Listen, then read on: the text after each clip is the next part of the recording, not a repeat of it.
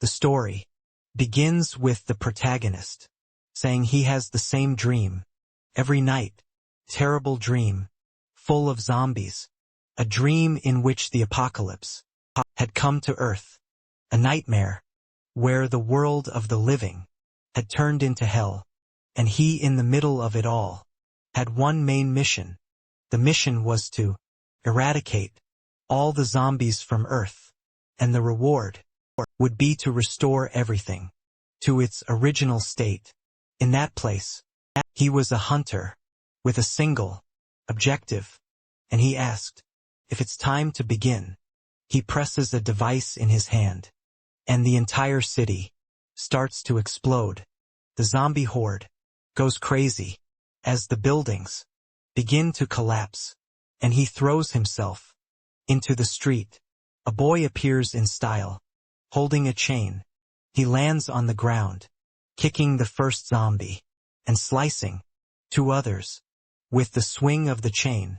The others notice his presence and pause for a second before rushing toward him, but with another spin of the chain, he lashes everyone's legs. Another zombie tries to attack him from behind, but gets a kick to the stomach. That chain is sharper than a katana. 3 more zombies come running from behind, and he performs the famous helicopter move. Moments later. Blood is dripping. He had managed to clear the entire street. However, just as he begins to curse the monsters, the ground starts to tremble. He wonders why an earthquake suddenly started. In his nightmare, that's when the asphalt nearby begins to break apart, and from the ground emerges a massive fleshy hairy, toothy worm. What is this? The creature roars at the boy, who looks like he can't believe what he's seeing. In the next moment, seems like he's been eaten. The mission fails with him dying once again. Suddenly, he wakes up in bed, saying this is way too unfair. Some time passes, and he tells the woman in front of him that he wrote down everything that happened in the nightmare last night.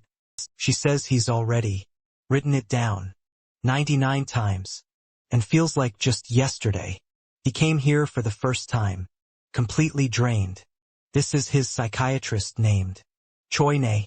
The protagonist, thoughtful, says that 2 years ago, this nightmare started out of nowhere. Constant deaths of vulnerable people, including himself, kept repeating. Every day, he would wake up in the middle of the night, terrified, and of course over time, it started to ruin his life. Having this kind of dream every night was killing him psychologically and physically, and that was the reason he started seeing a psychiatrist. Courtney asks him to sit down and inquires if he's there because of nightmares. A skeletal-looking young man says yes, and she asks him to explain more about what they're like. He responds that they're about zombies. That was the date his treatment began. Counseling sessions, hypnosis, and even medications. But even so, the nightmares wouldn't stop, and he kept waking up screaming. One day, she asked if the nightmares were always the same. She handed him a notebook and said that if the dreams were always the same, he could try making a different decision.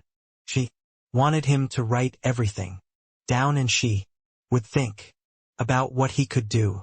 The protagonist was a bit confused about focusing so much on the nightmares, but she said that this was just the first step, and later they would decide how to handle the rest. She handed him a pen and told him to write everything down from now on.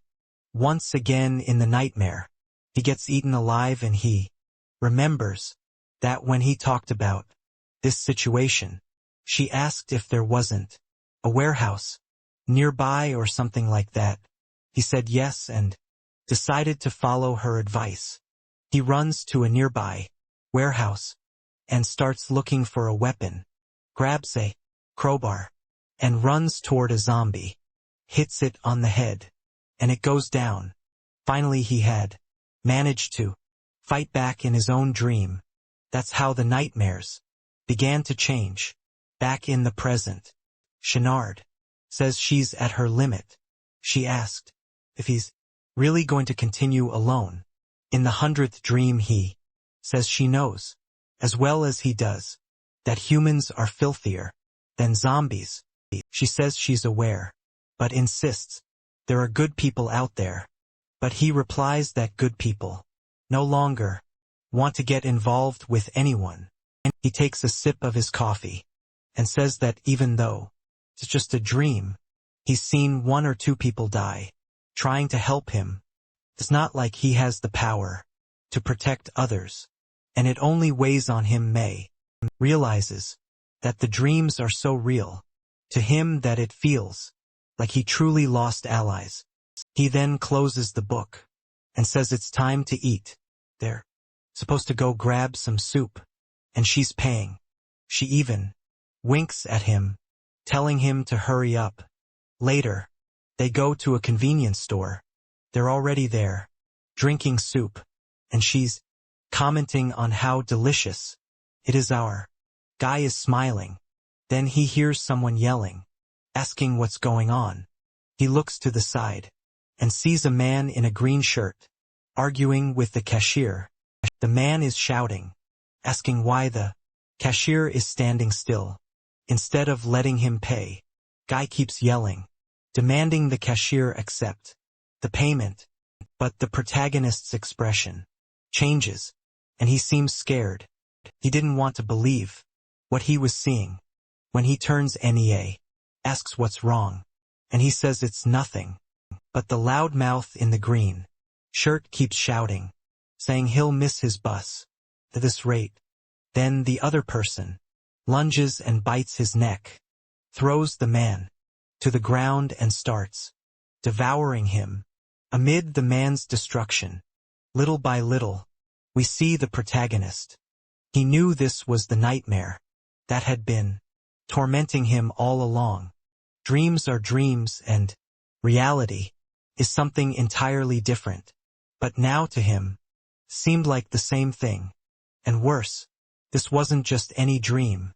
It was a terrifying nightmare. As he's panicking about the nightmare, the man is being devoured. The body writhes as he cries for help. The protagonist doesn't react, and the attacker slowly rises from the corpse. He looks at him and jumps. Immediately, he probably thought the attacker was going after him, because he was still sitting, unable to react.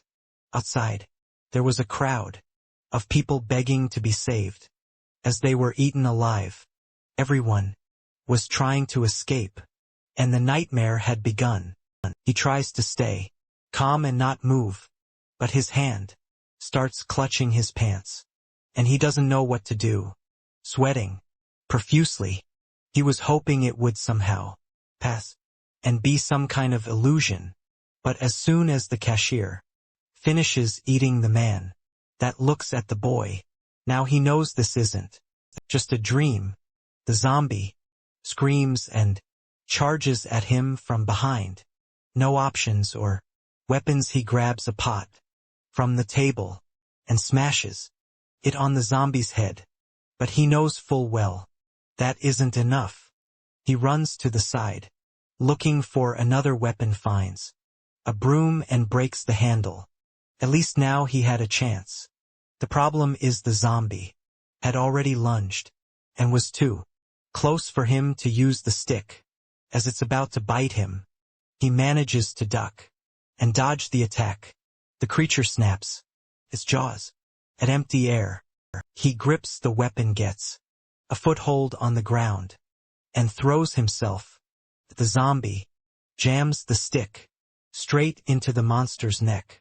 With that, he scored his first kill in the real world, and the creature fell to the floor. Looking at the monster, he wonders if it's because of the countless nightmares The moment he accepted this as reality, his mind calmed down. That's when Shreya calls his name, Jeremiah, and asks if he really killed someone, but he just sighs and asks if she's not seeing what's happening outside. That horde of creatures is moving corpses, or in other words, they were all zombies. Mason is unable to believe what he's saying, but he has already accepted the entire reality and states that what he wrote down has become real. At that moment, En explosion à Pangerem. recalls the timing of the explosion and its connection to his dream. It always happened at the gas station. Nay turns around, and now there's no doubt. Everything that happened in the dream had become reality, which means this artisan village will soon be completely destroyed. By nightfall, this place will already be overrun by monsters. The problem is it's not just this village. In the early dreams he didn't even make it out of Korea, which was completely destroyed. By the 20th dream he reached China, which was also destroyed, and the United States, and every other city. In all 99 nightmares, humanity was defeated. It's because the zombies grew stronger every day, while human civilization, unable to adapt, was slowly wiped out. Staying the gas station explode in front of him, he already knows what the future holds. He desperately needs to survive. That's when he hears a sound beside him.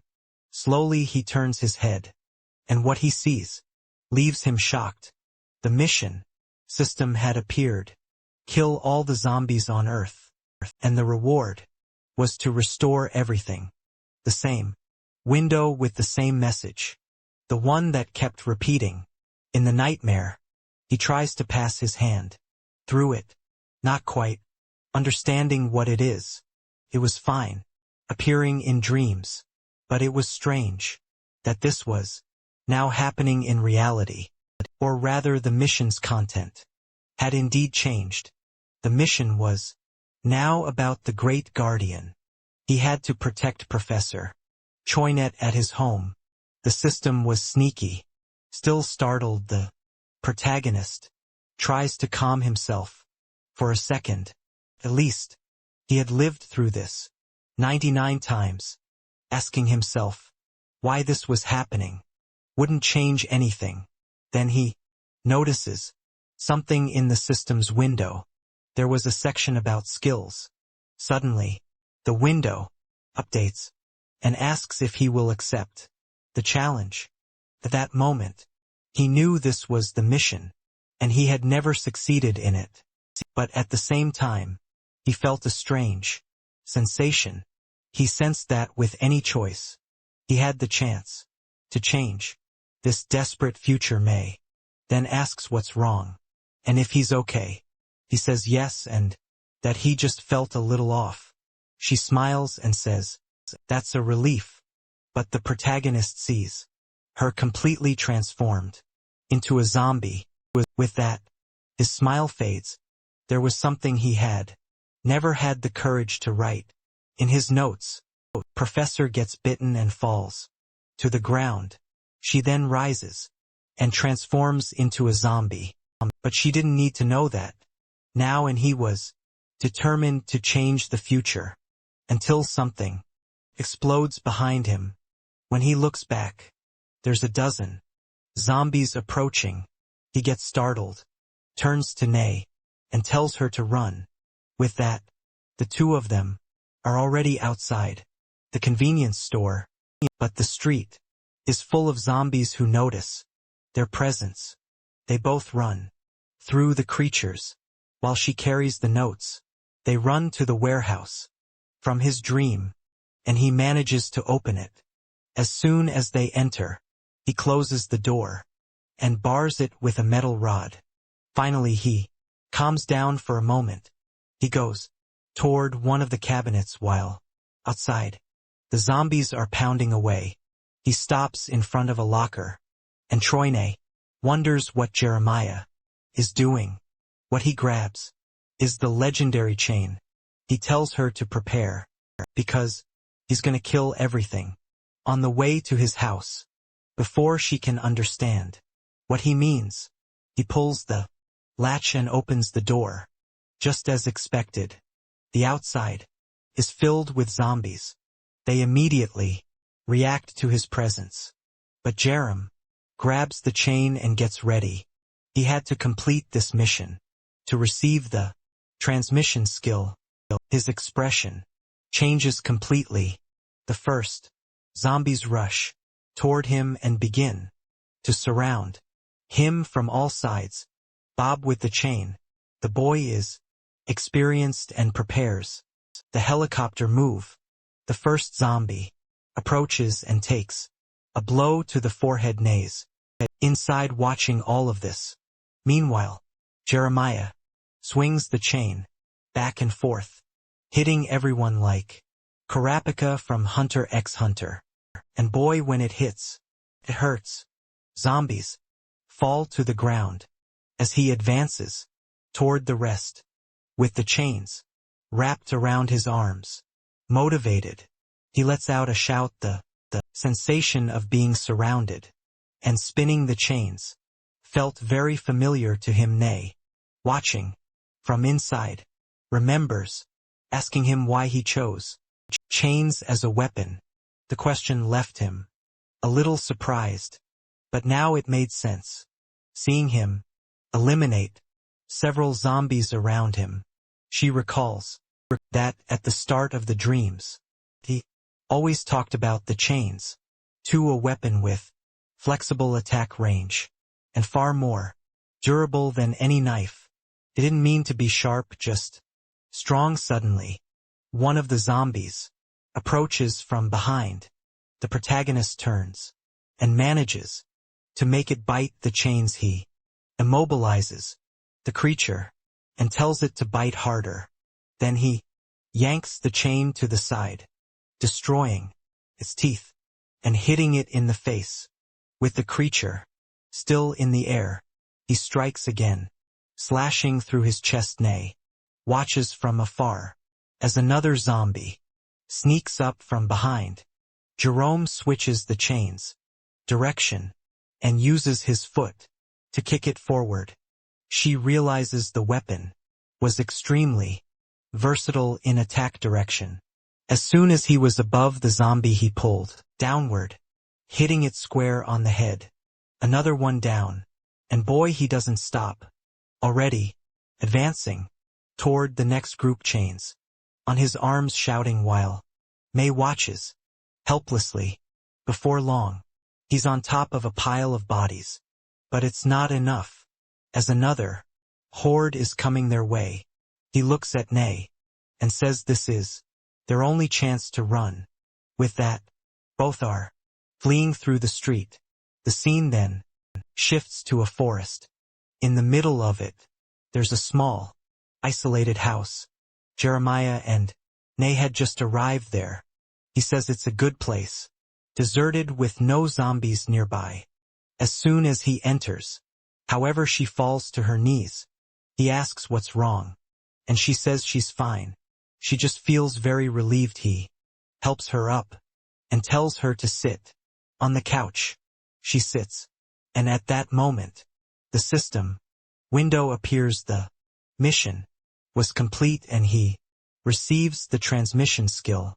He's immediately excited to see what it does. The transmission skill allows him to receive a skill from an expert. Now, he's completely confused, because in reality, the skill doesn't do anything.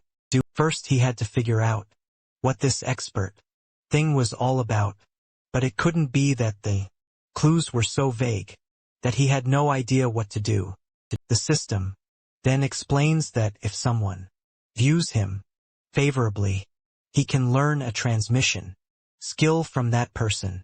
Obviously, he has no clue what this means, but decides to test it. He activates the transmission on May.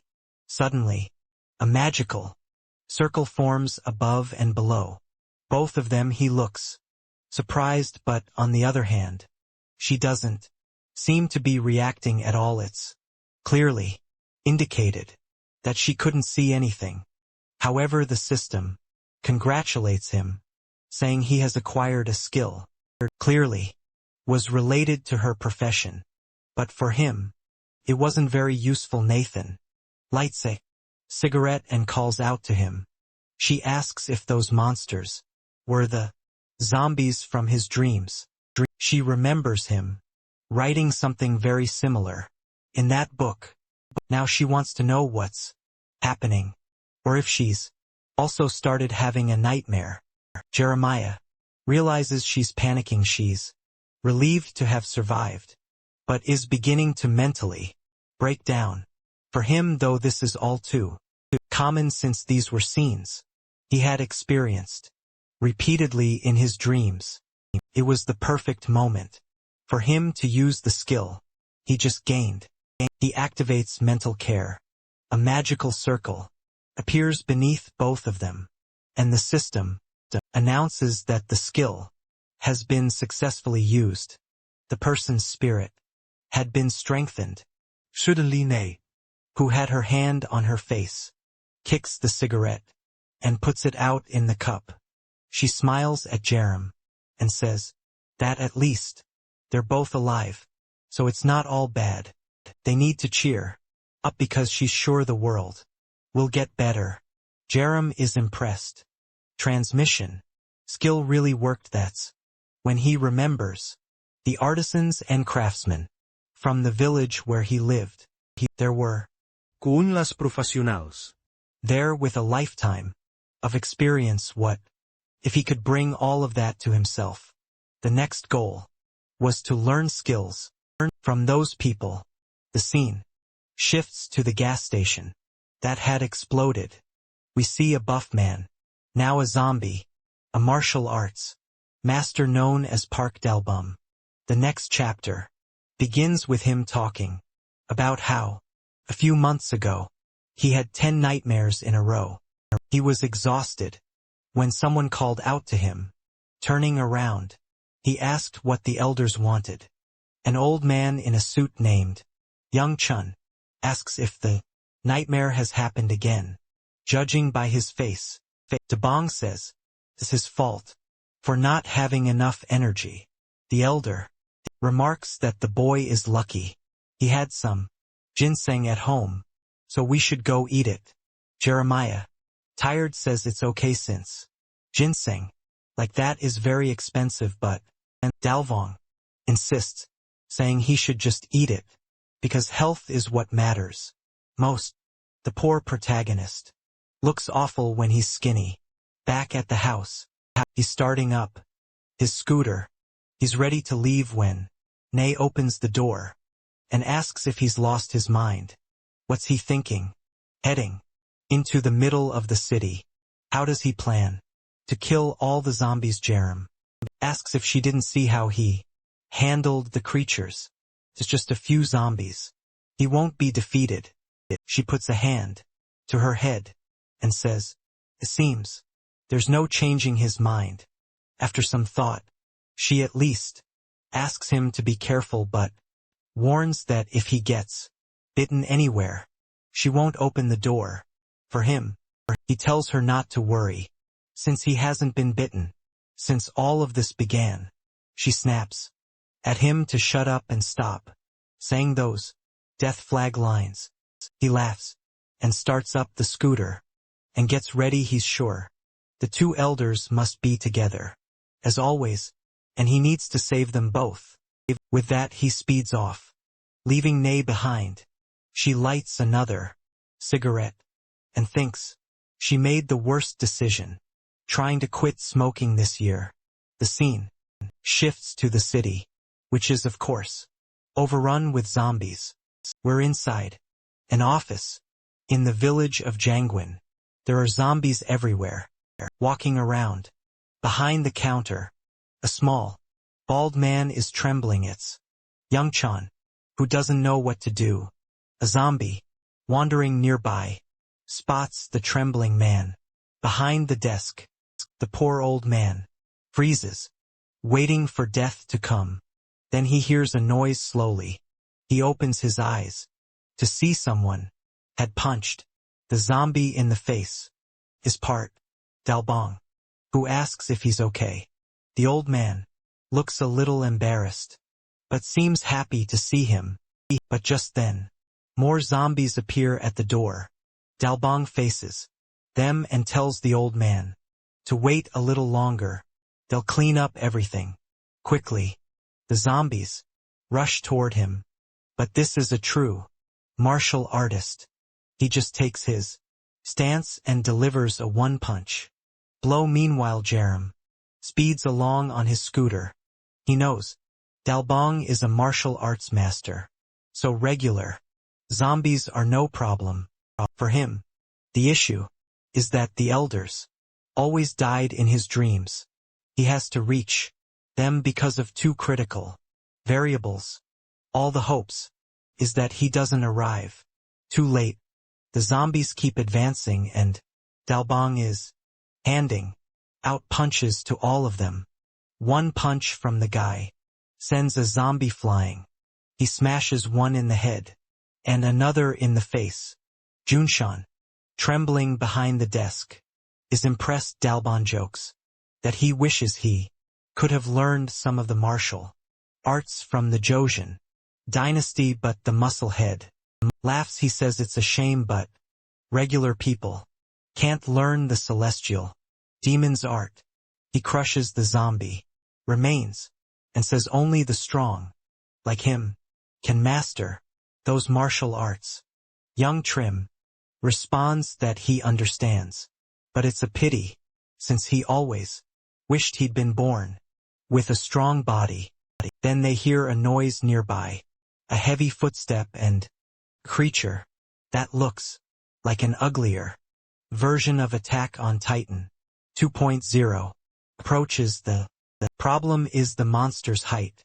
Dalbong estimates it to be between 2.5 and 3 meters tall.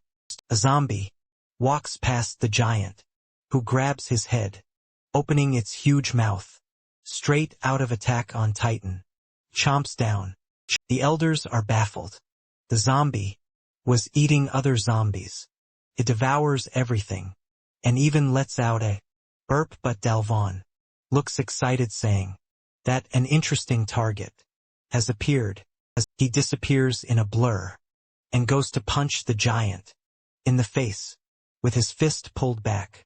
He activates the double tiger energy strike, a barrage of punches known as the tiger's dance rains down on the creature. It keeps shouting and hitting the monster relentlessly, but the creature starts roaring, seemingly unaffected. Dalbong doesn't understand how the monster is retaliating, even while taking such a beating. The beast lunges at him, but he manages to hold his hands. The problem is the monster begins applying force, and Dalbong seems unable to overpower it. He quickly realizes he might not be a match for this thing. The strained face, some of his vertebrae give way. He falls to the ground, clutching his back as Yunkrin calls out to him, "Poor Dalbong." His herniated disc acted up zombie, indifferent, moves in for the kill, but our Karapika, or rather Jerem, lands a blow with his chain, smacking the zombie's face and leaving it stunned. Jerem announces he's there to save them. The two elders look at him, wondering what the kid is doing there. Jerem, knowing about Dalbong's herniated disc, suspected he wouldn't win. He tells the elders to escape before it's too late. The second variable was this giant mutant zombie. Yunshin, terrified, stares at the scene. Suddenly he runs, picks up Dalbong, and tries to flee with him. Dalbong apologizes for not being able to do more as they begin to leave, but the giant zombie roars again, startling Jerem. He ducks, dodging the first strike, as Dalbong yells at him to run. But Jerem tells them not to worry. After all, the scooter only has 2 seats, so he couldn't go with them. Meanwhile, zombies begin surrounding the area. The 2 elders are already on the scooter while Jerem stands face to face with the horde. Yongshun asks if he really has no other solution while Dalbong apologizes again. Jerem ignores them, spinning his chain. There are far more zombies than he anticipated and he's unsure if he can win. But then he hears the system sound. He has gained the favor of a master of the specialty, and a skill can now be passed to him. He immediately smiles, knowing what it is. Giant roars and the zombies close in on him. Nungsun shouts Jerem's name as he stands still and simply says to activate the skill. Then he jumps, dodging the attacks. He mutters something about gathering energy from the province of Joshin. The buff monster looks confused, not understanding, until Jerem lands with both feet on its head, activating the Joshin realm.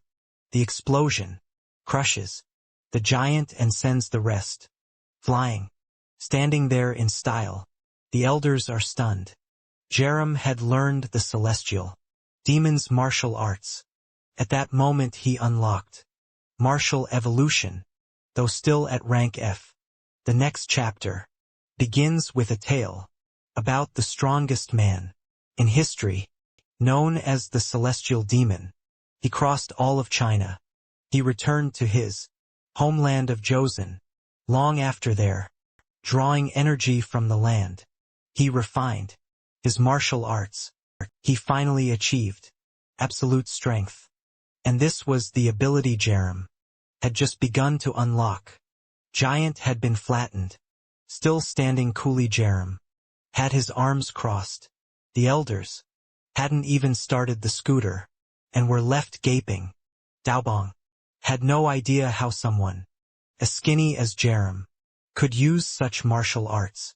Standing atop the zombie, he received another skill. It was the passive Joshin heart control, a skill that allowed him to sense mana. Jerem was thoroughly confused by this heart control and mana stuff. Then his status window appeared. Shin Jerem with 3 rank F skills. He began to wonder if this wasn't starting to feel like a game. That's when he noticed a strange blue light nearby. Looking down, he saw it emanating from his hand. The power flowing through his body made him feel lighter. Maybe this was what control over the flesh meant. In the skill's description, clearly risking his life to save Dalbon had been well worth it. This skill was definitely going to help him a lot. He approaches the elders and says he's finished and they can return together. But then something rises behind him. The monster, which had been flattened, was still alive. Jeremiah remarks that the creature's strength is just like in the dreams. It was time to try something different. He grabs the chain and asks they can start a proper fight. The monster, irritated, swings a punch at him. He dodges as the elders shout for him to be careful once again. He tells them to get out of there and that he'll catch up soon. The others hesitate, but he insists they go help Professor Choi. He was hiding at his house with no choice. Young Tron agrees. He knew they were only holding Jerem back at this point. As they speed off, young Tron calls out saying, Jerem has to survive. Jerem keeps spinning the chain while circling the monster. As the creature roars, he strikes again, landing a blow squarely on its head. The monster stumbles, but manages to grab the chain. Without hesitation, it breaks the chain, leaving Jerem fuming. He follows up with a knee strike straight to the skull. The zombie is hurting but still alive. Jerem picks up the broken chain, pieces seemingly reforging them. He turns to the monster and asks if it knows the punishment for breaking other people's things. Is getting beaten to learn a lesson. The monster almost looks scared. Night falls and time passes. Nay is at home, smoking as usual it seems.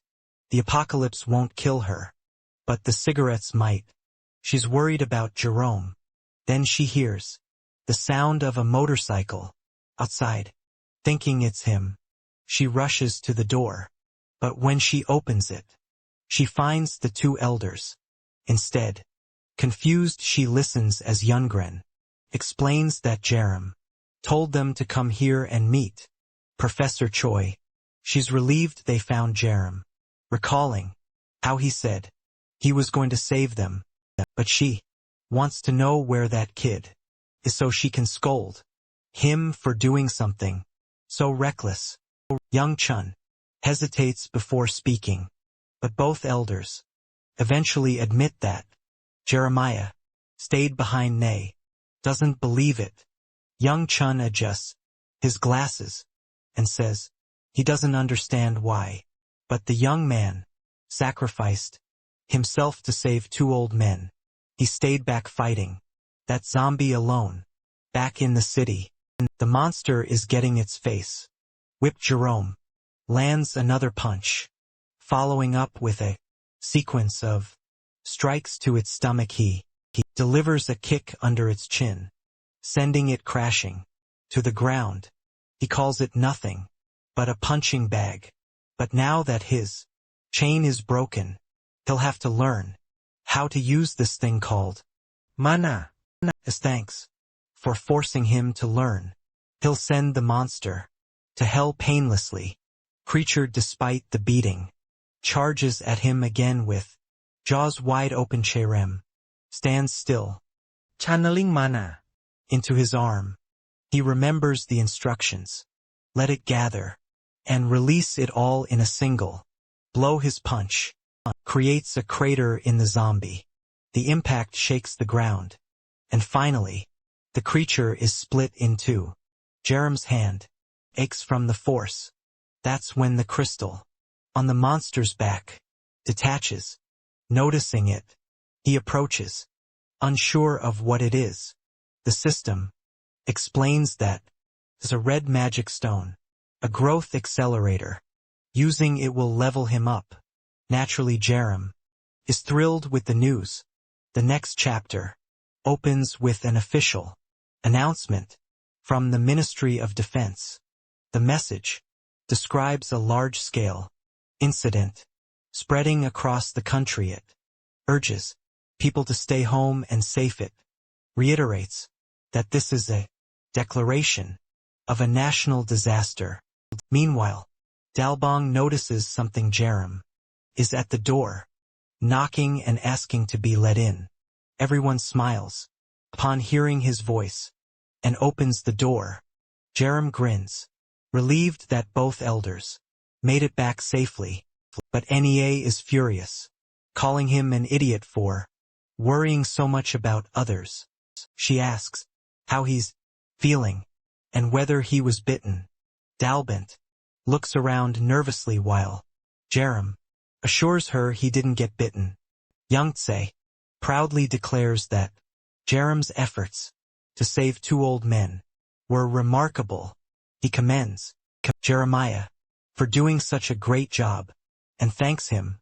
Jeremiah, a little embarrassed, says it was no big deal. Then the system chimes in, announcing that another expert had shown him favor. He could now learn wooden architecture. Rank F from Yongsun. Without hesitation, Jeremiah activates the transmission. The circle forms and the skill transfer works perfectly. With his new skill, Jerem could now use mana to construct wooden structures. Daobong speaks up, saying he has a question. How did Jerem learn the celestial demons' martial arts when he had never taught him? Jerem looks a bit embarrassed, but he's not one for secrets. and immediately admits that it's his skill.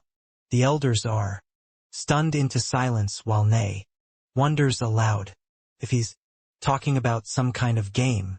Skill Jeremiah opens his palm and activates wooden architecture.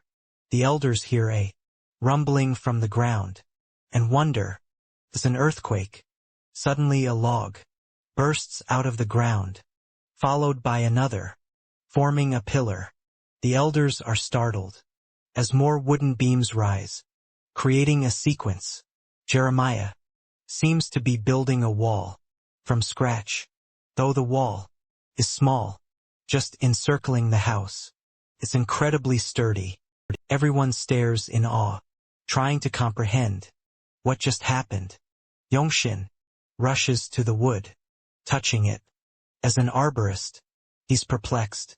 He's never seen wood like this. It's almost as firm as metal. Jerem asks what they think, and explains that it's his skill, wooden architecture, which he learned from Yongsun. Yongsun is confused, insisting he never taught Jerem anything. Jerem explains that it's due to the skill transfer system he received. Dalbong starts to piece things together, realizing how Jeremiah learned the celestial demons, martial arts. He falls silent, staring at the boy. Memories of his past surface. When he tried to teach the art to many disciples, no one ever progressed beyond the introductory stage. This technique could only be learned by a natural genius. He recalls the first time he met someone with innate talent, a 5-year-old girl named Park Izio. 18 years of training turned her into the next successor, but even she, now fully grown, couldn't display the destructive power Jerem just showed.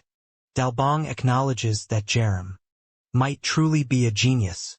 If anyone could save the world, it was him.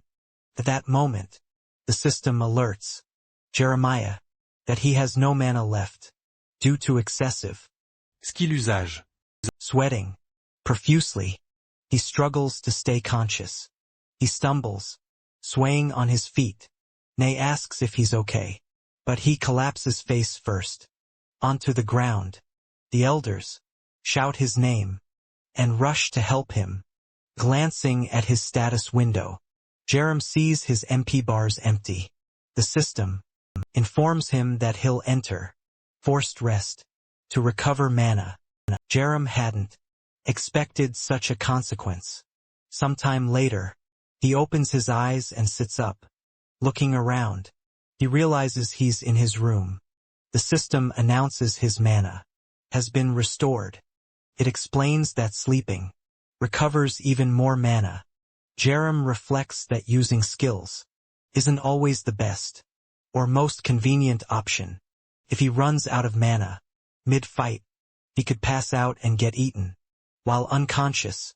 Just then May enters the room, smiling.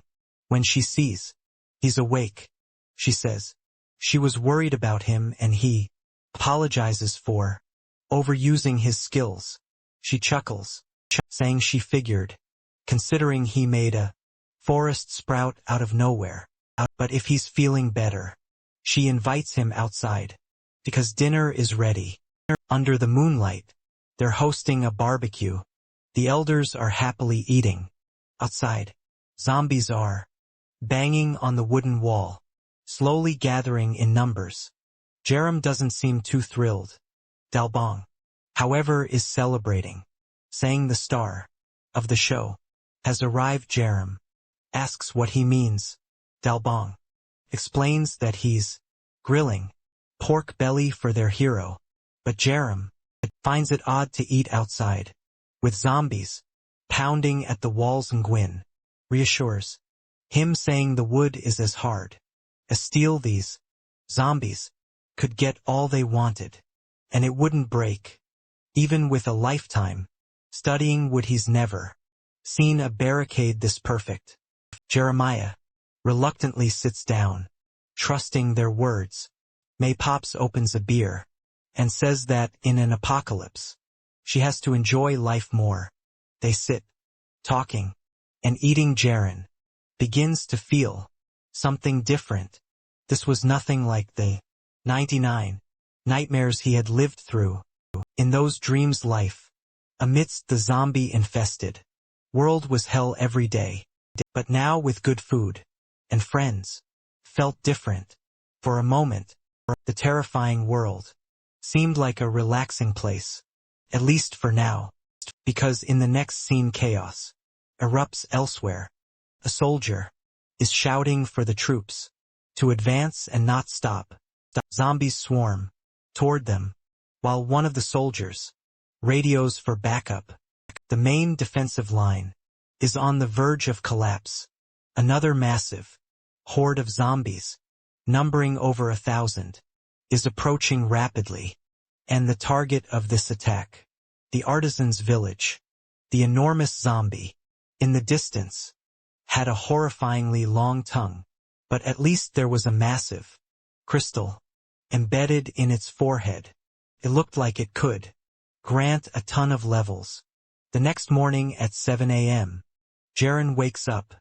The system rewards him for saving 3 people. On the first night, he receives the rank F analysis skill, allowing him to use Manon to view information about a target.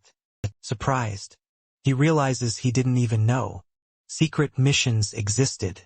Then he hears someone counting from 1 to 3, nearby. Looking outside, he sees the 2 elders practicing. A skill is always a good thing, so if he decides to test it, activating analysis, he examines Yenshan. The system reveals he's a 78-year-old human with no rank, a skilled carpenter, but some information is hidden. Daobong is 73, also a rankless human, but it shows he has mastered the celestial demon's martial arts. Troining is a 34-year-old rankless human and a psychiatrist. Jeremiah is puzzled by this rankless human designation to him. Skills like wooden architecture and analysis don't seem as exciting as the celestial demon's martial arts. He then glances at the TV and the couch, both labeled as unclassified items. It dawns on him that analysis can be used on anything. He examines the red crystal, wondering if it could locate more significant things. As he stares at it, Nay approaches and asks if it's some sort of treasure. He explains that he obtained it during his fight in the city, and that it's a kind of catalyst. She, confused, asks what it does. He compares it to an experienced potion from a game. She then questions why he's staring at it instead of consuming it. Jerem explains he's trying to figure out the best way to use it for maximum advantage. Deciding on a plan, he tells her he's going out for a bit. Nay immediately objects, reminding him he collapsed not long ago. But Jeremiah, helmet on, mounts his motorcycle and says there's something he needs to confirm. With that, he speeds off, leaving her frustrated. Back in the ruined village, zombies react to Jeremiah's approach. They charge at him, but he's running out of patience. He swings his chain, smacking zombies left and right, without even stepping off his bike. Stella Jeremiah knows the true crisis of the village hasn't begun yet. He recalls his past life, when that giant monster stood atop a pile of corpses, with more grotesque creatures leading the charge. It was utter despair, and he remembers looking down as another nightmare ended in death. But now, taking off his helmet, he declares, it's going to be different. En explosion. Echoes, and Jaren realizes the monsters have already arrived. Wrapping a chain around his arm, he heads into the forest. knowing it's the first obstacle. But it's not going to be easy. Zombie lunges at him and Jeremiah delivers a punch enhanced by the chain. Meanwhile on the road, soldiers have set up a barricade, waiting for monsters to approach. One soldier jokes that capturing the black monster alive would get him a promotion.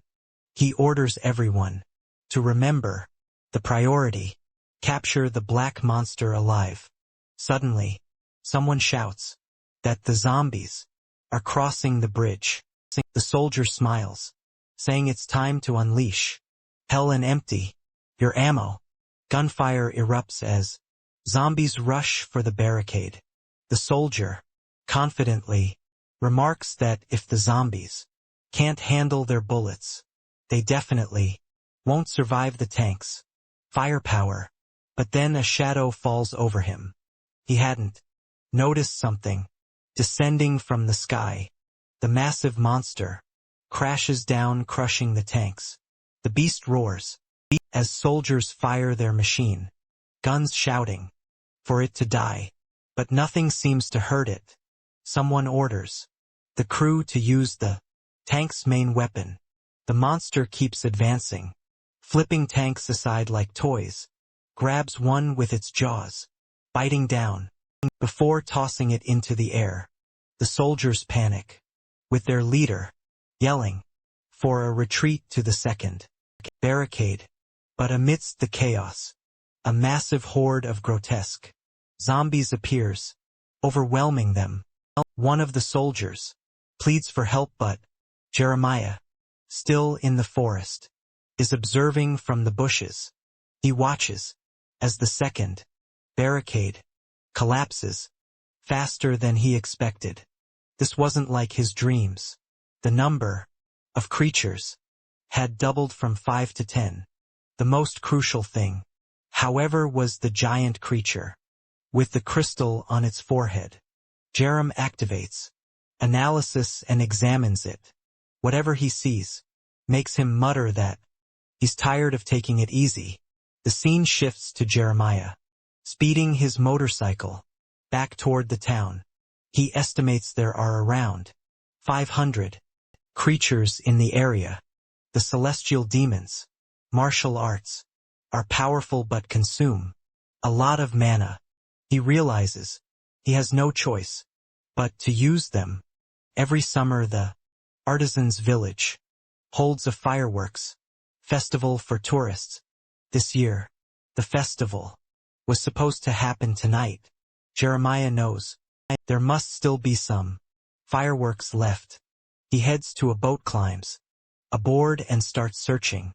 Eventually he finds the fireworks he's looking for. He also finds a walkie-talkie, which with some adjustments he can use. He just didn't expect to need all of this so soon. Night falls, and the city is crawling, with zombies as usual nearby. Jeremiah sprays himself with a strong scent on his face, his shirt, and anywhere else he can. Satisfied with the smell, he prepares to use the red magic stone. He places the chain on the ground and activates analysis. The system confirms that the chain is unclassified, knowing that a good weapon is critical for dealing with a horde. He contemplates how to use the stone, reading the crystal closer to the chain. He wonders if that's all it takes. The system pops up a window, asking if he wants to strengthen the item. He selects yes, and suddenly, the chains glow with a red aura. After a brief flash of light, the strengthening is successful. The chains are now intact chains, a rank F item. They can conduct 15% of mana, and come with a special skill, separation. Jerem is impressed by how much the weapon improved just by gaining a rank. When he picks them up, his mana flows through the chains, making them shine. Curious, he activates the separation skill. The chains transform into combat gauntlets. This strengthening stone was even better than he imagined. Suddenly the ground trembles.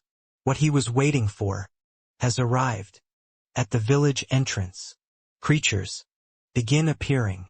The long-tongued monster destroys a flag and roars. The zombies start running toward the town. Jeremiah observes from a rooftop, strategizing his next move. When most of the stronger zombies are in the main street, it's time for the fireworks. He presses a button on the walkie-talkie, activating the fireworks on the boat.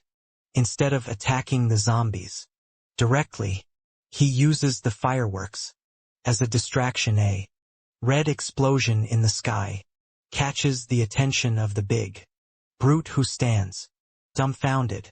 Jeremiah sneaks up behind it, wraps the chain around its neck and pulls hard. The brute struggles, but it's too late.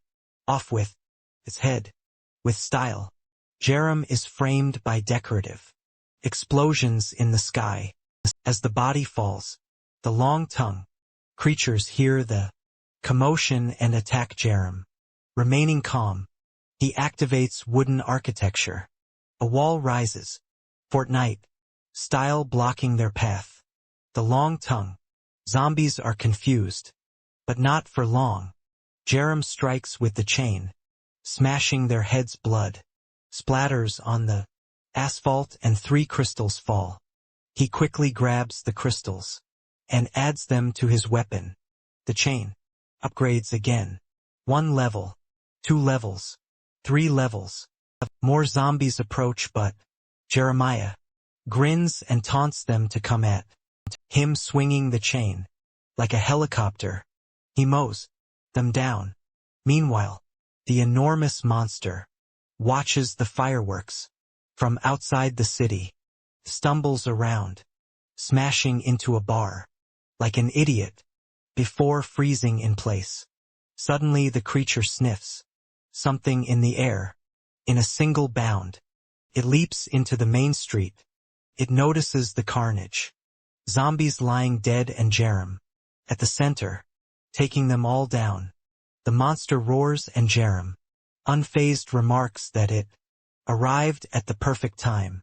He pulls out another crystal and strengthens the chain 5 more times.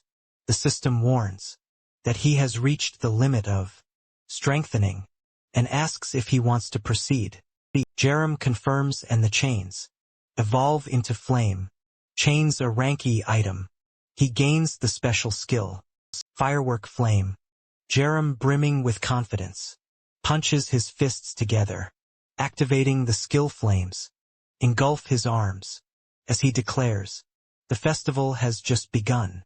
Elsewhere, a man sits in a small house. His name is Sebastian Kim, a 65-year-old professor of ideology, specializing in animal and human behavior, petting a rabbit on his lap. He's interrupted when a crow lands beside him. Addressing the crow as Mong Mong, he asks what's happened. The crow delivers a letter which Sebastian praises it for bringing. The message warns of zombies overwhelming the village and advises him to stay alive. Sebastian seems excited that the sender is still alive and wonders if the conservation team is okay. He hopes they haven't all died. Then he sees the fireworks lighting up the sky. He wonders if a zombie could have caused this. The rabbit tugs at his leg, pointing towards something. Sebastian scolds it, telling it to stop, urging him to go to that hellish place. But as he gazes at the scene, it reminds him of something. He recalls a past incident in the forest, when something was watching him from the trees. It was that same strange flying rabbit.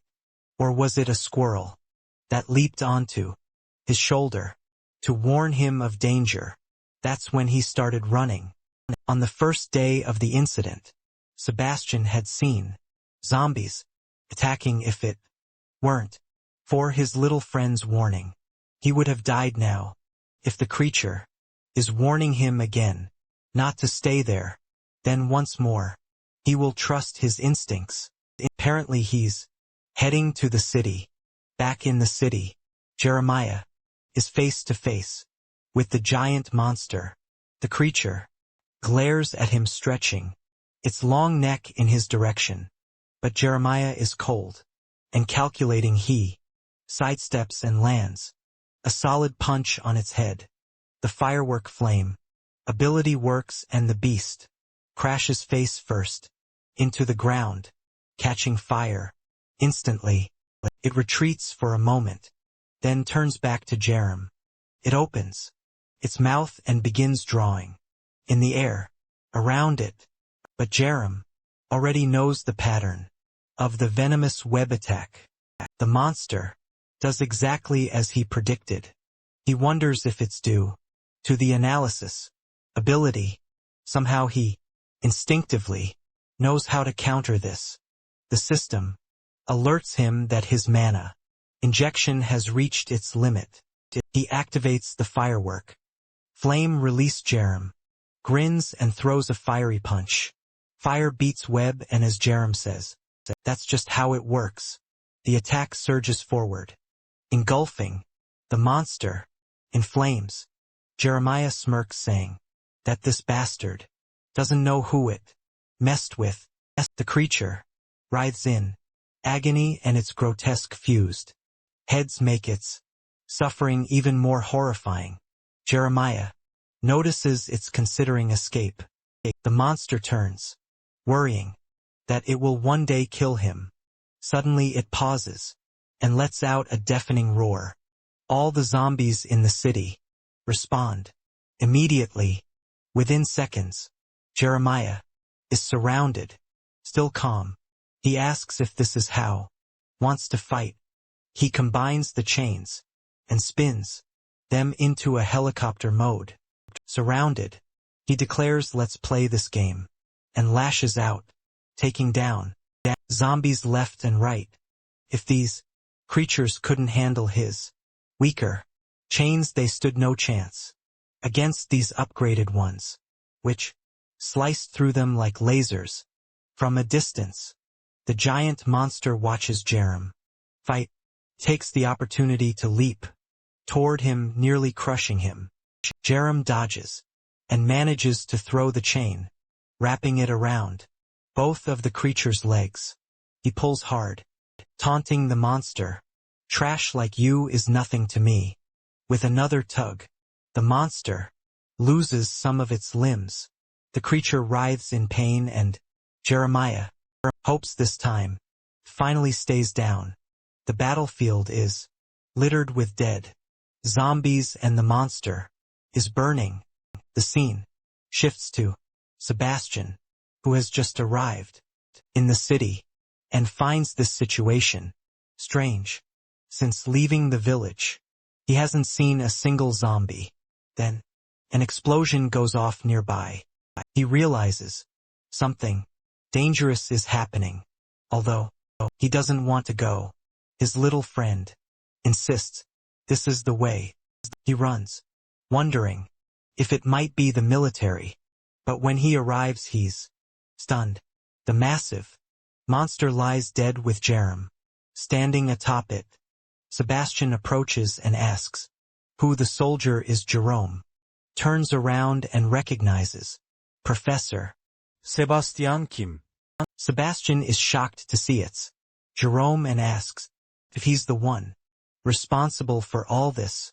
Embarrassed, Jerem admits that he's been fighting the zombies and asks why Sebastian is here.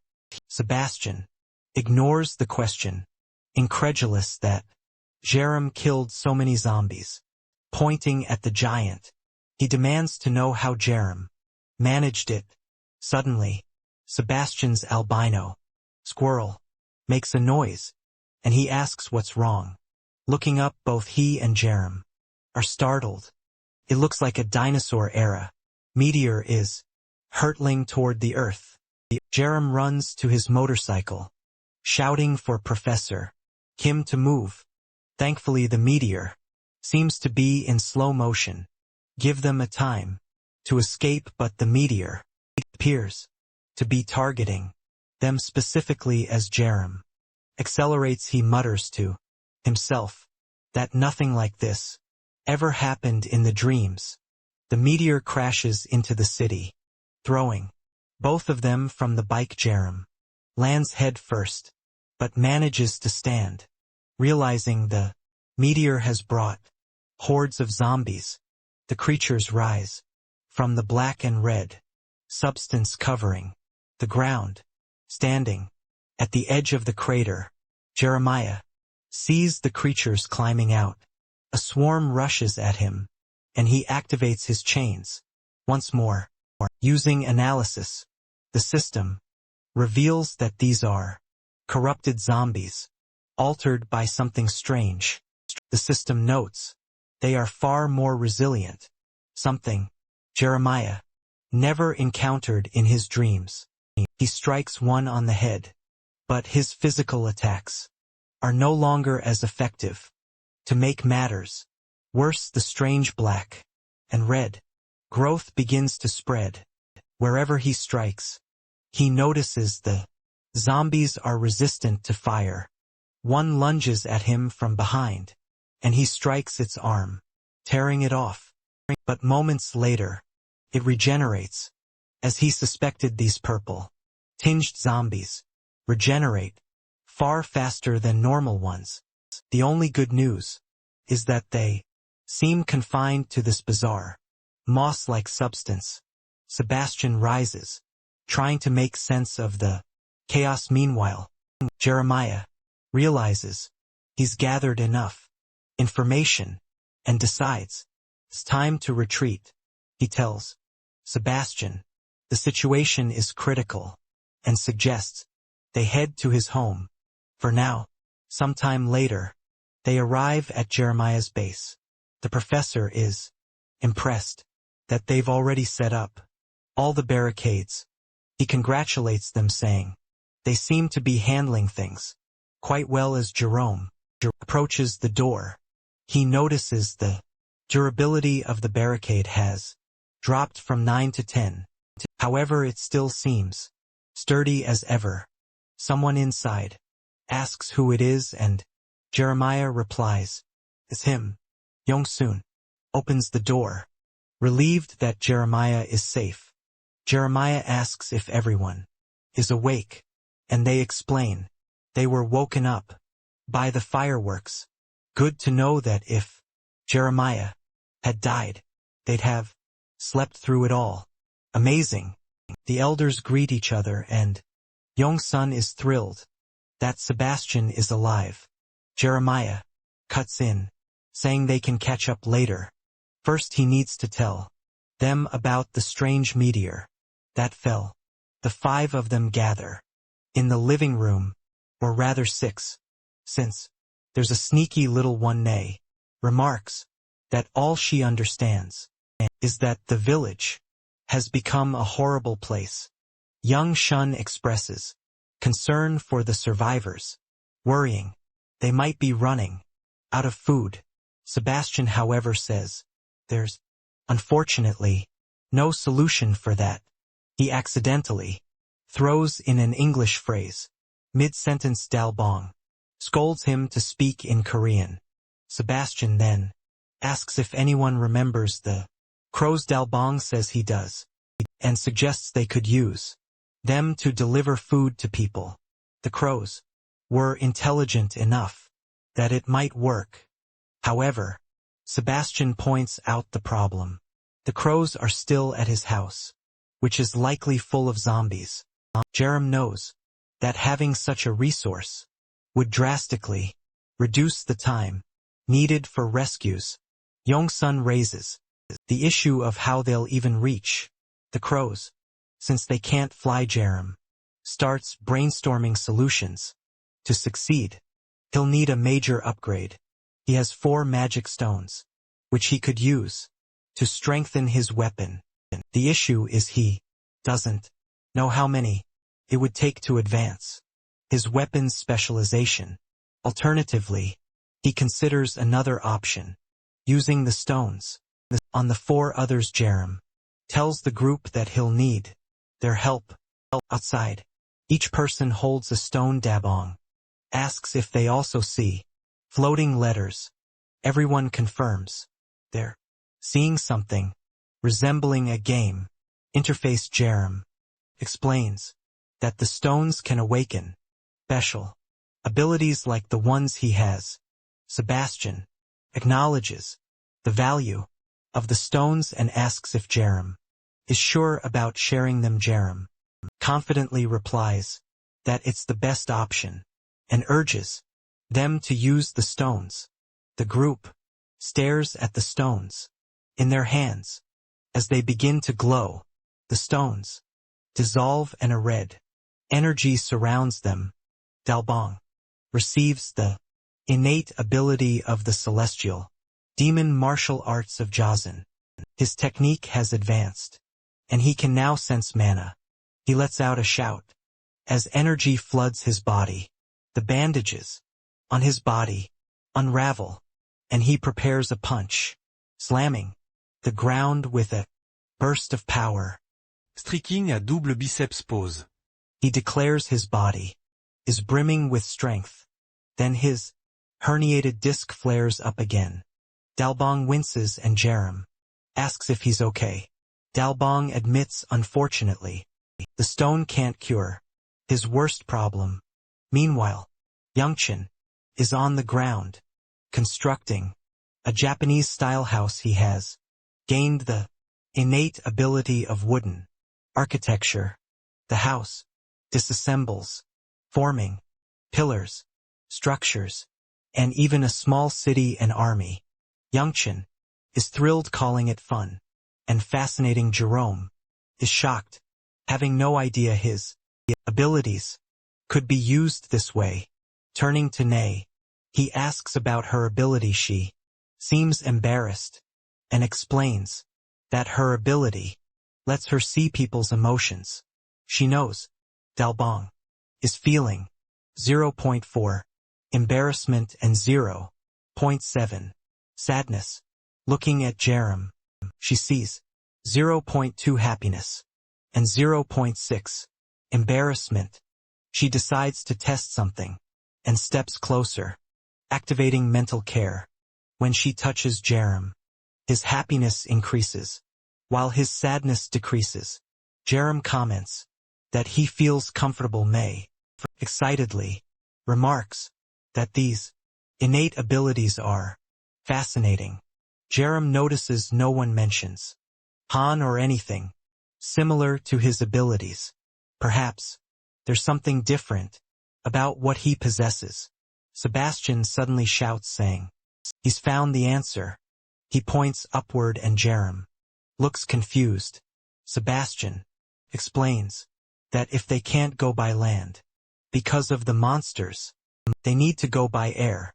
While it makes sense, no one has any idea how to make it happen.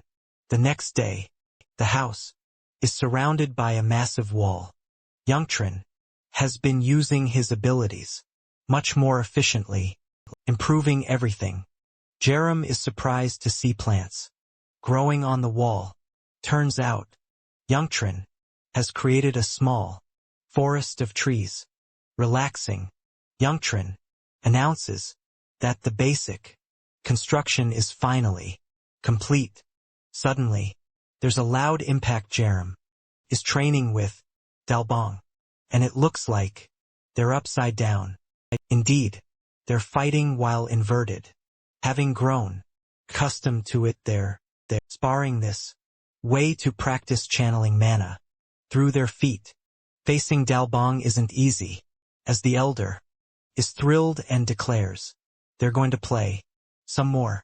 Dalbong activates the second form of the celestial demon martial arts, unleashing the tigers.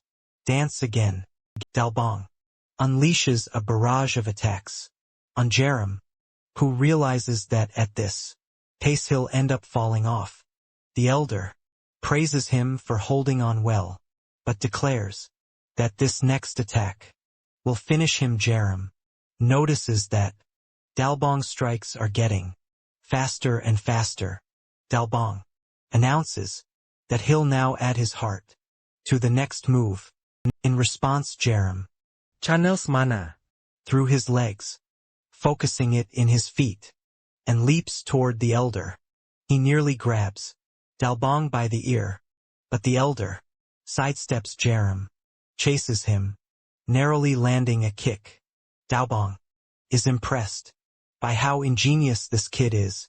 However, he grabs Jerem by the foot and exclaims, "That's how a disciple should be." In the middle of their sparring, someone calls out to Jerem, "It's Sebastian," and he's already flying. Seems a bit unfair, doesn't it?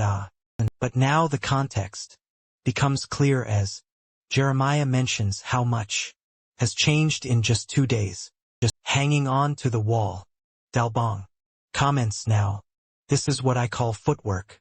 Jerem has been studying the celestial demon arts to the fullest. One notable development is that he maxed out favorability with Sebastian. Using transmission, he gained the rank at animal communication ability. Hamuel, Sebastian's companion, hops off his shoulder and Jerem uses his ability on it. The system announces that Jerem successfully communicated with a creature and earned his special skill, wingsuit. As he bites into a chocolate bar, Jerem tells Sebastian that it's time to go. Meanwhile, the city below is covered entirely in strange moss. Sebastian says they'll stick to the plan. For now, Jerem activates wooden architecture beneath them, creating a pillar that rises skyward. The system warns him that the structure has reached its limit. From afar, the city can be seen, but Sebastian's house is on the other side. They jump off the pillar, activating their wing suit abilities. With arms spread wide, they glide over the city. Jerem is relieved to see that the strange moss hasn't invaded the houses, but Sebastian points out something strange. Zombies seem to be carrying bodies. Jerem finds this odd, noticing that the creatures are tossing the bodies into a pile. One creature is clearly absorbing the bodies. As it finishes consuming them, the purple moss monster begins transferring its energy to another creature. Jerem watches in disbelief as a headless, armored, bloated monster emerges. He knows that eroded monsters affected by this substance are far tougher to deal with. His biggest fear is that the stalker from earlier may have undergone the same process. For now, they focus on their main objective. They arrive at Sebastian's house, where he celebrates seeing his crows alive. The crows rush, or rather fly, to him. Suddenly, Sebastian's demeanor changes as massive wings sprout from his back. Jerem is confused but finds it obvious. This is Sebastian's new power. The professor, feeling like a cherub angel, starts flying and tells Jeremiah to follow him. Jeremiah complains that it's unfair. Sebastian gets to fly alone. He channels mana through his feet, leaps and begins gliding. On the ground, zombies look up, tracking their flight. Creatures activate strange mechanisms on their arms, attempting to grab them. The pair dodge, but one of the crows gets caught. At this rate, they're all bound to fall under heavy attack. Jerem tries to retaliate with his chain, but he loses his glide in the process. He starts running and Sebastian shouts after him. Jerem reassures Sebastian, saying he'll distract the zombies. The professor protests, but Jeremy's determined look says it all. Activating firework flame, he charges into the fray. His fiery chain burns through the zombies as he declares he's ready to have some fun, landing with explosive impact.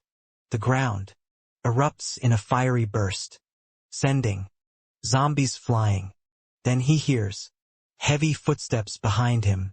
The eroded, armored monster, armed with a massive hammer, approaches Jerem, barely dodges the first strike, and counters with a direct hit to its head. But nothing happens. With zombies closing in on all sides, Jerem channels mana into his feet and tries to escape, but the monster combines its arms to form a cannon.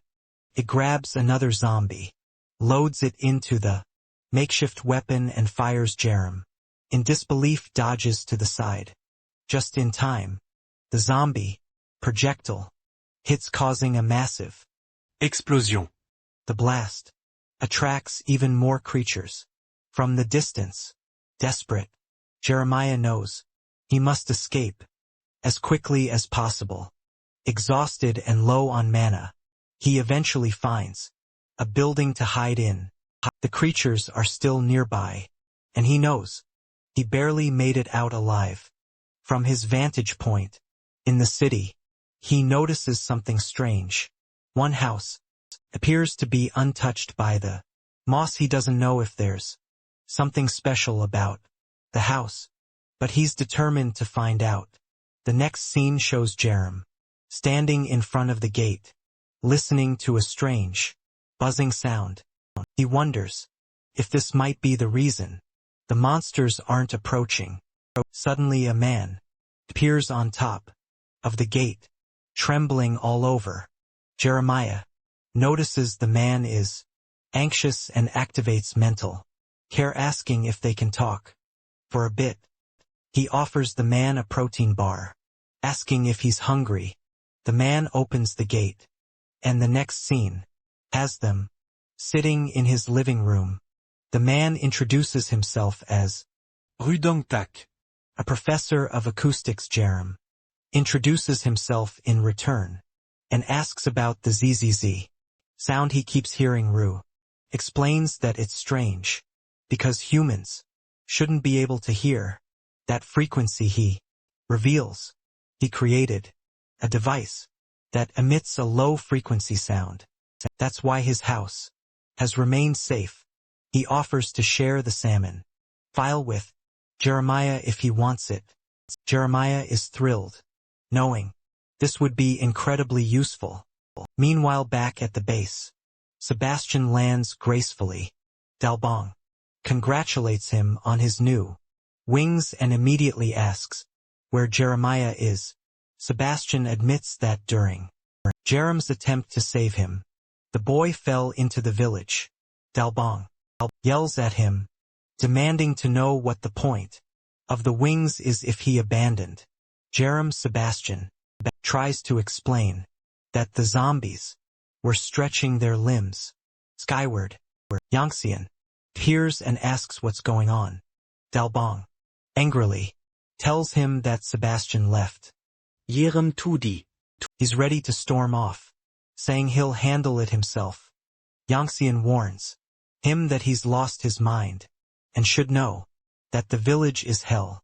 Dalbong, however, is fired up, declaring that he'll smash those bodies with his fists. Nate arrives, calm and composed, and tells Dalbong that while he might win against one or two zombies, what happens if the battle drags on? Yong Shan agrees, reminding Dalbong not to forget about his back problems. Dalbong demands a better suggestion.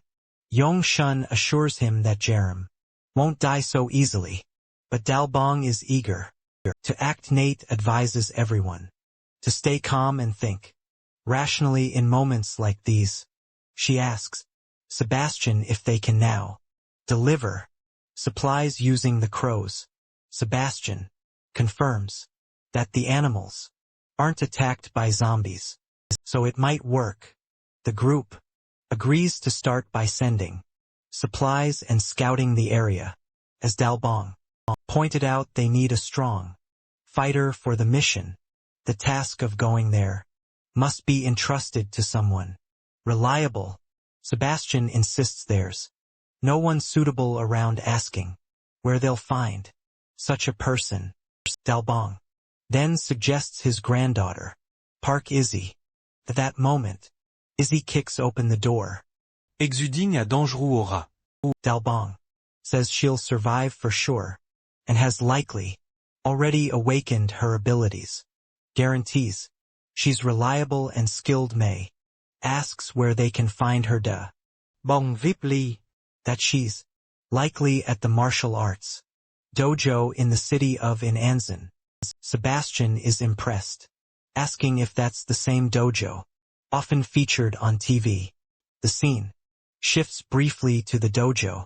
Several bald men stand in front of a stern-looking woman with crossed arms. Sebastian calls for Mong Mong, instructing the animals to find the girl in the photo. So what we saw earlier was just the photo. The animals fly off, even carrying some chocolate for her back at Ru Dong Tak's house. He asks Jerem if he's sure the supplies will arrive. Jerem points out that they're on the way. Moments later the crows deliver protein bars and maps. Ri was amazed that it actually worked, remarking that Jerem must have good companions back at the base. Apologizing for being a coward, Ryu asks if Jerem will accept him as an ally. Jerem, notorious for being hard to convince or not, immediately welcomes him. With that, their favorability increases and the transmission skill is activated. Jerem uses his ability, and both are surrounded by the familiar circle. The skill is successfully acquired. Jerem wonders if this might finally make escaping this place much easier. He received the rank F acoustic ability that allows him to use mana to insert sound into anything. With that, he grabs the chain and applies the magic. He prepares an attack and strikes the ground. I think it created more impact there, it seems, though I didn't quite understand. However, Jerem is excited, saying the ability is incredible. Dongtak asks if the sound he heard was the vibration of the chains. The boy confirms it, and Dongtak says it's an extremely strong technique. I'm still curious about what this will do, but our boy is confident that it will help them escape. Then they notice a kitten meowing in front of them. The little cat was thin and hiding under a car. Dong Tak tells the boy to wait while he gets something for the cat to eat. He goes inside and quickly comes out with 2 small bowls ready to act. He places them in front of the kitten, who starts eating, and the little cat responds with some affectionate gestures. The kitten is all happy. Then he activates the animal communication ability because he sympathized with a stray cat named Terry. He would receive a special ability with this, the ability he had that allowed his clothes to help him flag. It's a modification with agile movement. He activates it immediately to see what it is, and suddenly his feet transform, looking like giant paws. He prepares for a second, and the next moment Dong Tak has no idea where the boy went. The boy reappears behind him, saying he's just over there. Dong Tak is amazed that he already has another ability. Jerem confirms it and says it's one of the good ones, but now it was time to go. However, the chubby guy is scared and says that if they leave now, they'll only get in the way because the city is full of zombies. For now, all they wanted was to gather some supplies. Jeremiah knows it's safer to follow his suggestion since this place is immune to zombies. The guy apologizes for asking for resources, but the boy says it's fine because he has plenty saved up because of his apocalypse. Anxiety from his dreams, he had stocked up his warehouse. Don't ask, thanks. Heaven says he's counting on him. Our boy summons the crows and then leaves with his cat like feet. It seemed like the corruptive land wasn't reacting to him. And now it was time to use all his new abilities to the fullest. In front of him were several zombies. He prepared the sound ability on the chain, saying he's tired of running from them. He ran toward them and activated the acoustic magic man. Seems like he now has full control of the chain, because it hit the monster's forehead dead on. Even the eroded creatures couldn't resist anymore. The attacks that used to only dent their heads were now completely different.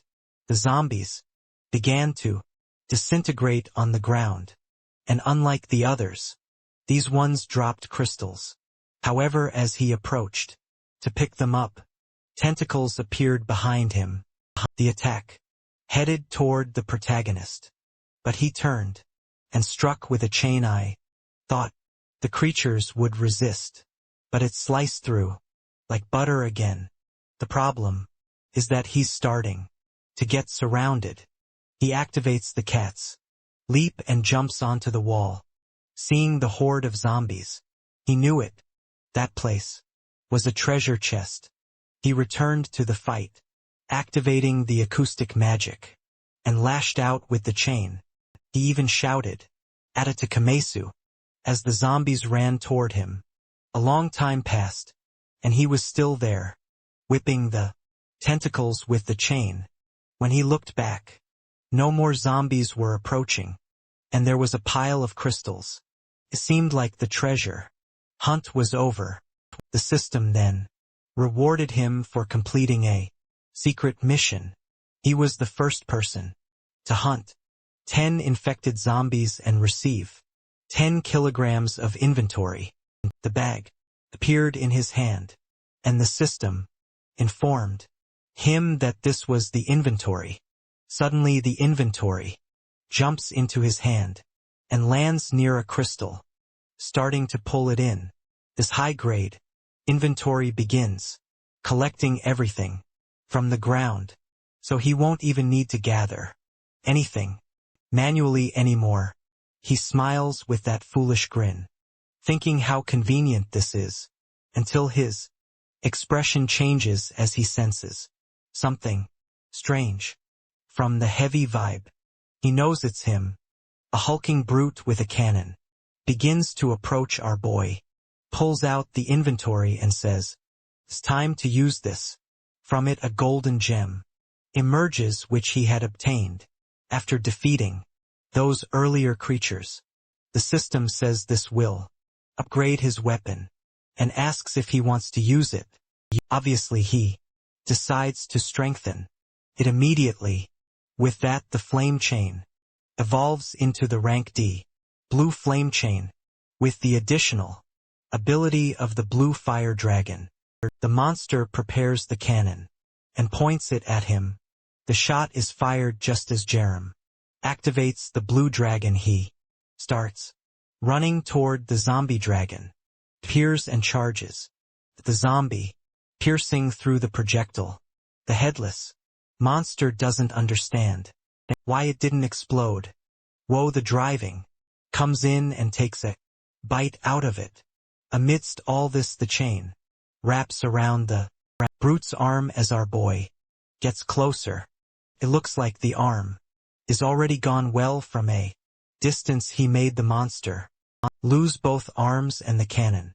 Apparently the monster still managed to launch an attack, but Jerem sees it all and says his way too slow. He activates the cat power in his feet and starts dodging while using the chain. It seems like the guy has infinite mana, right? He then notices that the monster's parts hitting the car are melting everything. Still, the big creature in front of him doesn't seem very alive. The monster stands still, and he asks if it's tired of screaming. But suddenly the brute lets out a roar toward the sky. Strangely, the ground seems to be moving toward it, and the protagonist has no idea what's about to happen. As it absorbs the energy, its arms begin to regenerate, transforming into two blades. Now the monster's head opens up like a flower, filled with teeth. My God, these creatures are hideous. It leaves toward the boy, who notices it has become much faster. He activates the chain to try to defend himself, but it was close. He almost got hit in the head. The impact is massive and he's thrown backward. Meanwhile, the monster is coming in for a bite to his head. Our boy leaps with the cat's power. He says it's no wonder everything was coming so easily now. He calls for the blue fire helicopter move. He knows the harder the challenge, the better the reward. The monster charges once more. Meanwhile, someone nearby is observing all of this. A man in a suit asks how many magic stones this boy must have collected by now. Someone from the military asks the man if he's trying to make the boy a target. The man scoffs, asking if he's scared. The soldier tries to explain that it's clear they would lose to the boy. It's better to ally with him. But the man in the suit argues that's exactly why they need to kill him. They can't let someone that strong roam free. It's also too risky to have him as an ally. After all, he could betray and kill them at any moment. Considering even the old man was giving out magic stones, imagine how many they'd get from killing this guy. That's when they hear a loud impact behind them. They take another look with binoculars, and through the smoke, they see the creature is dead. In the middle of its head is another one of those giant yellow crystals. The men have never seen a type other than the red one before.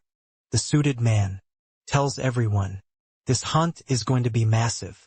The protagonist stores yet another crystal in his inventory.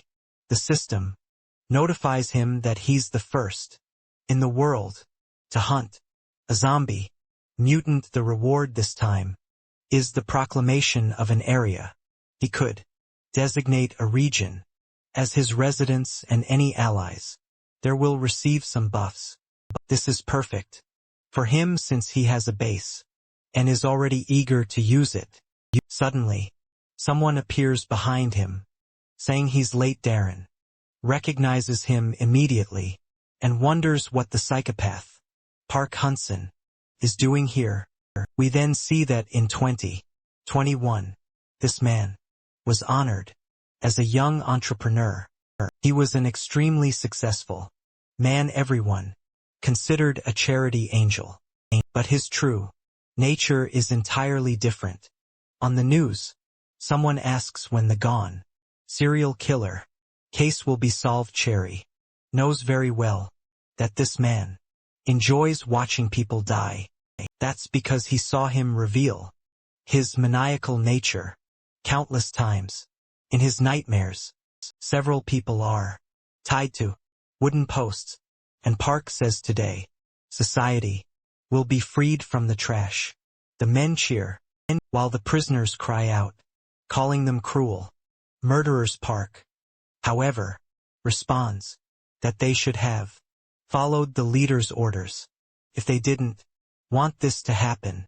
But one man spits at him, telling him to go to hell. Park wipes his face, asking what hell even is. Then he cuts the man and says that if such a thing exists, at least they'll live there first. He then orders everyone to kill anyone posing the new era of governance. One of the poor prisoners is none other than a younger Jeremiah.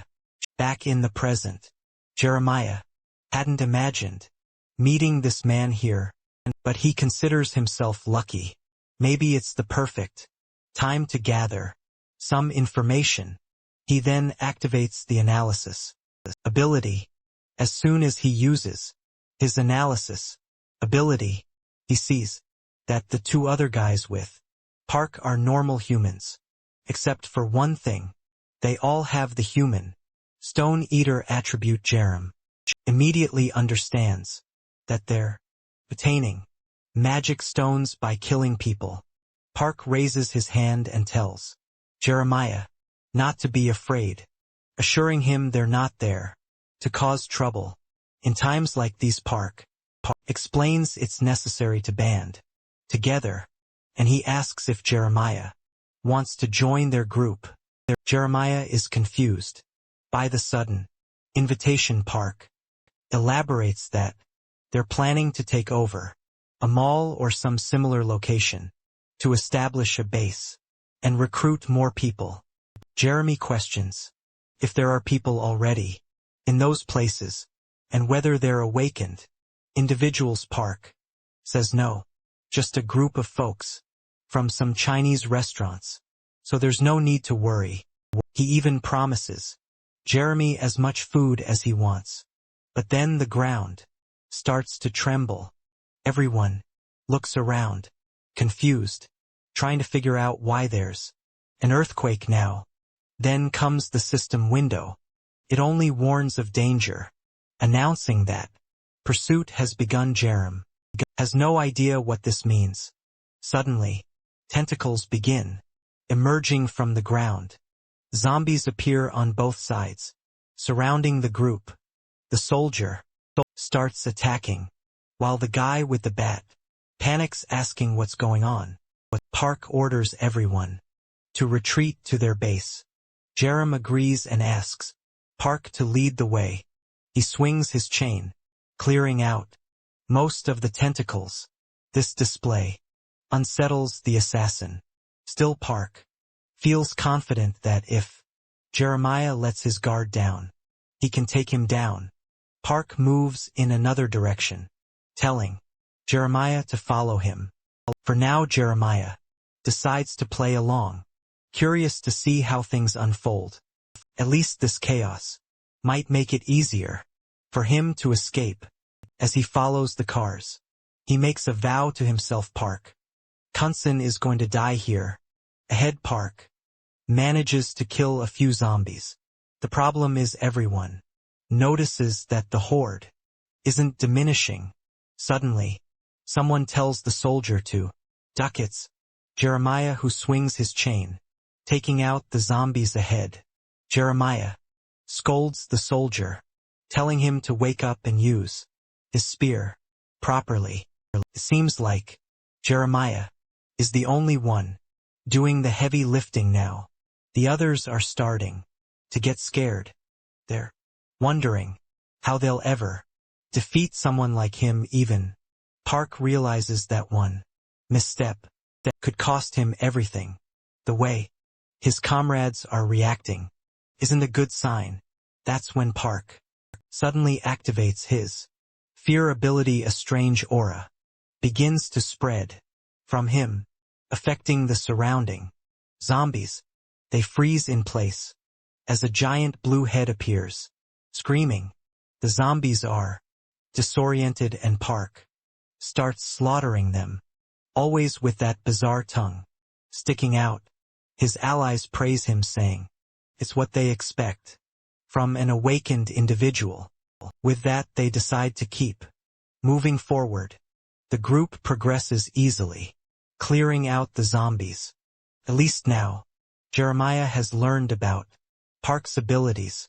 His powers are well suited for assassination, something valuable to know.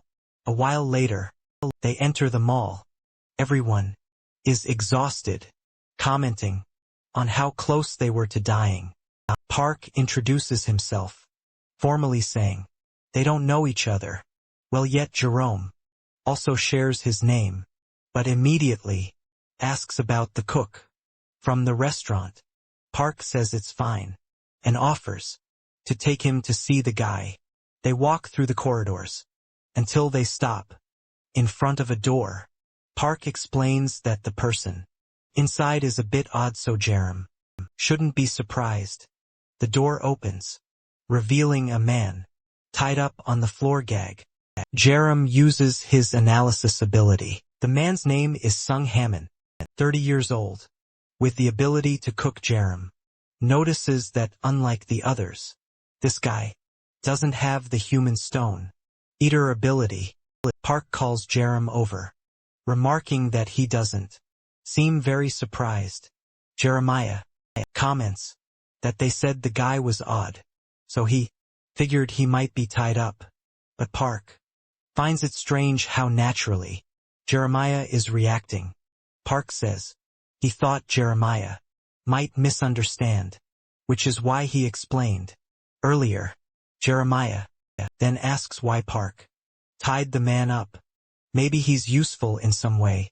The soldier agrees, but another guy questions what he means. Jeremiah says it's a waste to keep someone alive. They're worth a magic stone.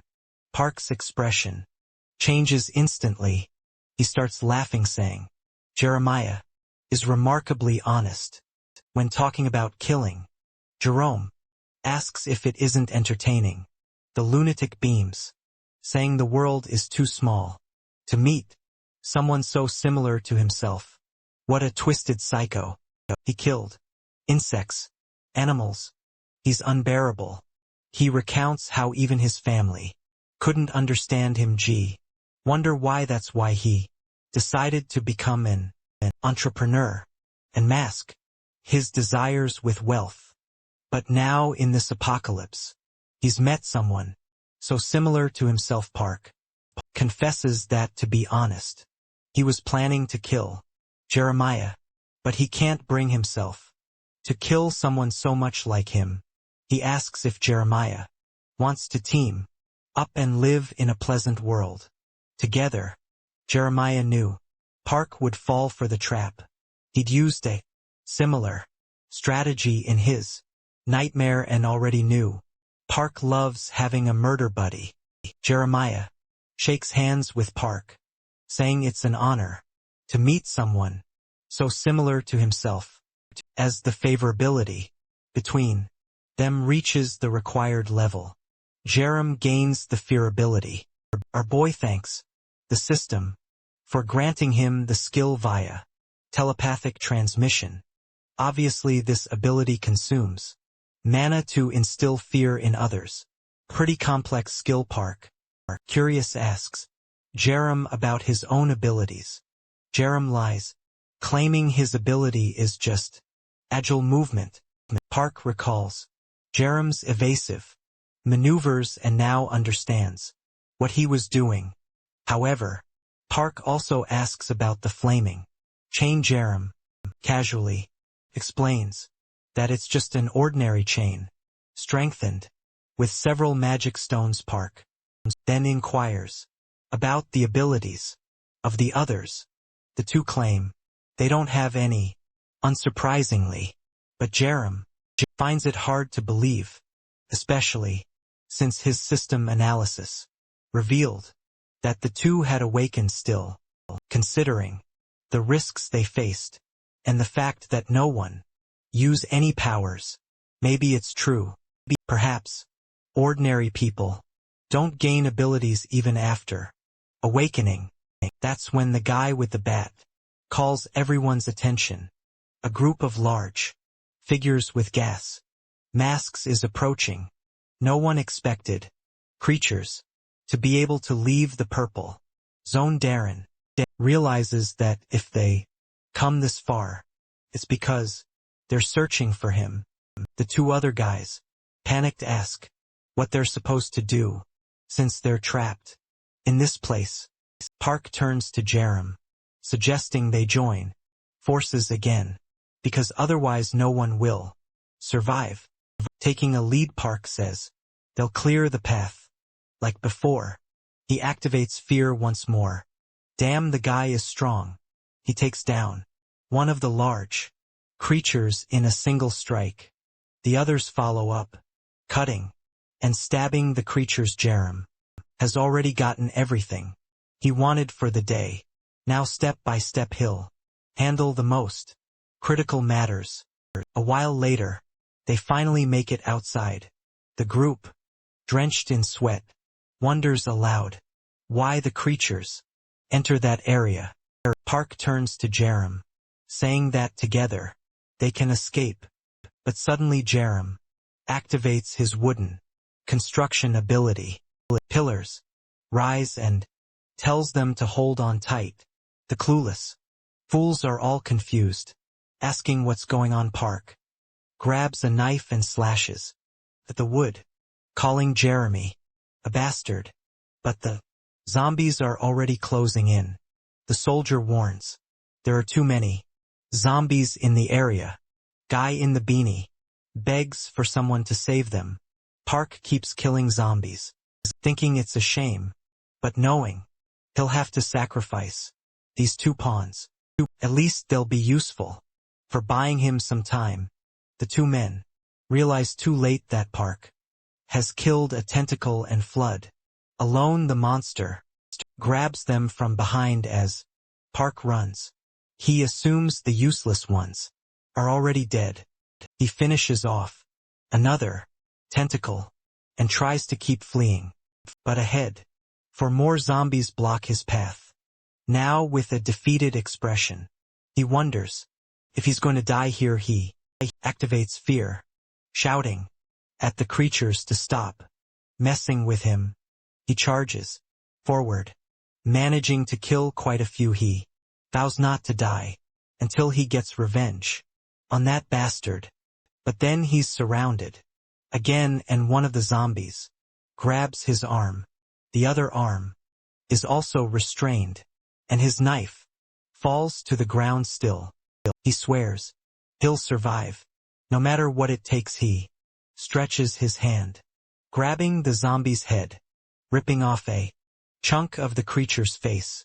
He declares that he's willing to abandon his humanity to stay alive. Meanwhile, behind the wooden barrier, Jerem remains calm. He knows the barrier is buying him enough time. He heads to the back of the store to check on the tied-up man. Jerem unties him and tries to wake him up. But as soon as Hammond comes to, he flinches and begs to be spared. Jerem activates his mental care ability. However, he notices is consuming a lot of mana, probably because Hammond is in extreme shock. Once again, Jerem asks if Hammond is okay. Hammond warns him to flee, saying this place is a nest of killers. There are over 10 bodies in the nearby boxes, making it dangerous to stay. Jerem calmly replies that he already knows and is here to rescue him. Confused, Hammond asks why Jerem is helping him when they don't even know each other. In a heroic tone, Jerem says he doesn't need a reason to help people. He hands Hammond a magic stone, telling him to use it. They'll need it to escape, but Hammond misinterprets the gesture, remembering how Park once took a similar stone from a corpse. Hammond assumes Jeremiah might be a killer too. However, he notices that unlike the other stones, this one lacks a strange, malevolent aura. Before he can comment, Jeremiah explains that he got it by killing a zombie. Realizing that's why it's different, Hammond asks if it's really okay for him to have it before Jerem can reply. Hammond takes the stone, thanking him. The system pounces, Hammond asking if he wants to awaken, feeling energy coursing through his body. Hammond wonders if this is what those other guys felt. Jerem helps him up and asks if he gained any abilities. Hammond confirms, saying he now has an innate ability to create meals that, when cooked with mana, has special effects. Jerem deduces that people with advanced abilities awaken new talents, while those who are unskilled remain ordinary. Now he just needs to use his transmission ability to acquire this skill. 2. He congratulates Hammond, and they formally introduce themselves. Jeremiah then tells him that before leaving, they'll need to prepare Hammond immediately sets out to gather supplies. Jeremiah pulls out his inventory, knowing it's time to use his resources, because otherwise he won't be able to defend. Hammond the collection he spreads out on the ground is impressive. His top priority is increasing his mana capacity, since he has so many abilities. The system informs him that he can upgrade his transmission ability using an orange magic stone or spend 20 red stones to level up his analysis ability. This excites Jerome, since even at rank F, the abilities are already excellent. The problem is, 20 red stones are a lot. He grabs the orange stone and tells the system to strengthen transmission.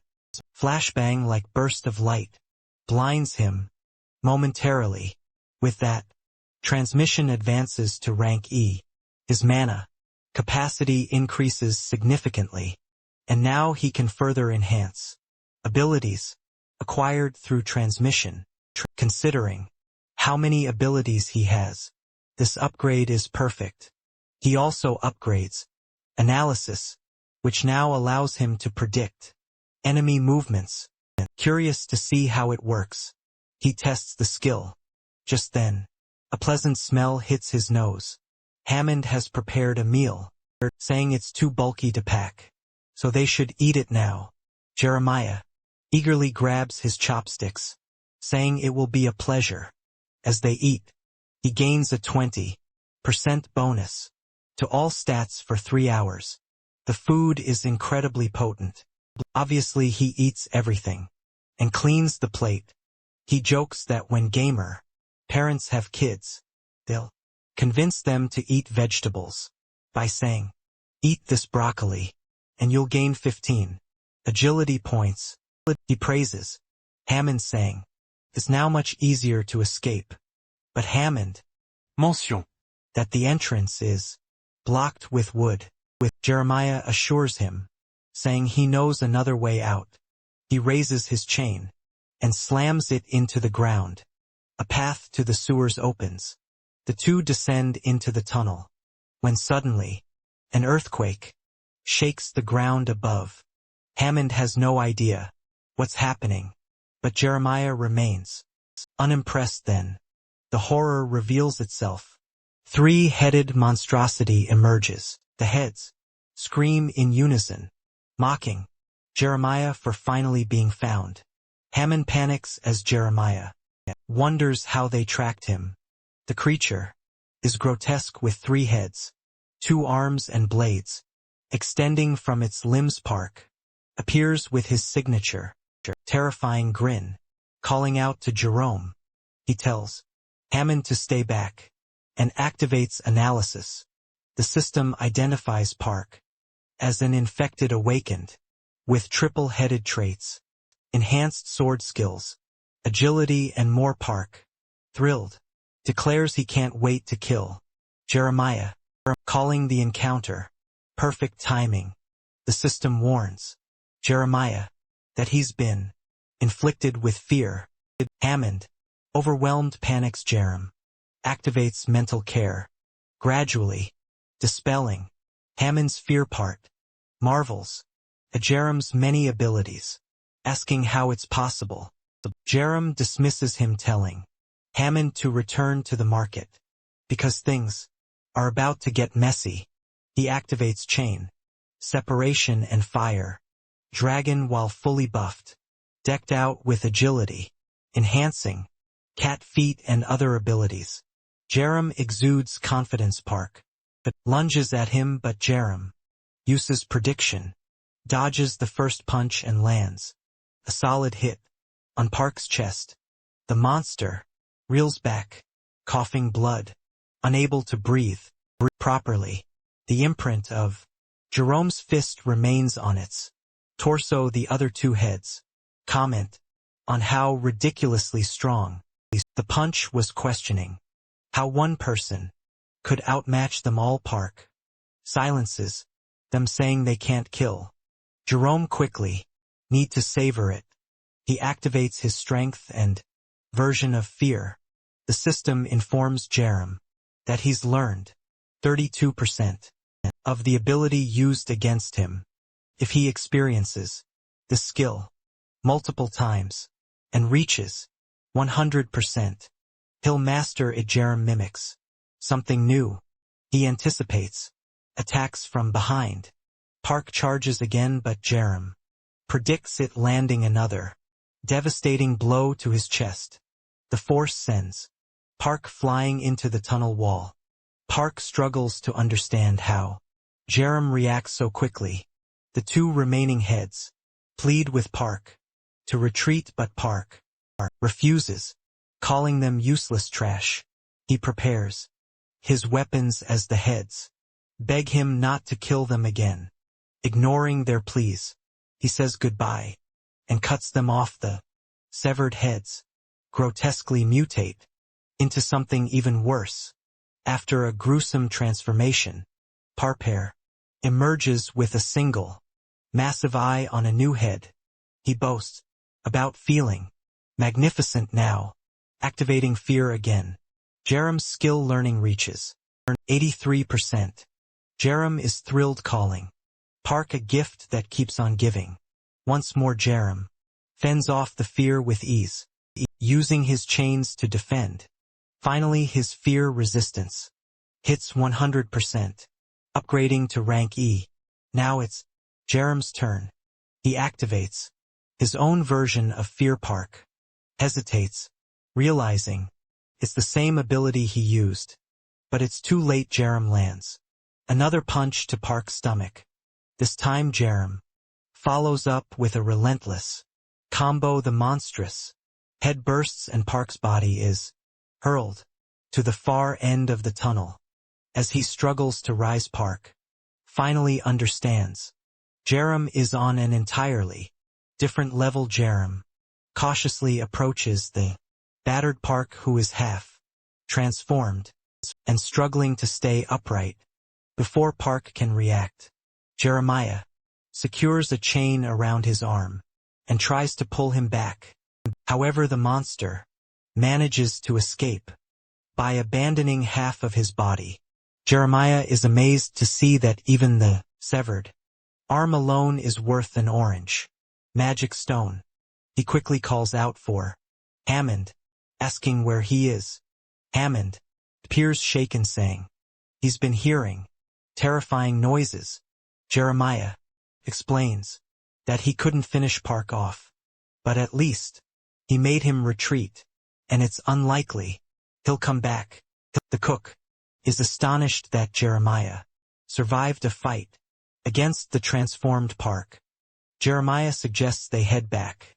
Later, Jeremiah tells Hammond to wait below as he climbs out of the sewer. When Hammond emerges, he asks why the monsters couldn't enter the area. To Hammond's surprise, Jerome has led them straight to Dong Tak's house.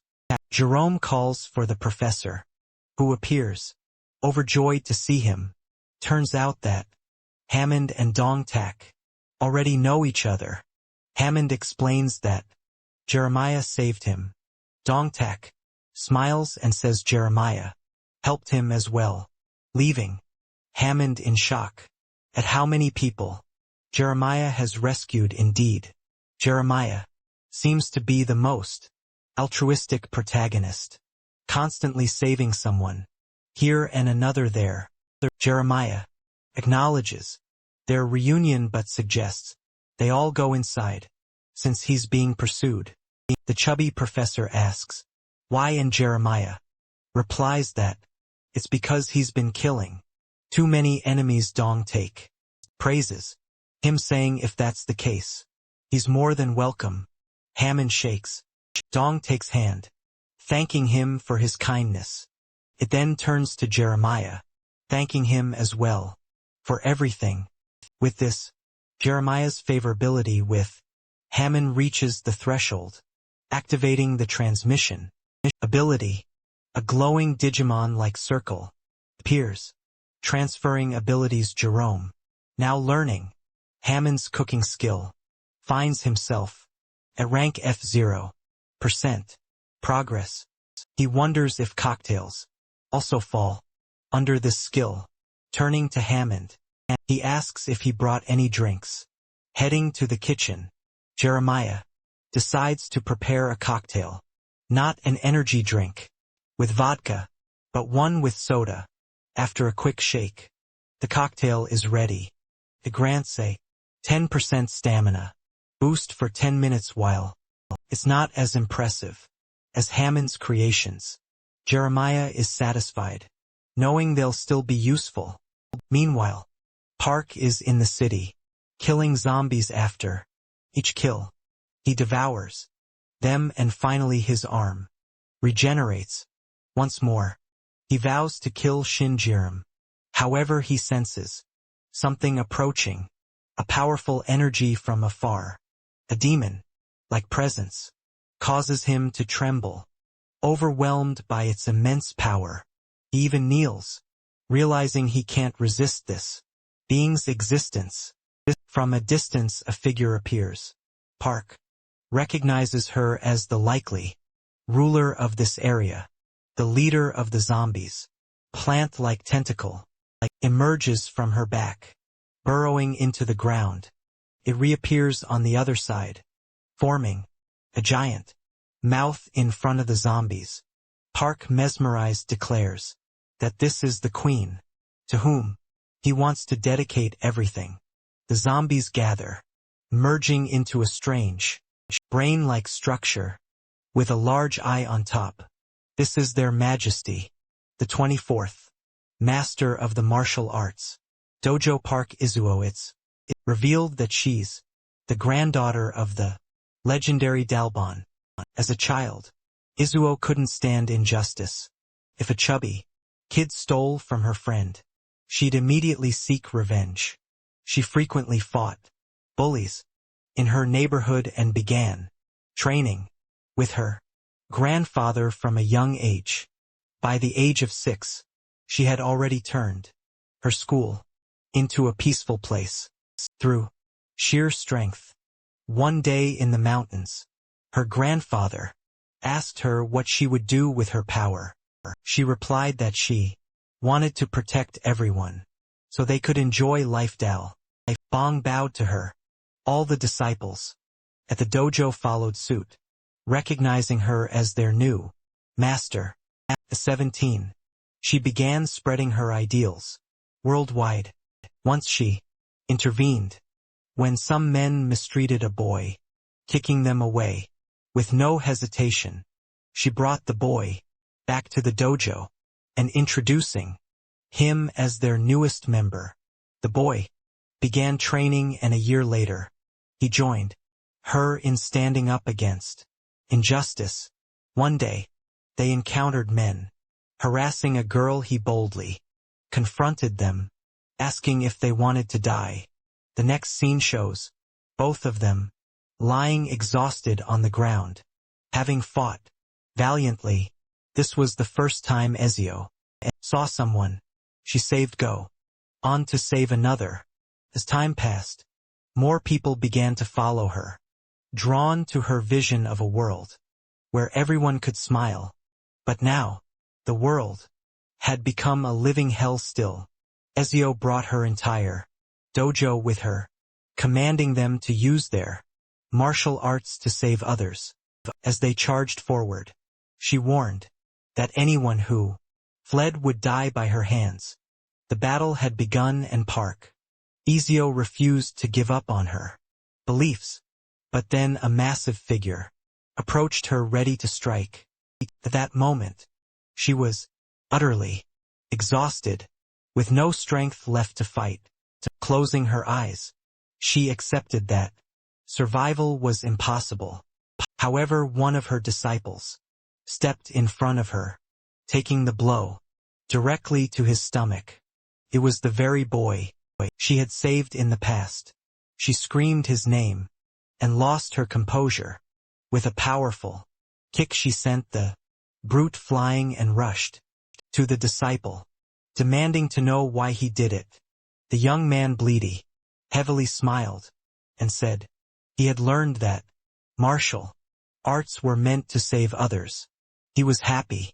He could use what he learned in the right way. She begged him to stop talking, overwhelmed by the amount of blood he was losing, but he simply thanked her for saving him that day. It was then that Isaiah realized something profound. Her group was dying, protecting one another.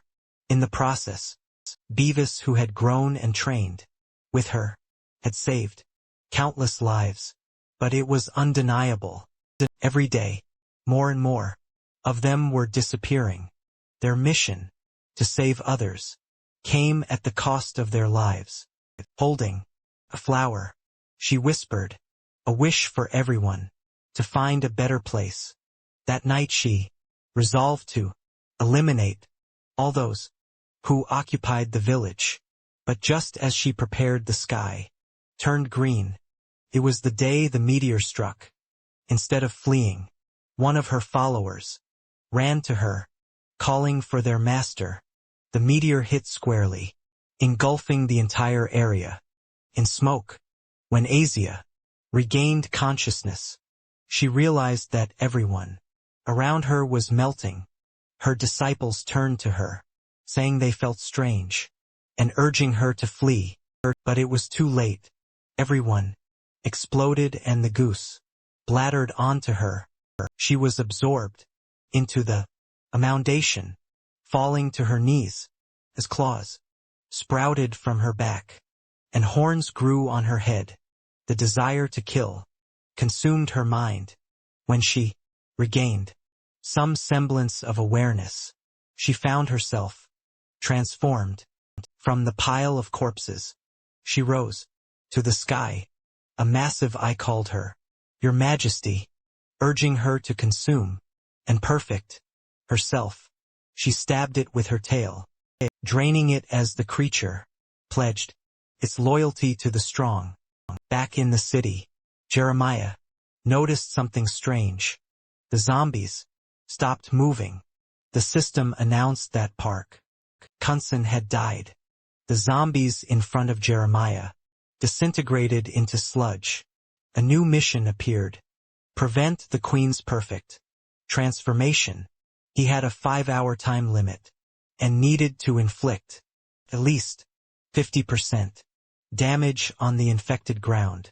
Sebastian appeared, warning Jeremiah that Izzy had transformed into one of the monsters. Jeremiah remembered her as Dalbong's granddaughter. Well, at least we're all dealing with the same problem, Jeremiah muttered. Sebastian said he had already sent crows to notify Dalbong.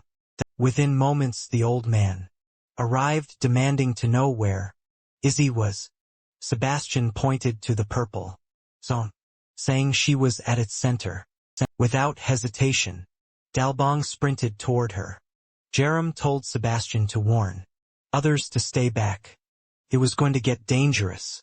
Dalbong stopped and called out for Isaiah. Jeremiah looked up, confused by what he saw. At the top of the city, a cocoon floated in the sky, absorbing everything around it.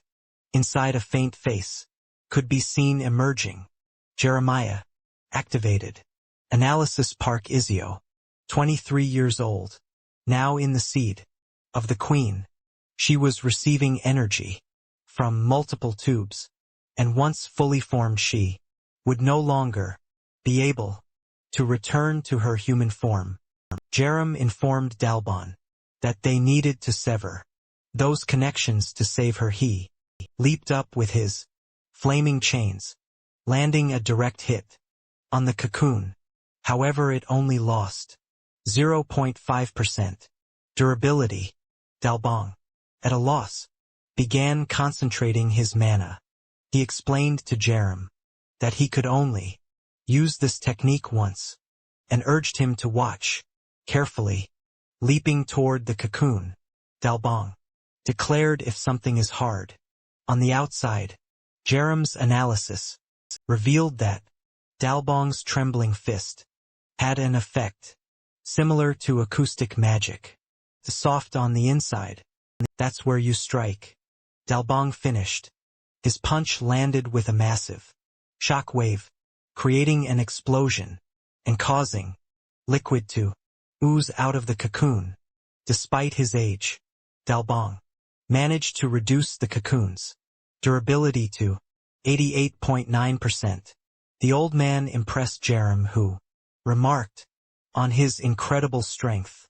Dalbong said he needed time to recover and encourage Jerem to learn from the technique.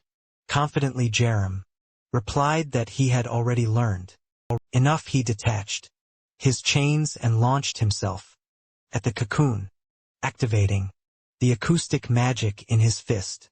He landed a solid punch. The tentacle traveled and exploded, disconnecting from the cocoon. Its durability dropped to 74%. Dobbin was amazed that Jerem had mastered the technique. After seeing it just once, Jerem, combining his skills, began systematically destroying tentacle after tentacle. The cocoon's durability continued to drop, eventually reaching 47.5%. With the completion of the emergency, Questierem gained the ability to proclaim another area. Suddenly the cocoon from the ceiling fell to the ground. Emerging from it was none other than Queen Izio, now in an unstable transformation state. A new mission triggered. Defeat Queen Izzy. As she locked eyes with Jeremiah, the system issued a dire warning. High-level target was now focused on him. The system advised Jeremiah to run. Slowly Izzy began regaining fragments of her consciousness. Jeremiah's prediction ability revealed. She would attack from all directions. He grabbed Dalbong's arm, insisting they needed to flee. Dalbong, still calling for his granddaughter, seemed confused and reluctant to leave. Noticing Dalbong's condition, Jerem realized the old man would die if he stayed. With a burst of strength, Jerem threw Dalbong a safe distance away, activating agile movement and telling him to run ahead. Behind him, Azza emerged, flying at high speed toward Jerem. Once again he activated prediction, identifying the paths of her attacks. He countered with his chain, defending himself, but another strike came from behind. Already prepared, Jerem blocked again, activating fear in an attempt to stall her. However, her high rank nullified the effect. Switching strategies, he activated acoustics and blue fire dragon, preparing a strike. Despite the powerful combination, his attack had no effect on her. Abdomen begin clear. She was so strong that she didn't even bother to block. Then she landed a devastating kick on Jerome, sending him flying. He ricocheted through the forest, crashing into a wall. Izzy approached him, step by menacing step. Desperate, Jerome activated wooden construction, encasing her in a barrier. He quickly got up and started running. Within seconds, Isaiah shattered the barrier effortlessly. Resuming her pursuit, Jerem ran toward the base, hearing Dalbong and Nay calling out for him. As one of her attacks neared his back, he activated his area proclamation ability. A barrier formed around the house, protecting everyone inside. Jerem barely managed to dive through, as the barrier deflect her attacks. Now within the safe zone, he was prompted to choose combatants. The fewer selected, the stronger the buffs they'd receive. Knowing Dalbong couldn't fight his own granddaughter, Jerem chose himself as the sole combatant. Immediately the buff took effect. Energy from everyone within the area flowed into him, dramatically increasing his mana and strength. Dalfin marveled at the transformation as Jerem instructed everyone to retreat indoors. He declared that he alone would face Izio. The group obeyed, retreating to safety. Meanwhile, Izio's tentacles began piercing through the barrier, tearing it apart. The globe of energy shattered and the two faced off. Stretching out his hand, Jerem vowed this time would be different, combining diversion Technique. with wooden construction. He created a massive wooden foot to crush her. By the time Azu noticed the attack, it was too late. The foot descended, seemingly crushing her until her tentacles intercepted, tickling the surface. Frustrated, Jerem pressed harder, but she broke through again. Undeterred, he leaped for a follow-up, enhancing his attack with crushing palm. From afar, Dalbong couldn't believe what he was witnessing. As Jerem's palm struck, energy surged, forcing Izuo into the ground. Even as she tried to retaliate, Jerem focused energy into his fists, activating the martial demon's second form, the dance of fists. Branches wrapped around her, tentacles holding her down as Jerem landed a crushing blow from behind. This time she was flung across the battlefield, crashing into the distance. Jerem, breathing heavily, wondered if he had finally overpowered her. But from his shadows, she emerged again, exuding a menacing purple aura. He noticed her chest's core was beginning to crack. Using analysis, the system revealed that this core was her weakness. Destroying it would end the fight. At that moment, prediction warned him of an incoming attack to his head. He narrowly dodged, realizing the next set of attacks would overwhelm him if he didn't retreat. Observing her movements, he questioned whether she was now using martial arts. But before he could react further, she lashed out with a tentacle, landing a strike that splashed into a red puddle. Despite her relentless assault, Jara managed to grab her leg, swinging her like a sack of garbage and slamming her into the ground. The cocoon's durability dropped to 77%. Seizing the opportunity, Jerem prepared another strike, landing a direct hit. However, Jerem began to notice a pattern. Even when his hits seemed to land, Izuo managed to evade. At the last moment, as another attack approached, he barely dodged, feeling a sharp pain in his chest from the near miss. She continued her relentless assault, moving faster with each strike. Jerem couldn't help but wonder why her speed seemed to be increasing.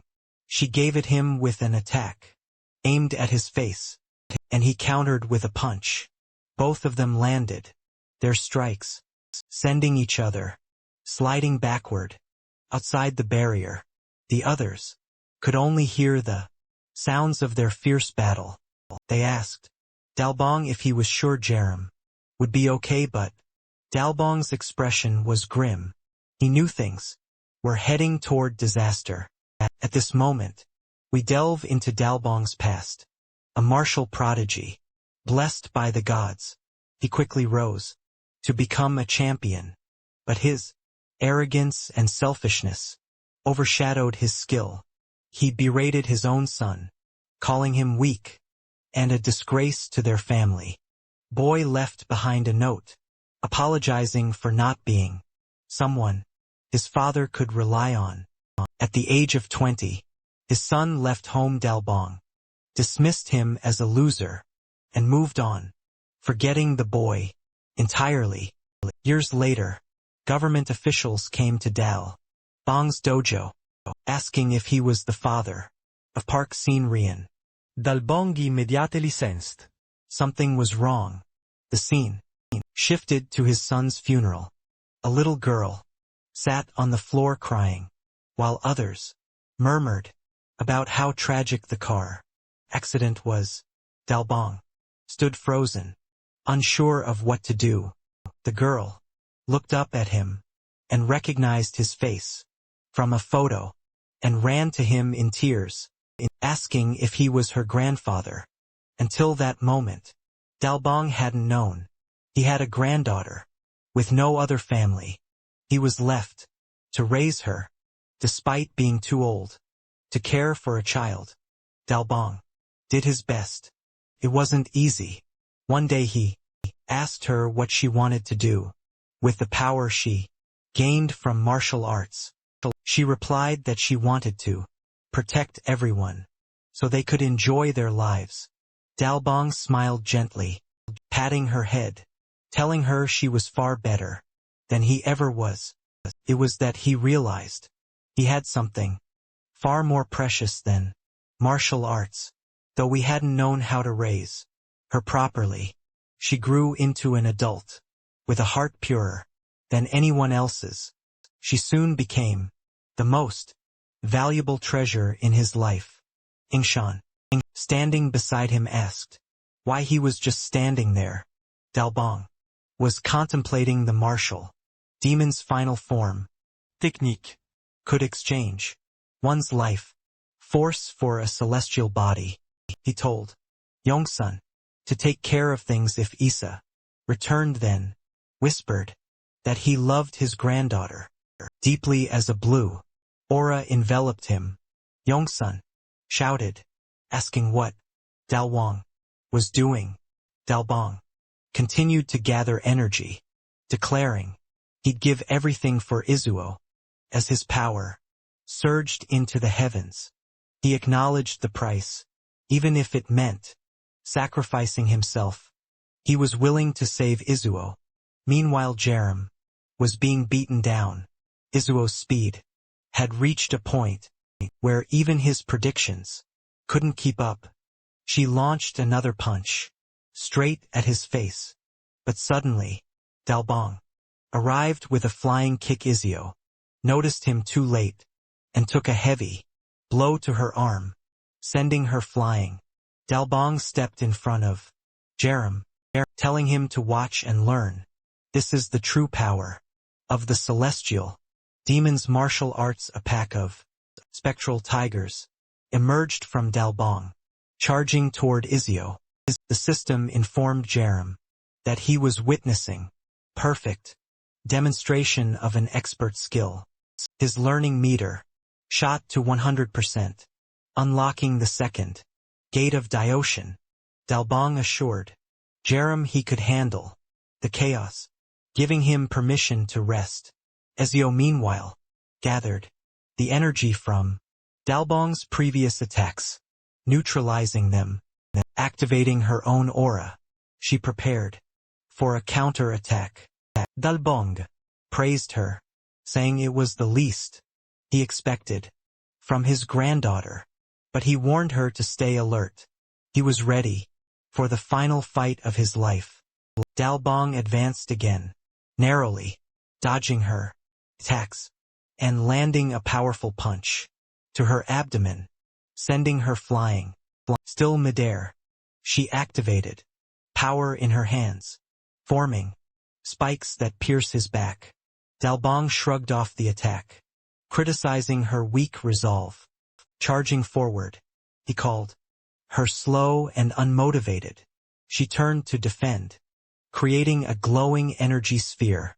Even so, Dalbong's strike broke through, slamming her into the ground and cracking her defense. He landed on her shield, calling her name and asking if she had truly forgotten everything. When she became a monster, the barrier shattered. As she retaliated with another attack, Dalbong ignored it, grabbing her arm and declaring it impossible for her to win. Someone who had lost the true path could never defeat him. With that, he delivered a head, but directly into her core. The explosion tore through the forest, leaving destruction in its wake. Sometime later, Dalman stood, distransformed. In front of him, Isaiah remained standing. He couldn't believe she was still alive. After everything, she stretched her arm, forming another attack. The same move that had killed Park earlier. Dalbong advanced, undeterred, declaring he would destroy everything, if that's what it took. He landed a punch, squarely in her face, sending her flying. But Azu appeared above him, ready to deliver a kick. This time, Dalbong was too slow and was struck, slamming into the ground. As Dalvon collapsed, weakened, Queen Izio wasted no time and approached him with a flurry of strikes. Jerem, seeing the danger, called out to the old man and rushed to attack her from behind. Once again she dodged his attack effortlessly, but Dalbong followed him up with a heavy kick, and together they seemed to be gaining ground against her. However, she retaliated, landing a brutal hit on Dalbong's jaw and a powerful kick to Jerem's ribs. The battle had dragged on, and Izuo only seemed to grow faster and stronger. Jerem was slammed into a wall again, leaving the people at the base in disbelief. Even the two strongest fighters together couldn't bring her down. As Azu advanced toward Dalbong, he tried to land another punch, but she blocked it and lifted him in by the neck. She prepared a clawed hand to finish him, but Dalbong called her name and touched her face. For a moment, she froze. Memories of their time in the mountains together, smiling and happy, flashed through her mind. She'll have a scream, dropping Dalbong. Realizing this was his final chance, Dalbong gathered all his remaining mana and activated the 8 gates. Technique. One last time Izzy retaliated, firing a web-like attack at him, but Dalbong pressed forward, striking her crystal directly with his celestial palm. His mana flowed through her body, causing the crystal to crack. With his strength spent, Dalbong turned to Jerem and told him to finish it. Jerem leaped into action, activating the second form of the martial demon. With a flurry of tiger dance strikes, he finally sent her flying. Her body crashed to the ground as the system announced that her core had been completely destroyed. The emergency mission was over, and the queen had been defeated. Exhausted, Jerem collapsed to the ground as the area proclamation deactivated. His vision blurred as he saw people rushing to Dalbong's side. The system informed him that he was about to receive an incredible achievement for completing En impossible mission. Some time later, Jerem woke up in a bed, groggy and confused. For defeating the queen, he had earned a new ability, power to combine 2 skills into a temporary new one. As he pondered the skill synthesis concept, someone called his name. It was Nay. She asked if he was feeling better, but he was still disoriented or unsure where he was. Nay explained that he was in a new building they constructed in Sector 2. Confused by the mention of Sector 2, Jerem got up to look outside. To his shock, he saw a thriving city that had been built while he was unconscious. May informed him that he had been asleep for over a month. She jokingly mentioned that it was thanks to a catheter system draining his body. Jerem, both surprised and mildly embarrassed, Vens. as she left to fetch the doctor. Moments later. The doctor arrived, greeting him as the leader. Jeremiah was taken aback by the title. The doctor explained that, according to Nay, Jeremiah was the one who had built the foundation for this place and had nearly died protecting the village. Embarrassed, Jerem admitted the doctor wasn't entirely wrong. The doctor extended his hand, Channeling mana. and Jerem asked if he had awakened. The doctor confirmed that he had, thanks to a magic stone given to him by Nay. He assured Jerem that with another week of care, he'd back to normal. Jerem, however, felt much better already. As the doctor left, Jerem activated transmission, forming a glowing circle around them. He gained the rank F medicine skill, allowing him to heal targets using mana. The system immediately combined it with his acoustics ability to create healing sound. Activating it, Jerem felt a refreshing sensation as his body rapidly healed. Ignoring the doctor's warnings, he got out of bed, declaring himself 100% recovered. Both May and the doctor were shocked by his quick recovery after such a long rest. The doctor commended him, calling him an extraordinary, awakened individual. After everything was settled, the doctor left and Nay asked what ability Jeremiah had used. He brushed it off as something new but was more curious about how everything had changed. Nay offered to guide him around the city, explaining the developments. The townspeople, excited to see him awake, greeted him as their savior and leader. Jeremiah felt awkward and overwhelmed by the attention, unsure who all these people were. He turned to Nay, asking what she had been telling everyone. She confidently replied that she had simply told the truth, that he was the leader who had saved them all. Blushing, Jerem asks if these people were the survivors from the city. May confirms that since Jerem defeated the queen, the purple ground had disappeared. This allowed them to rescue many people and use crystals to awaken others. Jerem asks if it was difficult to collect so many stones. She explains that Professor Sebastian discovered a cache while exploring several tanks surrounded by dead zombies with crystals nearby.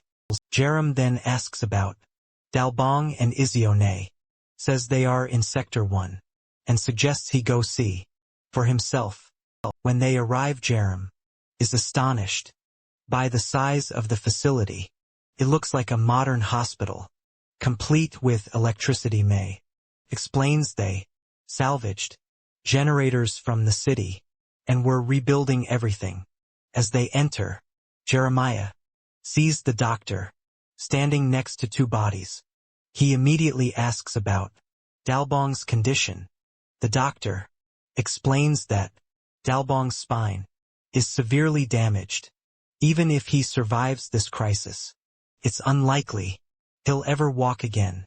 Jeremiah, he notices Dalbon's white mustache and wonders if it's always been that color, or if he's just noticing it now. He then asks about Izuo. The doctor says her vital signs are stable, but her mind shows no signs of regaining consciousness. May pulls Jerem aside, holding his hand and placing it on Izuo's head. Suddenly they find themselves in front of a black sphere. Jerem is disoriented, unsure of where they are. Thankfully, the system explains that they are inside Park Isaiah's mind, because Jerem had witnessed the perfect demonstration of an expert. His mental care ability had advanced to rank E. Nay explains that Izuo's mind is corrupted. Using analysis, Jerem sees that her mind is surrounded by a barrier of despair. Nay admit, she has tried to enter countless times, but found it too difficult to break through. Jerem suggests breaking the barrier, but Nay warns that doing so would cause Izuo's mind to shatter. They would need to rescue her before that happened. Jerem, confident, says he has an idea worth trying. He combines Mental care with fear.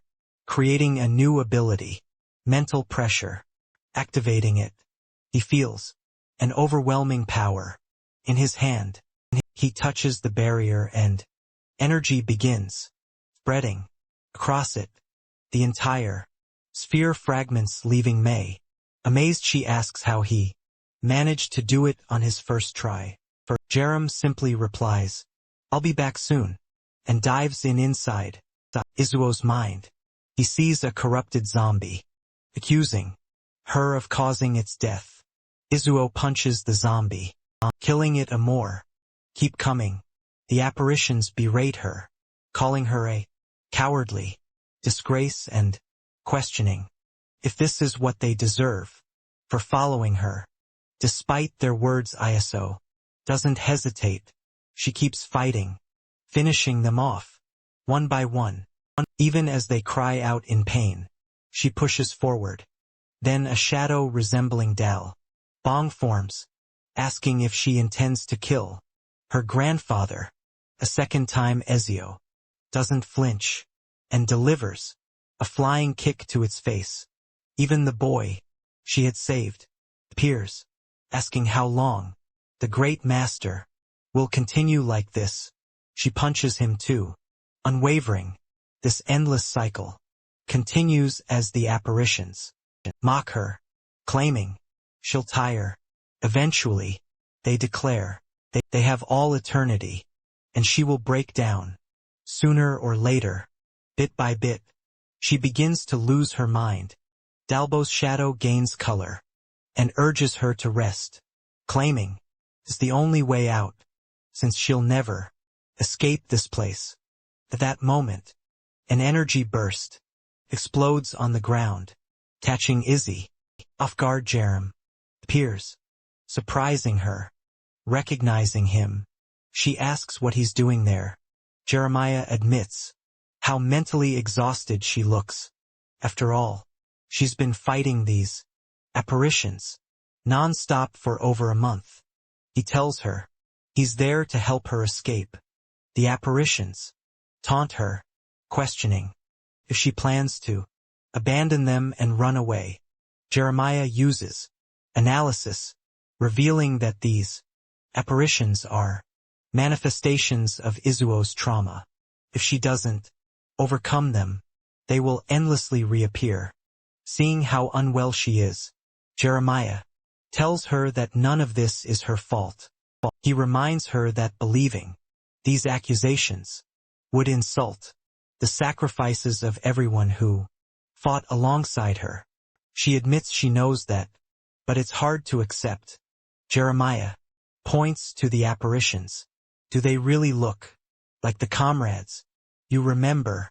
Izumi begins, recalling those she fought alongside, the boy who sacrificed himself to shield her, the people who stood in front of her as the Mihir fell to protect her.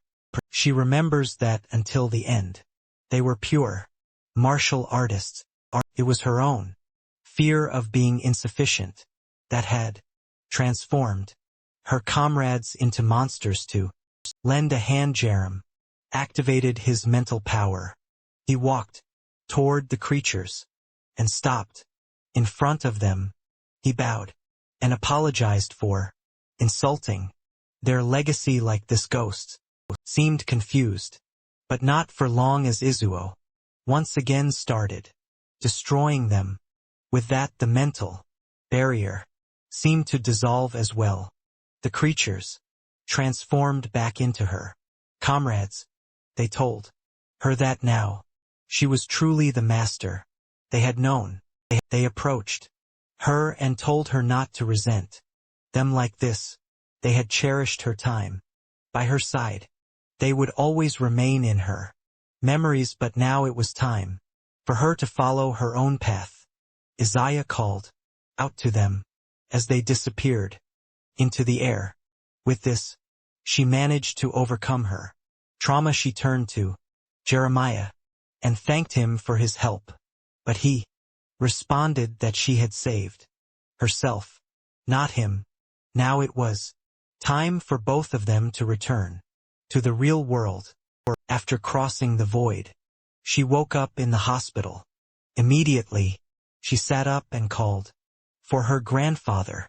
She completely ignored Jeremiah and ran to Dalbom, saying he was in that state because of her. She fixated on his white mustache. But at that moment, Dalbong opened his eyes. He woke up, telling her it wasn't her fault. If he hadn't saved her at that moment, he would have regretted it for the rest of his life. She told him it was okay and he didn't need to feel regret about anything anymore. And with that, he hugged his granddaughter tightly.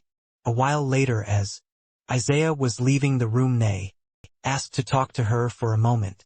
There was something she wanted to say about Jeremiah, and asked her to take a look. Jaren was sitting on a bench. In his city, the boy had suddenly become president. Nay approached him and asked why he was sitting there alone. He replied that he was just resting, but noticed that the people seemed quite happy. She explained that everyone was feeling this way because they had just escaped that hell. He then asked about the problems they had faced that month. She said that thanks to the elders in the city, everything had gone well. Jaren was relieved. The abilities he helped awaken had truly made a difference. But he wanted to know if they were missing anything. She said that magical stones were the biggest shortage. Those were the only way to strengthen objects and people. Jaren was surprised that she knew about object strengthening. She explained that she understood it when he mentioned that crystals work as experience. He remembered saying that. She added that she had placed several stones in a generator, greatly increasing its efficiency. That explained why Sector 1 had so much power. He then said it was the perfect time for him to explore the region and collect as much as possible. But she protested, saying he had just woken up and should leave yet. He countered that this was the perfect reason to start moving his body again. But someone else interjected, saying that if he was going, they would have to accompany him. It was a confident fighter who claimed to be a zombie crushing professional. Jeremiah simply agreed, saying, "Let's go." The only thing they needed was a motorcycle. She hopped onto the back of the bike and Jeremiah sped through the city. They encountered zombies ahead and stopped the bike. The chances of finding survivors were obviously very slim. The bridge ahead was packed with zombies. The horde came rushing toward them, but the confident companion declared she could handle it. She ran toward the creatures and delivered a powerful kick straight to the head of one of the monsters, sending it to the ground. The tongue lashed out from behind her, but she dodged and countered with another punch and a kick, unleashing energy that scattered the zombies. Jaren was impressed by her strength. Finally, the crystals they had been searching for dropped. She handed them to him, and he opened his inventory. She was curious about what that was, and he explained it was just one of his abilities. She asked if they were going to the city, and he said, of course. Once on the street, Jerem looked up and saw something surprising. A message indicated that to the south there was an area using a protective shield. Jerem wondered how people had advanced so much. It seemed to be an organization, also known as SHIELD. It was founded with a motto of justice by a national actor named Lee Sanchel. The old man stood before the crowd, shouting that SHIELD would protect everyone. The crowd erupted in cheers. Meanwhile, soldiers were shown shooting zombies, fulfilling Sanchel's promise. But that was only the beginning. Soon they began expanding. Sankil raised the hand of a soldier, declaring them the heroes who protected everyone. He encouraged people to appreciate these brave individuals, risking their lives. As a result, rewards for fighters increase, creating growing inequalities. Social pyramid formed, while the soldiers pretended to do most of the work. Ordinary people were left carrying the burden and doing manual labor. The poor were soon living in tents while the military and sanctual indulged in luxury. Then the experiments began. A scientist drew blood from a zombie while 3 people were tied to a wall. He approached them and you can imagine what happened next. A quick injection, and one of them began to transform. This was the true face of Sanchez's army. Crazy experiments and pure injustice. SHIELD was essentially a trap. You couldn't escape once inside.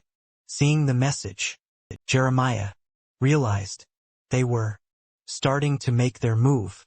Apparently, Nay had told Izzy that Jeremiah knew about the future. Izzy asked if these people were going to cause problems.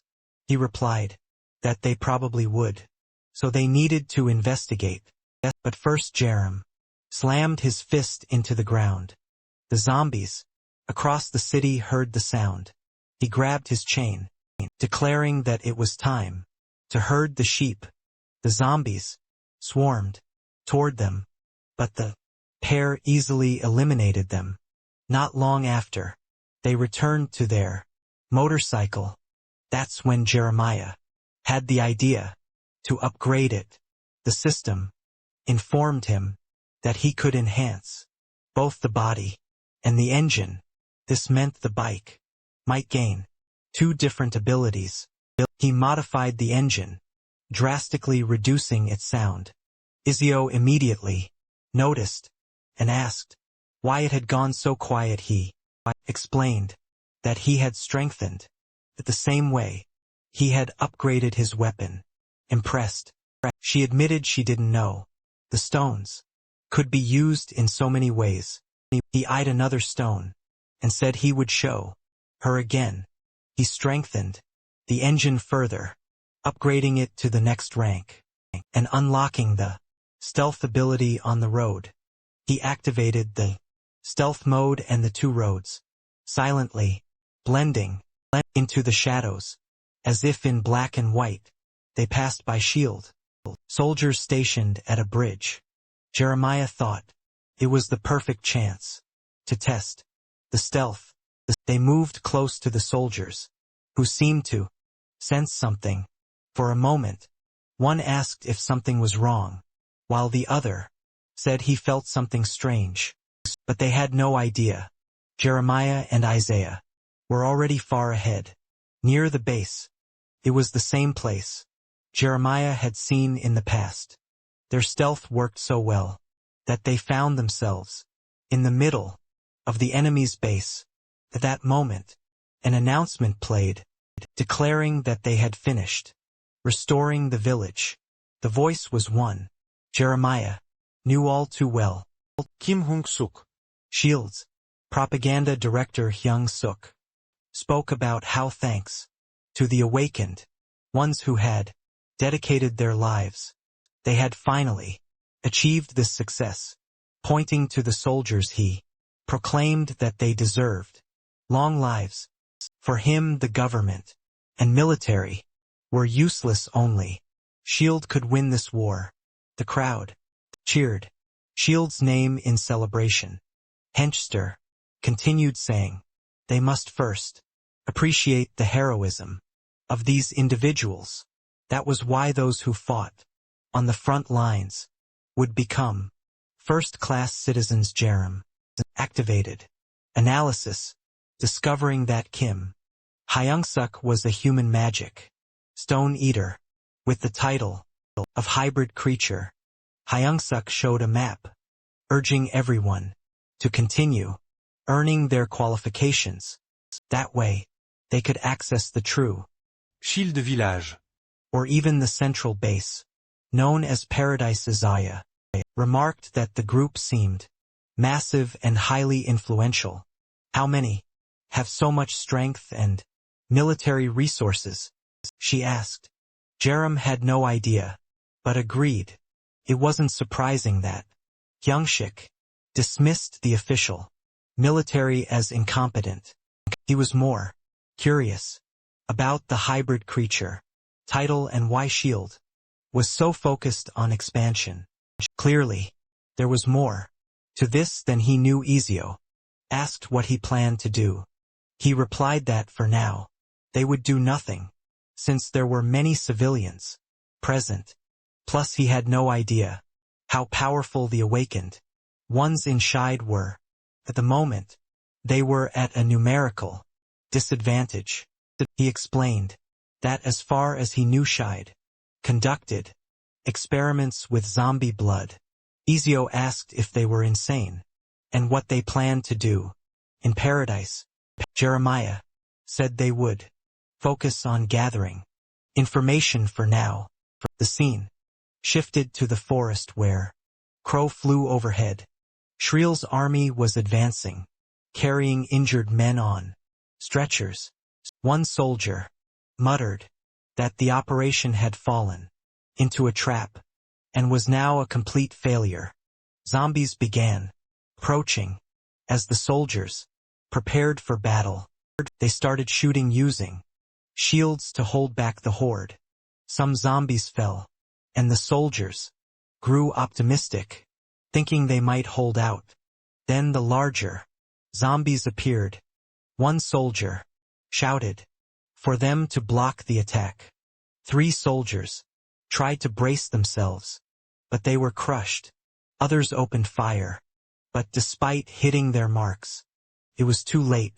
A group of long-tongued zombies attacked from behind. Realizing his mistake, one soldier knew this was the end. Suddenly a long-tongued zombie was struck in the head, 2 falling. Instantly, confused, the soldier looked around, unsure of what had happened. There was Jeremiah and Isaiah, arriving in style. In mere seconds, they cleared the entire horde of zombies. Jeremiah asked if the soldiers were okay, but the soldiers, overwhelmed by the pair's strength, were more afraid than reassured. Demanding to know who they were, Jeremiah explained that they had come after seeing the message in the city. He then asked if they were part of the organization called S.H.I.E.L.D. The scene then transitions to Kang's office, where he tells someone to come in. A chubby man enters the room and says he's there to deliver information about the reconnaissance operation. Kang says he wants to know the reason for these mishaps, and that he's not helping them get stronger, just for them to be this incompetent. The man trembles, apologizes, and tries to explain that they encountered several mutant zombies. However, Hyung-suk has already decided he needs to be careful with so many incompetent people around him. The man then says that at least it wasn't all bad, because they managed to find 2 amazing individuals who want to join S.H.I.E.L.D. Hyung-suk orders him to explain, and he says they're people who easily killed mutated zombies. Kangsterk is impressed, since those mutations were extremely difficult to defeat. However, he finds it suspicious that someone so powerful would want to join S.H.I.E.L.D. Maybe they were planning something. He then says he wants to meet these people and asks where they are. The scene shifts to the group sitting on a couch. Hung-suk and his vacuum-packed friends introduce themselves, saying they are the owners and protectors of the place. At that moment, Jerem activates his analysis and sees that all 3 of them were eaters of human magical stones. The 2 then introduce themselves. Izuo says he thinks he's seen her before, and asks if she was part of the martial arts dojo. She says yes, and that before everything started, she was a master. He says it's great news to know that someone as amazing as her came to visit. However, he wants to know why she no longer calls herself a master. Izzy explains that she no longer has any comrades, so she's a master to no one, all because of the zombies. The man says he understands, and now wants to know why the two are there. Jeremiah says it's because they don't want to lose anyone else around them. He's been observing the actions S.H.I.E.L.D. has taken to protect people and believes it's a good place to be. Well, the protagonist lies without hesitation, doesn't he? Guy doesn't even blush. Kang Suk says that's right. Here they prioritize actions over words. Jeremy then says that's why they came. They also want to help save more people and prevent chaos from taking over. Kang Suk is thoughtful. He initially thought these two were there for power. If what they're saying is true, maybe it could be useful. He then asks what attitude they're joining the vigilance squad. If they manage to gather enough achievements, they could enter paradise. Jerem interrupts and says that's not what they want. All they want is to help protect people. Hengshok says that's fine then. They'll stay in the vigilante squad and don't need to worry about this so-called paradise. Jeremiah then comments that based on what he saw from the previous team, they'll need people who won't just get in the way. Vacuum pack. No one says the kid is pretty arrogant and asks if he's underestimating S.H.I.E.L.D.'s power. But then Hyungshik interrupts and says the two of them in the same squad are already more than enough in terms of power.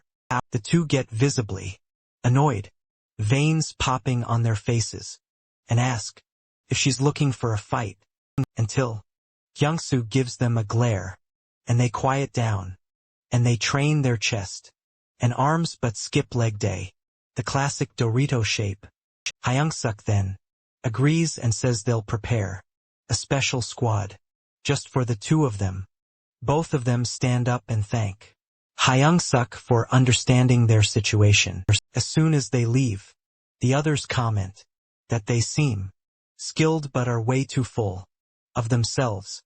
Kumhook tells them to calm down, saying that taming a wild beast is much more appealing. First, they needed to ensure that these kids were truly as skilled as they seemed. Outside, Ezio asks why Jerem didn't want to join the so-called paradise and refuse the offer. Jerem explains that pretending to be a hero who wants to help people is the fastest way to gain that guy's trust. He then starts stretching and says it's time to prepare. What he had expected was just arriving, a bunch of guys heading his way, practically punching bags, a tight shirt. Guy tells Jerem that if he wants to prove the two of them are enough for the squad, they'll have to fight Izzy, or tries to excuse herself saying that her earlier statement was just a joke. However, the guy questions whether she's going back on her word. Someone so inconsistent didn't deserve the title of master. That's when she clarifies that when she said two were needed, she was joking. In reality, just one was enough. And wow, she really caught him off guard there. The men start rushing at her, calling her a bastard, but she's confident and just gives them a little hand signal. Still, you have to hand it to these guys. One even has a manifesto. Too bad. He gets kicked square in the face. One punch to another's face, and a hit to the chest of the last one. The poor guy's stomach twists and are all sent flying.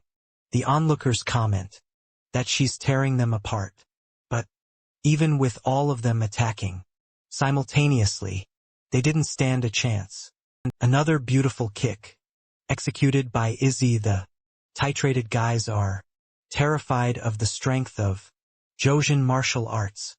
Another punch sends Yoon flying far away.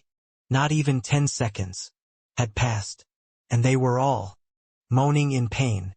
She then says, they are a bunch of weaklings, and asks how long she'll have to deal with people like them.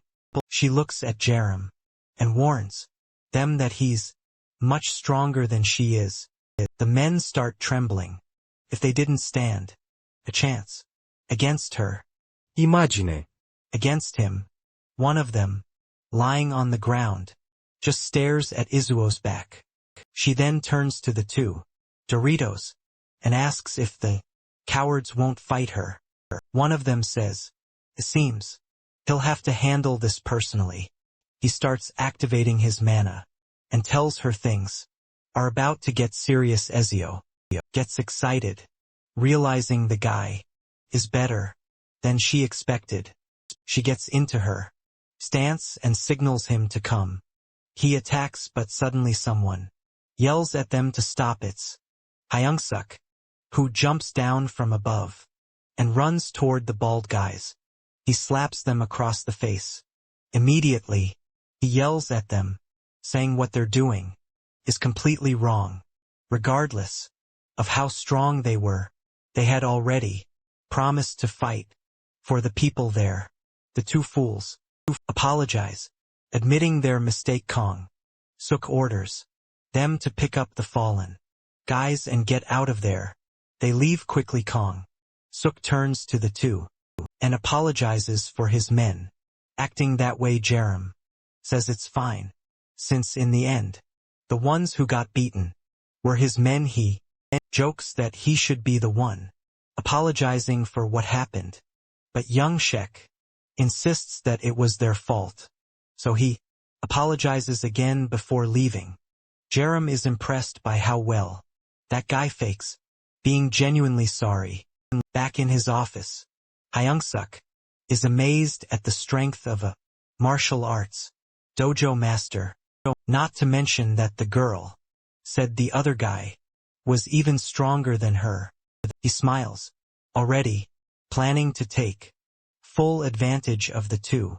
In the next scene we see Izo practicing. A bunch of elders is following her, and it's been a week since they joined S.H.I.E.L.D. She tells everyone how time flies and announces that the morning training session is over. The group seems exhausted but happy. A scene shifts to the cafeteria, where Jeremiah is cooking. The guy is still making that hearty food for everyone. What a genuinely nice guy. The group studies their band aids while he serves the food. During this time he and Isaiah have fully integrated with the people. One of the women says she feels bad for not being able to help, but she's grateful for the food. Jeremiah tells her not to worry. He does it because he enjoys it, so she should just eat. The owner then looks at her daughter beside her and tells her to thank the captain. Jerem activates his analysis. The girl's name is Sue Jerem, a 10-year-old, with the skill of dreaming girl. Naturally, he's curious about this ability. Girl bows and thanks Master Jeremiah. At this point, her favorability is maxed out and he can now steal her skill. It seems he'd spent the week being kind to her just to make this happen. He activates the transmission. A circle appears and he obtains the F rank magical girl skill. With it he can turn dreams into reality using Mana. That day he tested the skill, finding it both terrifying and incredibly useful. The scene shifts back to Hyung-soo and his comrades. He asked if it's true that the two gained the people's trust in just 1 week. Someone confirms, adding that Jerem seems to be spending more food than usual to keep everyone well fed. The leader wants to know if he's done anything beyond that. The guys say they've only been teaching martial arts and distributing food. Hungshuk asked if they think there's some kind of angels performing miracles in this place. The man with thick eyebrows insists that he's sure they're planning something. The leader then asks if the power plant is still inaccessible.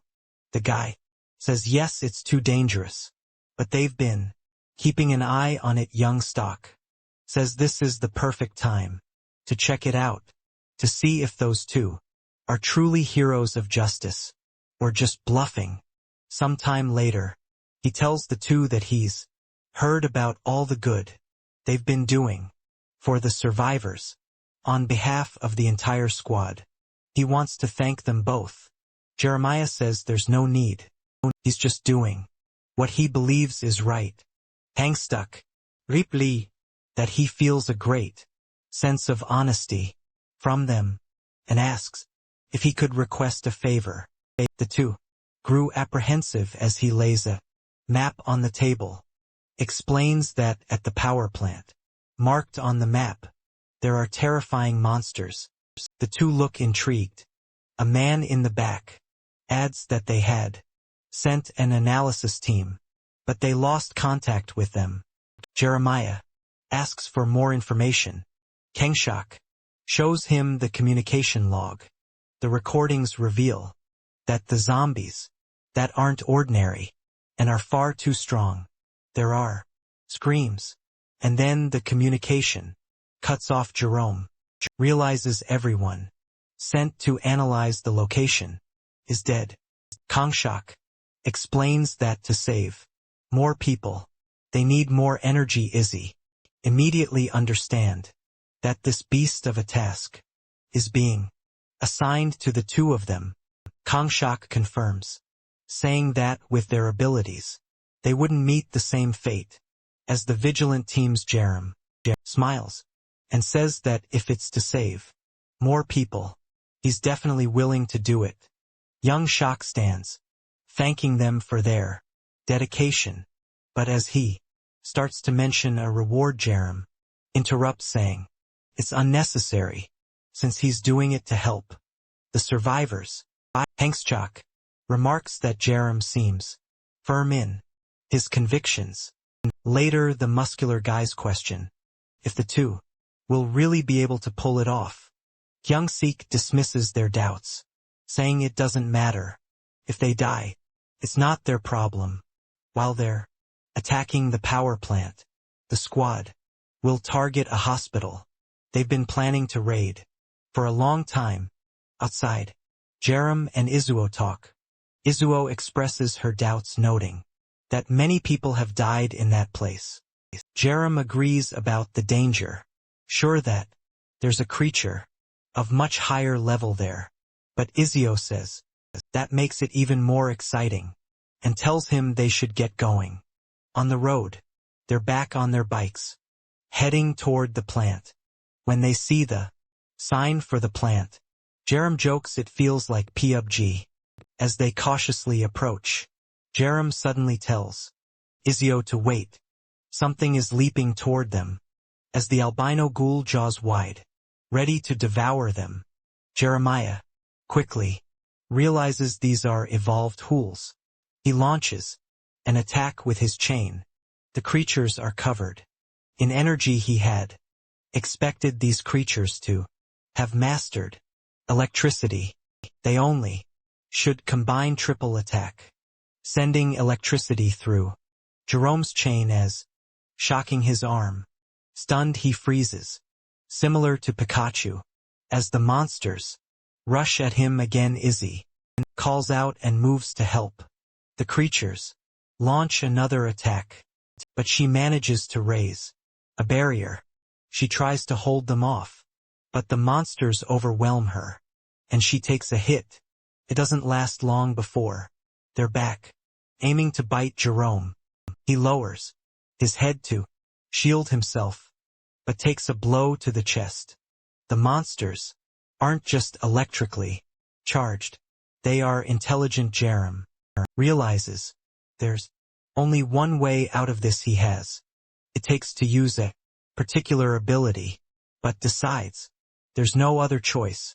Bowing to kill the creatures, he performs a dance, like move, activating his transformation.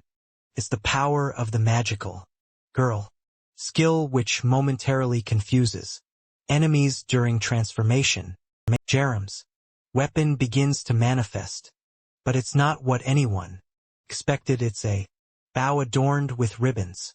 Embarrassed, he promises to make those monsters pay. Luckily, the magical outfit is invisible, sparing him further humiliation. He raises his wand and mutters, "Abracadabra, help me withstand electricity." The wand grants him an electricity resistance buff, though still looking ridiculous. He lands a strike on one of the monsters' heads. Izio, watching from the ground, is baffled. The first monster is sent flying, and the second charges at Jerem. He ducks and strikes it in the ribs, cutting it in half. The last creature leaps to conjure an electric attack, but Jerem advances, unharmed, thanks to his resistance. Confused, the monster takes another blow of the head and falls, with all three creatures down. Izuo approaches and asks what just happened. Jerem, with a serious face, says it was a transformation. Still puzzled, Izuo asks if all awakened ones have the ability to transform. Jerem explains that some do, and that's how he obtained the wand. Curious, she asks if it's possible for her to gain such an ability as well. Jerem says she just needs to imitate what he did. Ezio asks if that means copying the dance moves. He confirms, telling her to do exactly what he did. Izzy, taking it seriously, raises her arms and calls for the transformation. However, after a while, she realizes nothing is happening. Jerome bursts out laughing in her face, while she, blushing furiously, demands to know why it's not working for her. Our hero explains that the transformation only worked because of a specific skill he possesses. Now in rage, Izuo declares she's going to end him, but before she can act, he raises his wand and grants her an electric resistance buff as well, with a bump forming on his head. From her retaliation, she orders him to forget everything he just saw. Jerem promises he already has, reassuring her not to worry. He then activates healing magic for both of them, curing their injuries. He pulls a couple of drinks from his inventory and hands one to her, explaining that it will help. It's a nutritional tonic that increases stamina by 10%. She comments that it looks normal, but tastes surprisingly good. Jerome explains he mixed energy drinks with vitamins and medicines for the concoction. Now that they're recovered, he says, it's time to move forward. They continue through the power plant and quickly encounter more albino ghouls. Creatures like Pikachu leap at them, but now with the resistance buff, the fight is manageable. Izzy punches one in the face, while another attacks from the side. She dodges, kicks it, and lands another hit. She notes how not long ago she would have had no chance in such a fight, but thanks to Jerem's abilities, everything has changed. Curious, she asks if he can use any other types of magic with the wand. He replies that he checked, but it seems the wand only allows one magic per transformation. What they don't notice is that they're being observed from above. Jerem suddenly senses the presence of something. It's another albino ghoul which appears to retreat. Isaiah wonders Aloud, if the reconnaissance team was attacked by these creatures. They're strong, but it's strange that no one survived. Jerem suggests that an important structure like this must house something even stronger. She points upward and asks, like that, for example? Sure enough, it is a massive albino creature with a golden crystal embedded in its head, resembling something out of Attack on Titan. Jeremiah agrees, noting, doesn't look easy to handle. The monster opens its mouth and begins to draw in air. To their shock, it unleashes an energy beam like a kamikaze. Jeremiah quickly activates a wooden structure, creating a totem for defense, but it's completely obliterated, leaving him injured as you smirk, reminding him not to laugh at her when he's in the same state. She glares at the monster, declaring she'll get revenge. The scene shifts to the monster charging at them. It claps its hands together, releasing another electric attack, but the two manage to jump away in time. Jerem activates his blue dragon chain, wrapping it around the monster's neck. Taking advantage of the opportunity, Izuo strikes its mouth.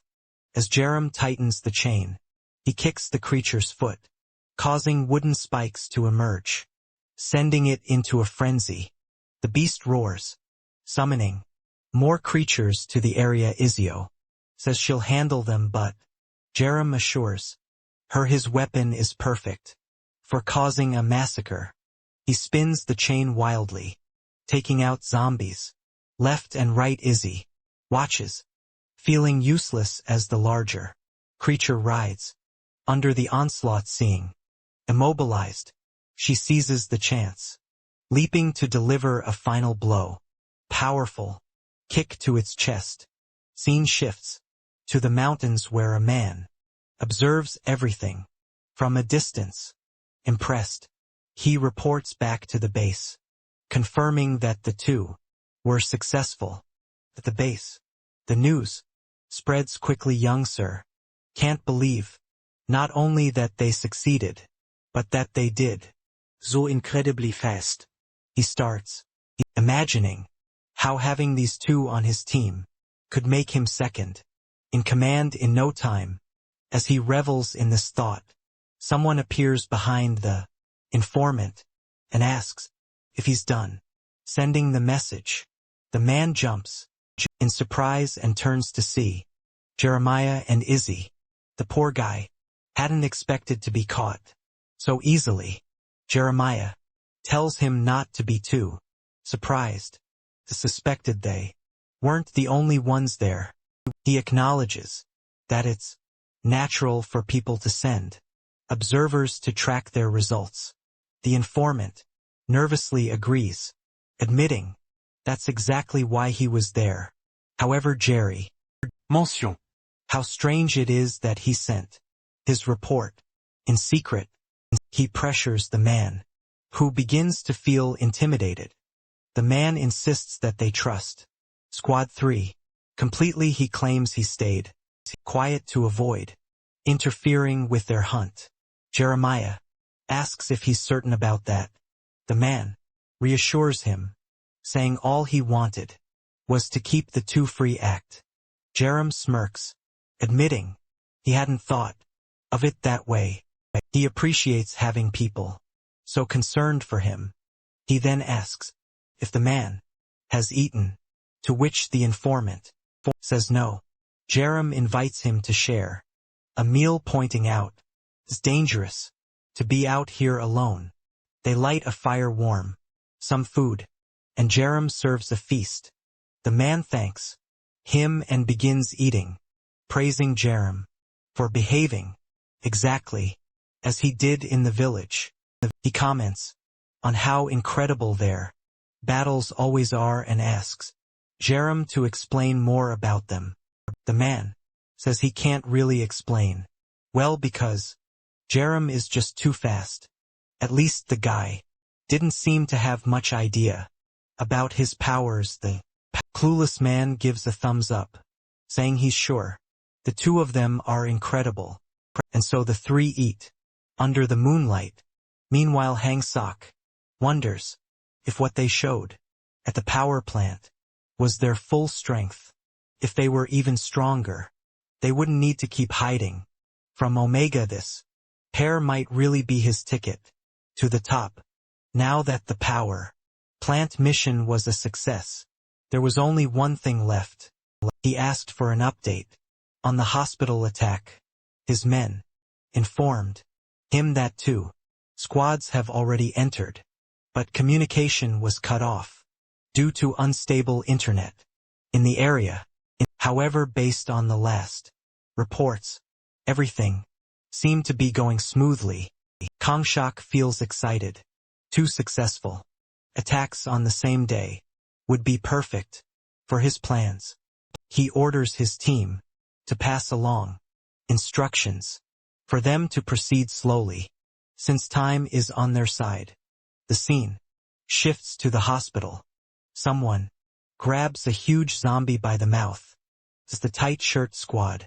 The creature falls to the ground, and one of them stomps on its head. As they move with the team, one of them asks about communication with squad 2. He's told the last message was received 30 minutes ago. When they reached the 11th floor, the man glances upward, remarking that his friend is too impatient. He should take this step by step. Another reassures him, saying the leader is very skilled, so there's no need to worry. But that's when the ground begins to shake. A voice comes over the radio, urgently requesting reinforcements for the 13th floor. The man immediately tells the team they need to move quickly. They start climbing the stairs and encounter another large zombie on the way. A punch to the face takes it down. As they approach the door to the 13th floor, he tells everyone to prepare, since they don't know what's behind it. The team looks tense, and naturally, the shield bearers take the lead. As they enter, the comment that nothing is in sight. Someone whispers that whatever is there must be hiding among them. Suddenly they hear a cry for help. One of the men recognizes it as the leader's voice and rushes toward the sound. By the door, a figure begs for assistance. In the middle of what looks like a stage, the person is kneeling, pleading for help. As the group approaches, one of the helmeted men tells the leader to stay calm. But when the flashlight illuminates the figure, they see something controlling its head. The creature speaks, saying it has finally found the rest of them. They realize, too late, that it's a trap. The doors slam shut, and more of their former comrades appear. A ceiling is entirely consumed by what looks like flesh. The leader shouts for everyone to start shooting. They fire on their former allies while the leader yells that they need to get out of there. Suddenly someone attacks from behind. The leader turns, cursing, and transforms into a wolf. He slashes at the attacker's face, sending him flying. But the man evades and laughs. Tentacles begin descending from the ceiling, wrapping around everyone's necks. The leader turns to see several heading his way. With so many of his men dying around him, he realizes he made a grave mistake. Entering the 13th floor, the attacker doesn't let him escape easily, leaping toward him.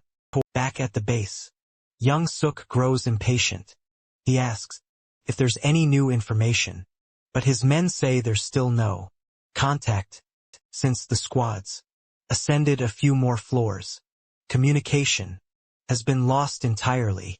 Just then, they receive a report from the leader of Squad 1, requesting a response. Gunzok grabs the microphone, asking for an update on the attack.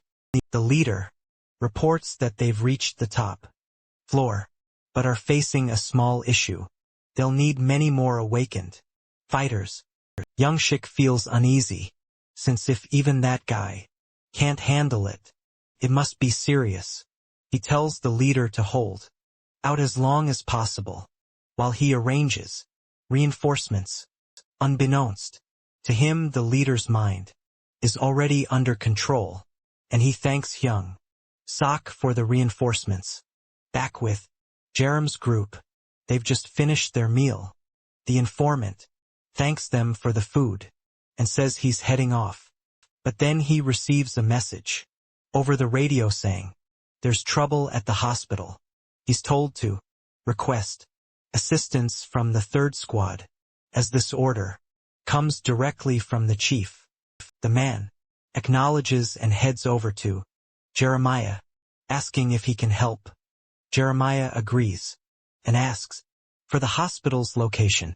The next scene shows them speeding on a motorcycle, arriving at the site of the massacre. Jeremiah asks if it was the leader of Squad 1 who called for reinforcements. The man confirms it was him, using the walkie-talkie to request more awakened fighters. Jerem finds it odd and asks to speak with the chief. Young Shot picks up the microphone, asking what the problem is. Jerem asks if aside from himself and Izzy the remaining squad members together equal at least 10% of the group's total strength. Though confused by the question, Yong-suk answers no, as the two leaders are also quite strong. Jerem then wants to know why the leader made such a request. If weaker awakened fighters were enough, there'd be no reason to call for everyone. Hengstruck replies that in an emergency, even a cat can sometimes be useful. Our boy, however, says that if he were in the leader's position, he would have requested the support of Squad 3. Not everyone. The man asks what he's trying to say. Jerem replies that the request seems too vague and illogical for someone genuinely in trouble. This whole thing about sending as many awakened fighters as possible doesn't add up. Young-soo grows thoughtful. It really is odd. The leader of Squad 1 asked for multiple awakened fighters, but didn't specifically request Jerem the strongest. Jeremiah says he already knows the worst-case scenario. He explains that for a hunter, there's nothing better than weak prey. Young Sha pauses, understanding what he means. He asks if Jeremiah is suggesting that the squad leader was already defeated, and that this is just a trap to lure more people in. Jeremiah says it's just a possibility, but one that can't be ignored. The man seems confused, wondering how a monster could imitate a human. Jeremiah responds that in an apocalyptic world full of zombies, nothing is unexpected. He then asks if they've been speaking directly with the leader of Squad 1. The others confirm they haven't. Jeremiah nods and says they'll head up now, but they should be prepared in case his suspicions are correct. The man agrees. Jerome calls over another man and asks if he wants to join them. Naturally, the man isn't foolish and says it doesn't seem like the right place for him to be. Jerome replies that he'll keep the walkie-talkie since he'll need to stay in contact with the chief. The man teaches him the frequency and wishes him luck. With that, the pair enter the hospital. Once inside, Izuo asks if this is really a good idea. If their suspicions are correct, the place has been overrun by monsters. She's convinced that the leader of Squad 1 isn't the only one who was defeated. Here Jeremiah knows that for him, this place is safe. But that's not the case for Izzy. To ensure her safety, He decides she needs an upgrade. He remembers the stone he took from the park's creature earlier. Opening his inventory, he retrieves the gem and hands it to her. She looks shocked, asking if it's even more precious. And the red one, he explains that she already defeated a giant ghoul, and that he feel much more at ease with an even stronger comrade. Hesitantly she takes it, agreeing to use it. The gem surrounds her in a golden light, and she feels her body filling with strength. She thanks him, and Jerem says it's just a reward for all the hard work she's done. They continue their path and come across someone with half their head eaten, completely brainless. As they climb the same stairs as before, they hear some noises. 3 zombies are coming their way. Izzy tells Jerem not to worry, saying she'll handle it. She delivers a marvelous kick, and even though there are more than 3, they all fall. The creatures are split in half, and Isaac confidently looks back at Jeremiah at the door to the 13th floor. They recognize it as the source of the distress call. Jeremiah asks if Isaac is ready, and she confidently says yes. The door slowly opens, and they cautiously step inside. From within, I hear a cry for help. Izuo says. It's the voice of the squad. One leader, but Jerem immediately realizes it's a trap. She asks how he's so sure, and he explains that unless someone is suicidal, she wouldn't scream for help.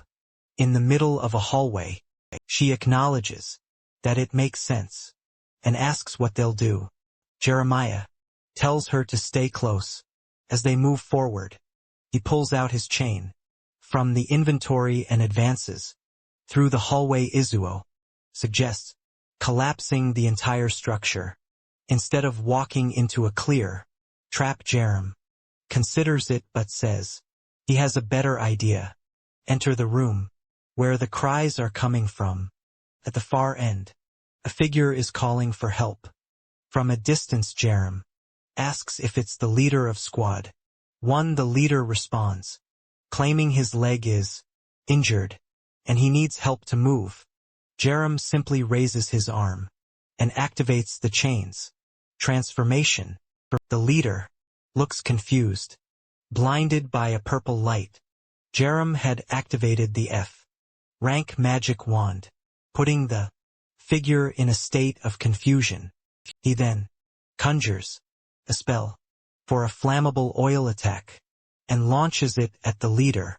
If one of the figures can react, Jerem ignites the oil with a fire chain. Immediately, everything in the room starts melting.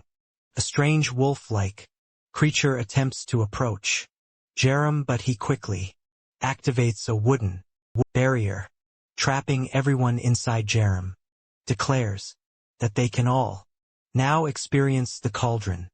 Inside, flames spread rapidly, even reaching the ceiling. The creatures claw at the walls in desperation, but the wood is too sturdy. As the fire consumes them, their bodies blister and they begin to wail. With little oxygen left, they can barely move, suffocating as flames engulf them. Their agonized howls echo as they are reduced to ash. Outside, Jeremiah and Isaiah wait.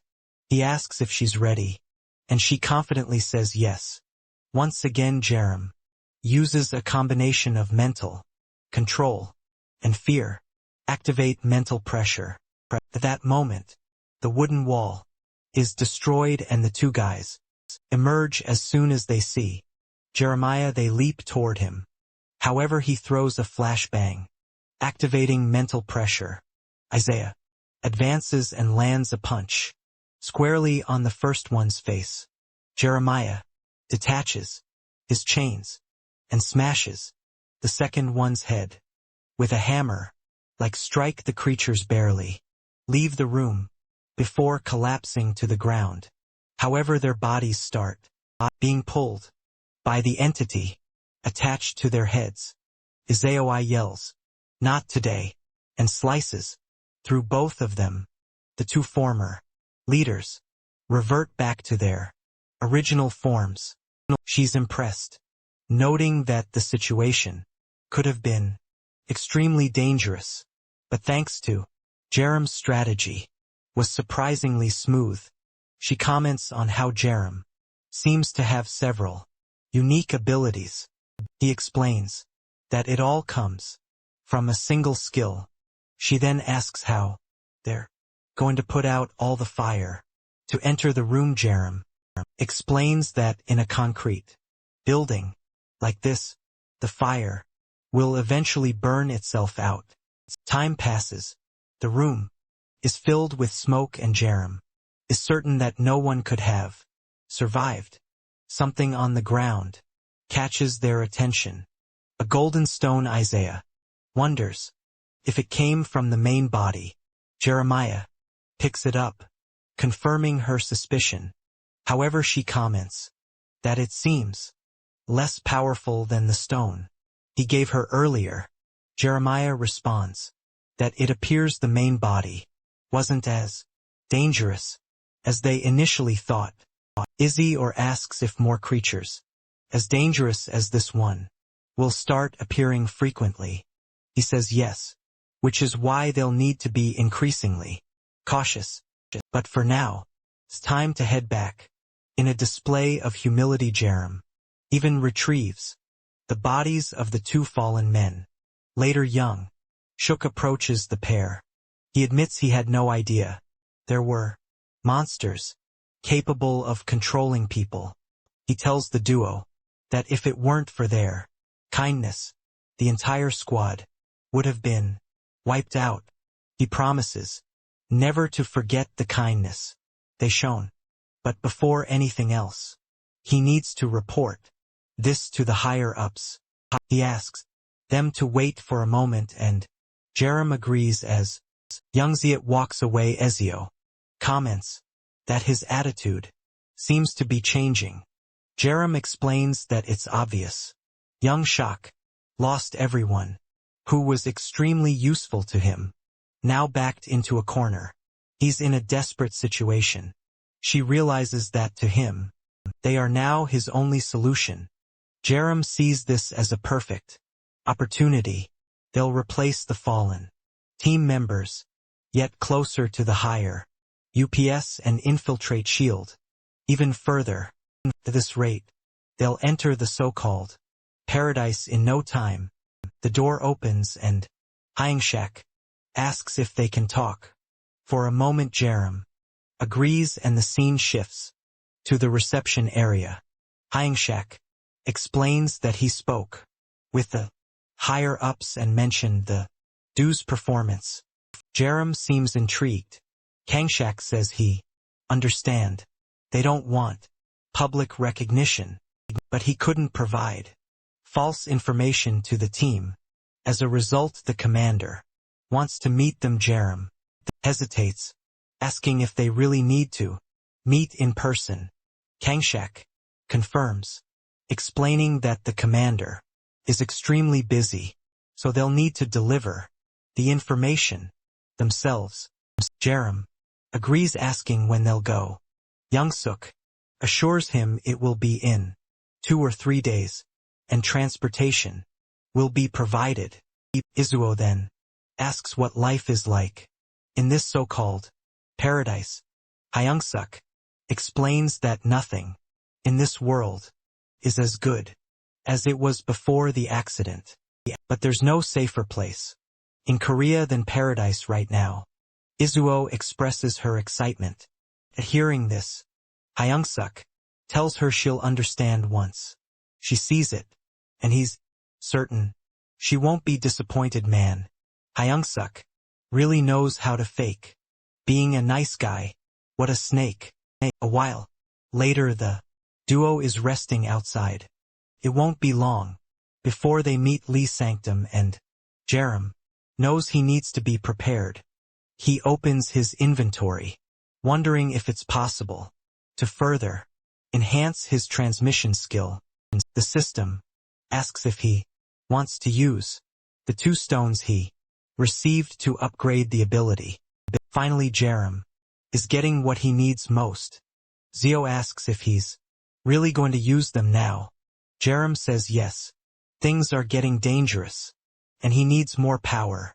The transmission skill is upgraded from rank E to rank D. His mana is significantly increased, and his skeletal structure is optimized for combat. Surrounded by glowing light, Jerem emerges, now 50 centimeters taller. Izio covers her face, laughing as she jokes that he's made her look tiny. Jerem counters that it's actually him who grew taller. Confused Izio asks what happened. Jerem explains that it's a bone growth enhancement ability. She teases him, saying that even though he's taller, he still looks like a fool. Annoyed, Jerem snaps back at her. The system then notifies him that he can now level up abilities obtained through quests. Curious, Jerem checks the quest rewards and finds that Izuo is interested in how he fights. If he can battle mana to mana with her until she's 100% satisfied, he'll unlock the Diocesan martial arts skill. Jerem tells her to come at him. He's ready to fight without mana. Izuo hesitates, reminding him that unlike him, she's a martial artist. But she warns him that if he's serious, he can't regret it later. Jerem says it's perfect, and the place is ideal for this fight. Izuo gets ready and announces she's coming for him. Jerem is excited to witness the true skill of a martial arts master. She comes at him with a dangerous and stunning kick, but Jeremiah manages to block it. He's shocked at how much power her slender legs pack. It's heavier than he expected. He tries to grab her leg, but she pulls it back, saying she won't let that happen. With a punch to his arm, she sends Jeremiah flying. Before he can recover, she leaps at him with another beautiful attack. A heel strike he barely blocks, falls into his knees. Just as he regains balance, she spins around for another strike. Jerem looks nervous, but there's a strange calmness in his expression. He counters her kick with a punch, causing an explosion of force as it was impressed that he can exert so much strength without even preparing.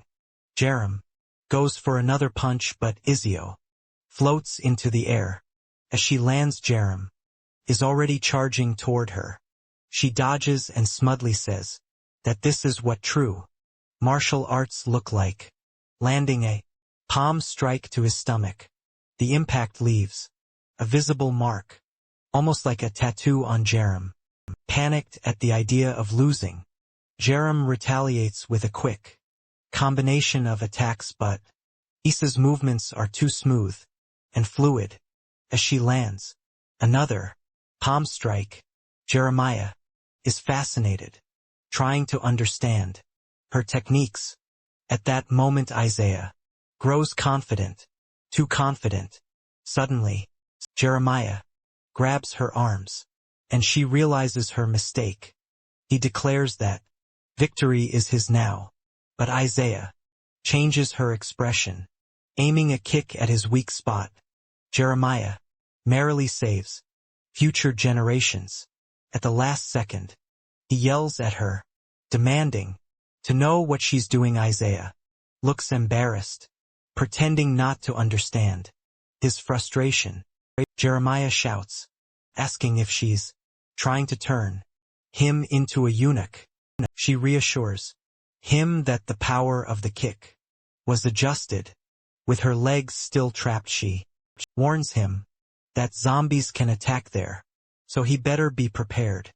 Jeremiah firmly denies this, saying zombies don't attack there.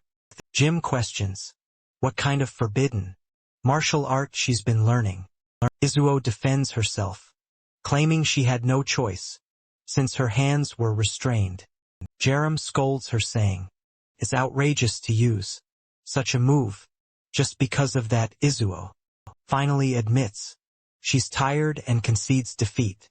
Her satisfaction with the fight is only at 20%.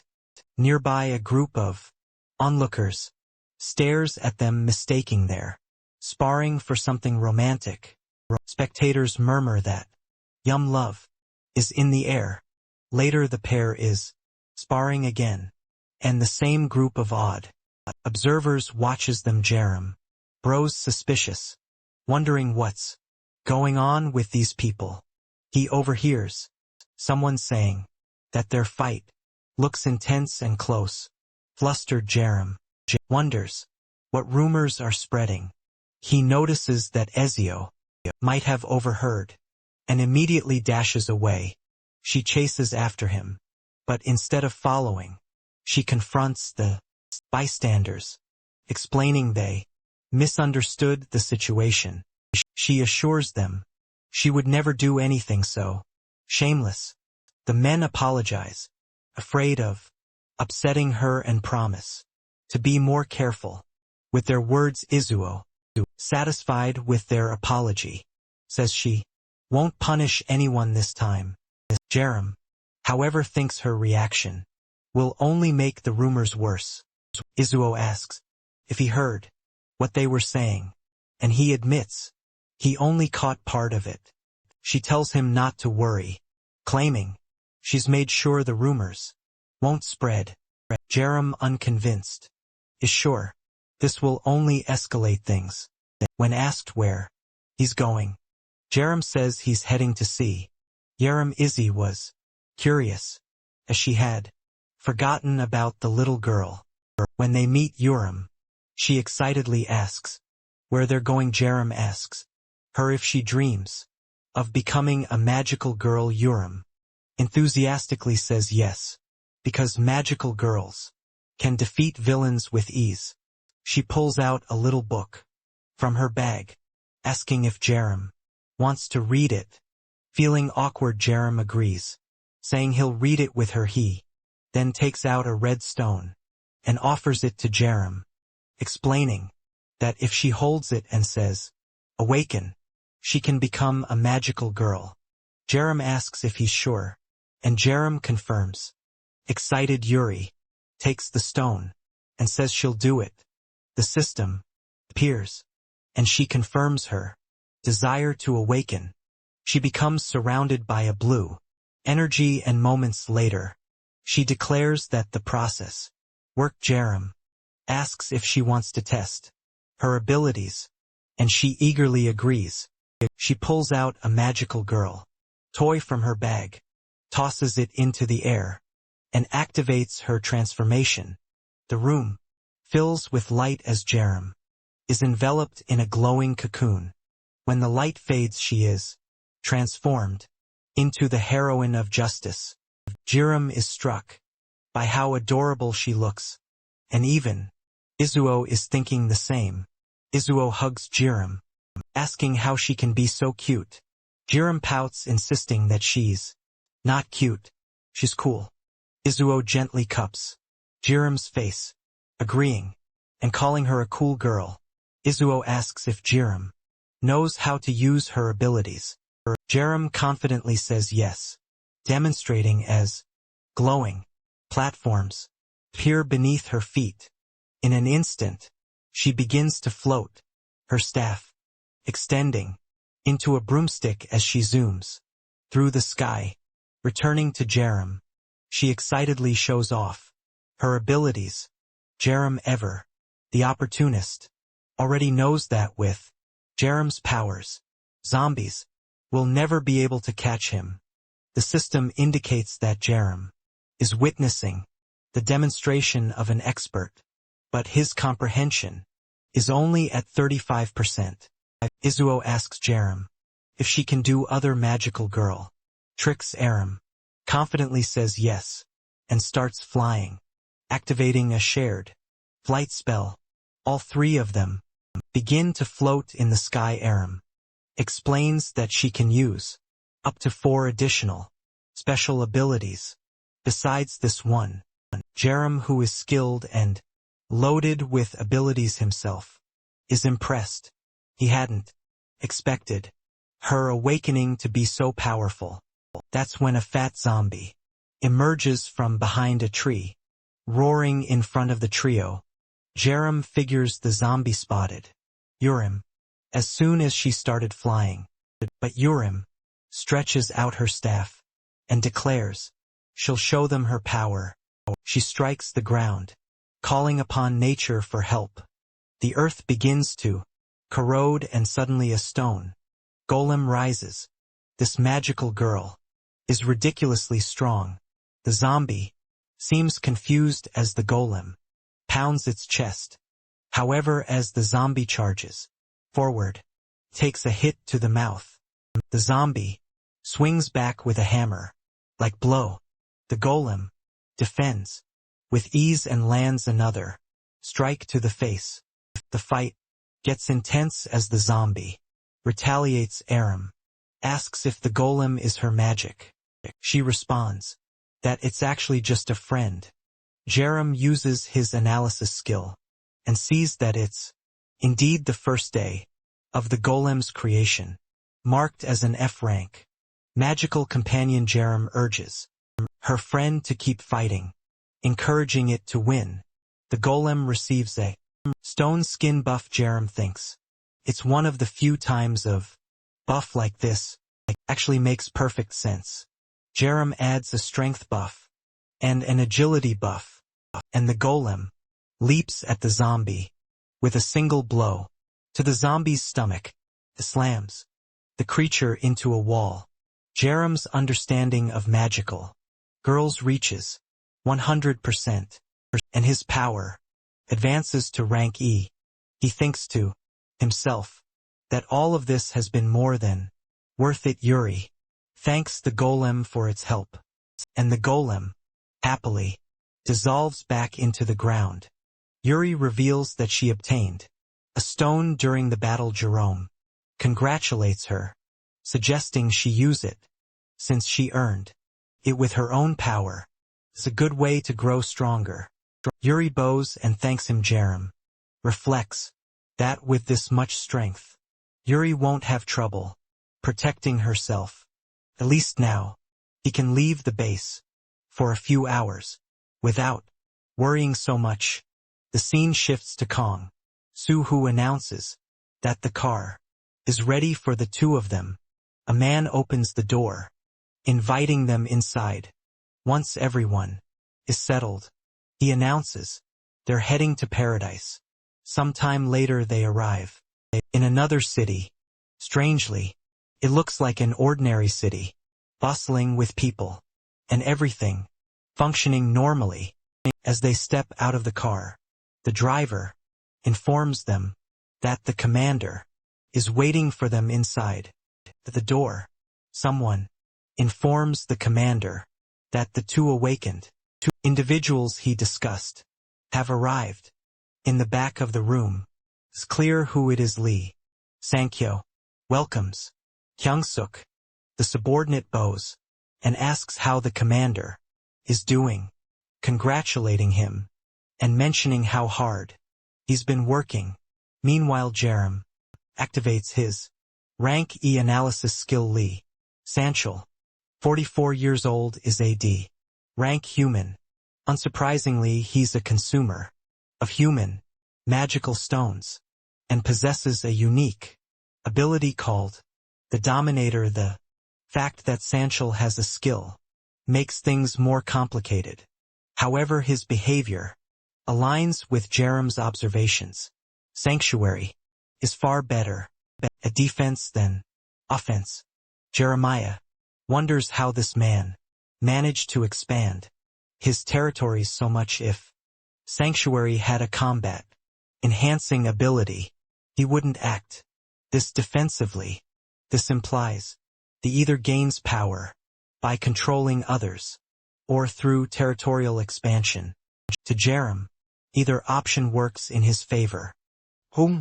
Sok introduces Jerem and Izuo, explaining they are the individuals he mentioned. Sankwell steps forward saying he's Heard they did excellent work. Jerem humbly responds that they only did what was necessary. Sankwal praises his humility and invites them to follow him. The pair, however, remain cautious. Outside the building, people are loading boxes into a truck. Suddenly their expressions change. A snake-like creature and a zombie are creeping up behind them. Before one of the men can react, he's crushed against the truck, killed in an instant. Another man tries to shout a warning but is silenced when the snake's tongue pierces his mouth. Jerimoth, that the snake appears to absorb the man's brain, gaining his knowledge. The snake slams the corpse against a wall and lets out a roar, sending shock waves upward. This attracts all the other snakes and zombies nearby. The scene shifts back to Sanxio, who says he had an enjoyable conversation with Jeremiah. Jerem agrees, stating he felt the same. Sanctus shakes her hand, expressing his hope at the visit again.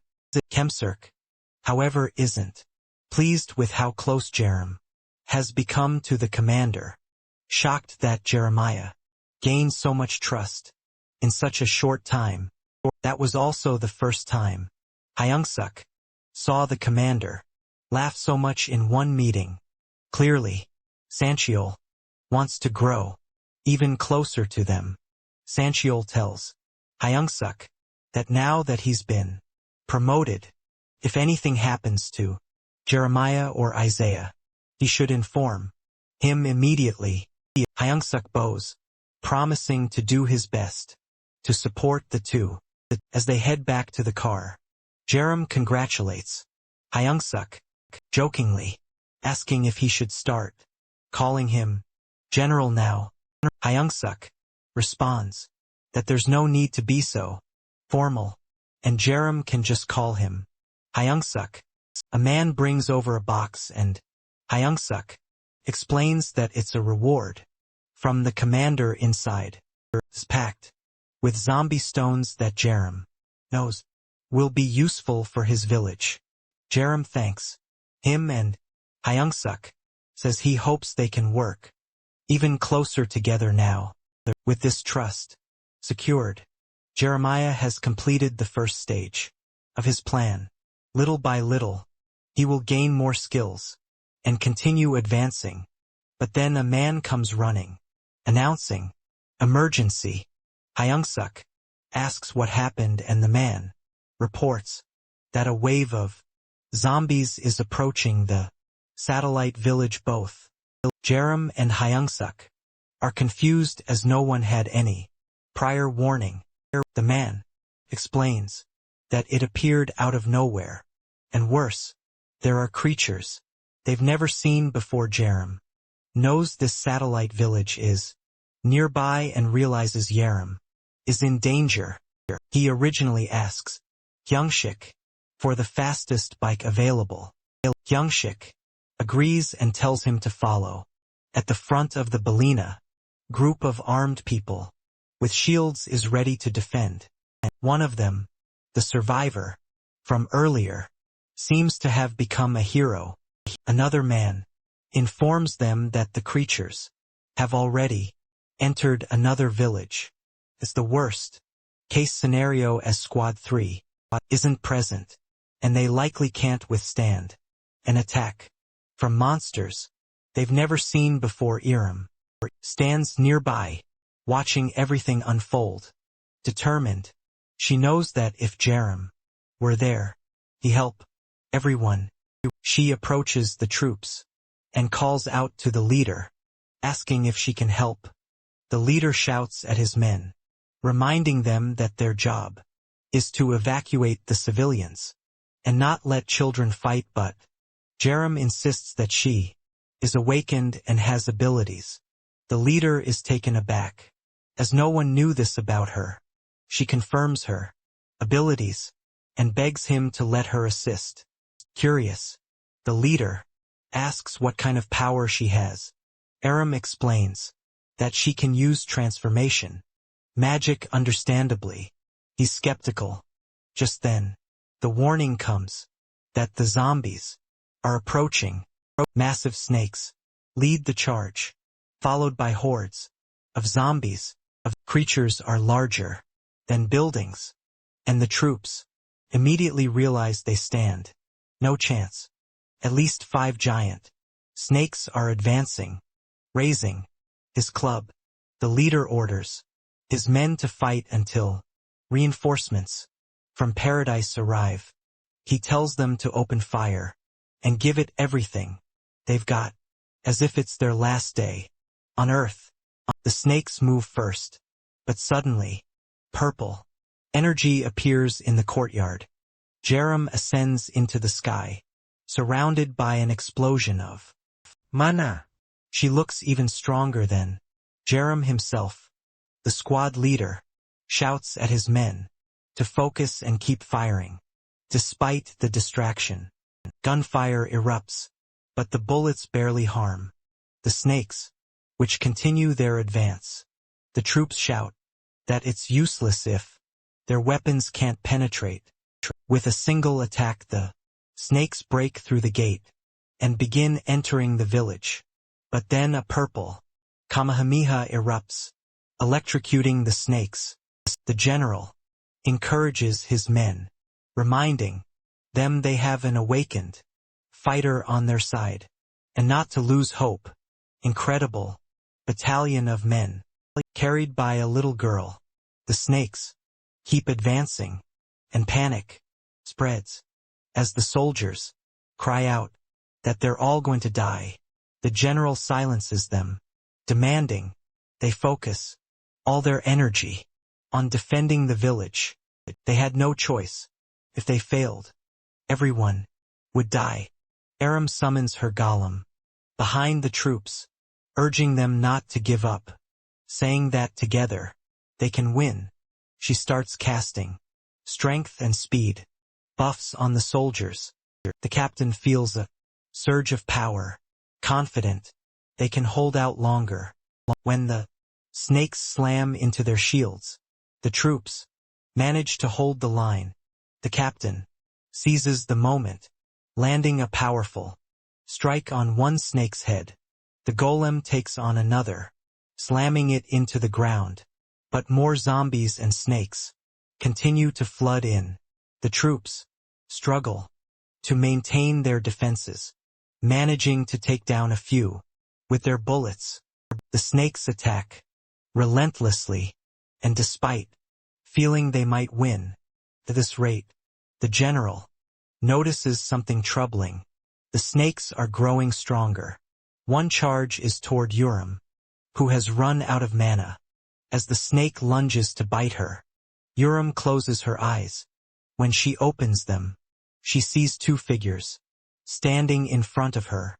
Jeremiah and Izuo had arrived. Jeremiah tells her to rest.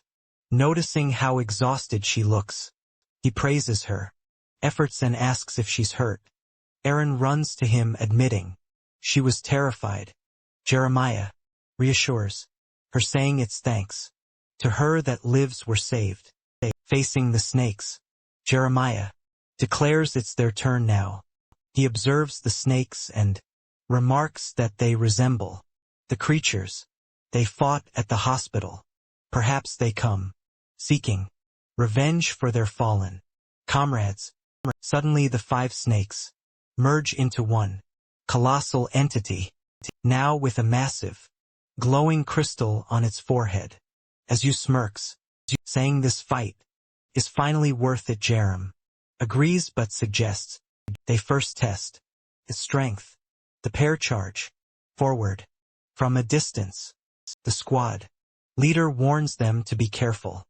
Jerem, with his blue fire dragon, engages the snake. It is if the quality of the battle has skyrocketed. The visuals feel sharper and more detailed. The fiery dragon coils around the massive snake as Izzy descends from above, preparing a double spinning kick. She announces that she'll strike with the full weight of her core. As the dragon immobilizes the snake, Izzy lands her attack squarely on its head. The snake crashes to the ground, causing En explosion. in the middle of the park. From afar the onlookers are stunned, while Jeremiah and Isaiah remain calm.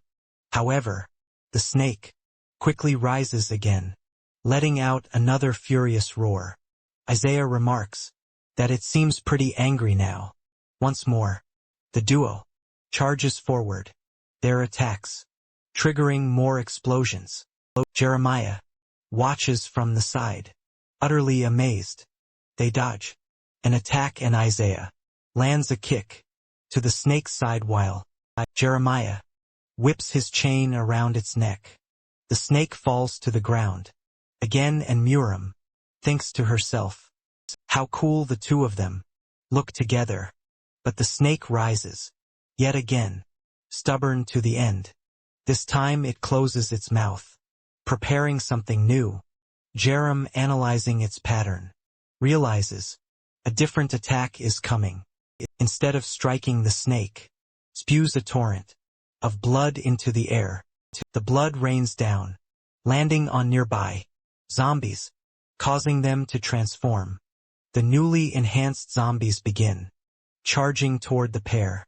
The squad leader orders his men to assist Team 3, but their bullets are useless against the reinforced zombies.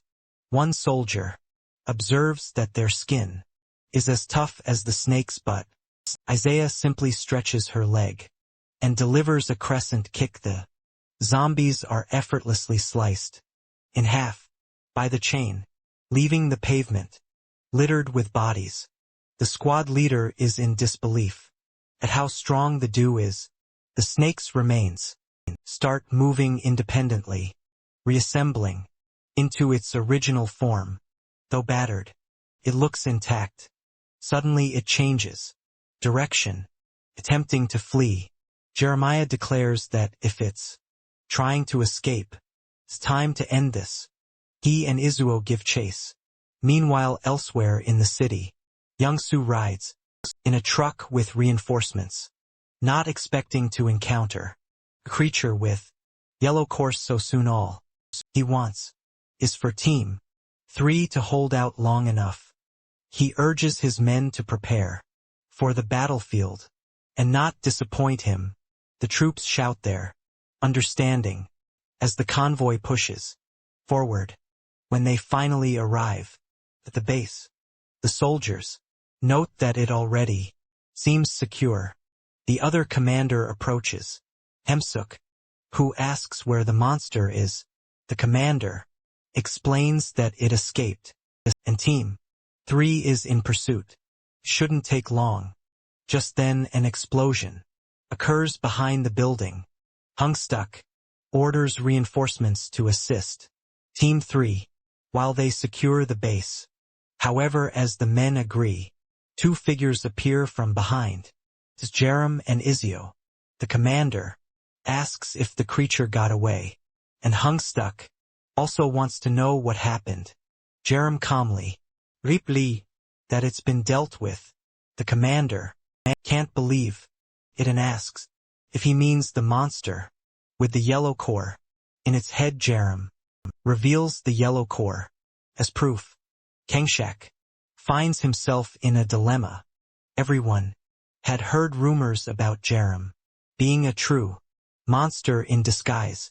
Jerem casually suggests that their arrival is perfect for helping with reconstruction efforts. The scene shifts to Paradise's base, where guards stand guard at the gates. Suddenly, one of them spots the Hammer Gang approaching Max style. One guard grabs his walkie-talkie, urgently calling for reinforcements. At the front of the convoy, the bald leader, Quackduple, stands atop a truck resembling Optimus Prime. He mocks the guards, asking if they really think this setup can stop them. The Quackduple, leader of the Hammer Gang, laughs and declares that Sanctum is finished. He orders his men to accelerate. It's time to avenge their fallen comrades.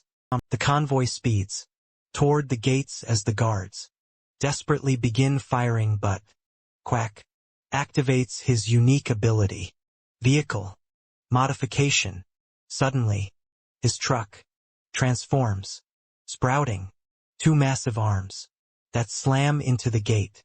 The Hammer gang cheers, telling their boss not to steal all the glory as their own. Vehicles begin transforming. Meanwhile, back at the satellite, Village Yuri is using her magic to assist with repairs. Those who were exhausted suddenly feel revitalized and much stronger. Even Hyungshik is impressed by the little girl's contributions. Productivity has increased tenfold thanks to her presence. He thanks Jerem, saying she's helping to ease the village's burdens. Jerem modestly replies that she's only helping because Jerem asked her to, and she likes helping others. Curious, Young-soo asks if she was originally awakens. reveals that she wasn't. Her awakening happened thanks to Jerem. Young-soo grows suspicious. Why is Yeri the only child in the camp to have awakened?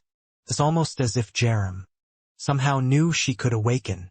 When he pats her head, Jerem pulls away, saying only Jerem is allowed to do that. Hyung-suk apologizes, joking that he's jealous of Jerem. Inwardly, he's unsettled. Jerem has immense strength, popularity, and charisma. Could it be that he also has an ability to recognize potential awakenings in others? So it's a secret Jeremiah would have to take to the grave. At that moment, a man arrives, reporting an attack by the Hammer gang on Paradise. Young Shock looks visibly shaken, and Jeremiah overhears the conversation. Young Shock asks who this Hammer gang is, and the man explains that it's a notorious group he knows from his nightmares. Jeremiah steps closer, asking if they're as bad as Shield. The man responds that they're far worse, infamous for their madness and extreme brutality. The scene flashes back to a nightmare Jeremiah once lived. A group of people running from zombies. In the 42nd nightmare, a chain slices through one zombie as Jeremiah shouts for everyone to flee. In those days, he tried to save as many people as possible, which kept him constantly busy. But then someone behind him pointed at something and asked, "What's that?" Across the street stood the infamous Hammer gang, in their optimum prime. Like trucks, survivors raised their hands, pleading for help, but the trucks only sped up, barreling toward everyone. The survivors quickly realized the gang wasn't slowing down. At the helm, CAC du pôle. showed no intention of stopping. The trucks collided with zombies and survivors alike. The ground became littered with bodies. Dupel approached Jeremiah, remarking that the boy was lucky to survive. Jeremiah turned to him, asking how he could call himself human after doing this to survivors. Dupel feigned innocence, claiming he thought they were all zombies. He justified his actions by saying he was certain they had been bitten and killed them to prevent risk. Jerem yelled that it made no sense to assume that without checking first. Dupel retorted, asking if Jerem was willing to take responsibility for the risk his men would face. If not, you should shut up. That was Jerem's first encounter with Dupel. Back in the present, Aizu expresses her disbelief that someone would run over survivors. Jerem assures her he knows how terrible these people are. At that moment, Young Stock receives an urgent report about a terrorist attack and requests Immediate assistance. Jerem tells Izzy. They'll head out on the bike, calling her to join him. They speed down the road. Along the way Jerem asks if she heard the details. He activates his invisibility. Skill surprising eyes. Upon arriving at the scene, they see Optimus Prime like trucks, tearing apart the base. A direct battle between Dupel and Sankatel is underway. A clash of titans in their later years. Despite his age, Sanctual leaps into action, activating his rain skill, which allows him to draw strength from his subordinates. He strikes Dupel with a powerful blow to the knee, channeling power out through his staff. Electricity crackles, forcing Dupel to step back. Sanctual regrets not dealing with these people. Sooner Jerem activates his analysis ability. Dupel's vehicle is revealed to be an E-rank item, enhanced with skills and magical stones. Dupel himself is an E-rank mana user specializing in mechanics. Dupel taunts Sankiel, asking how long he'll keep running like a rat.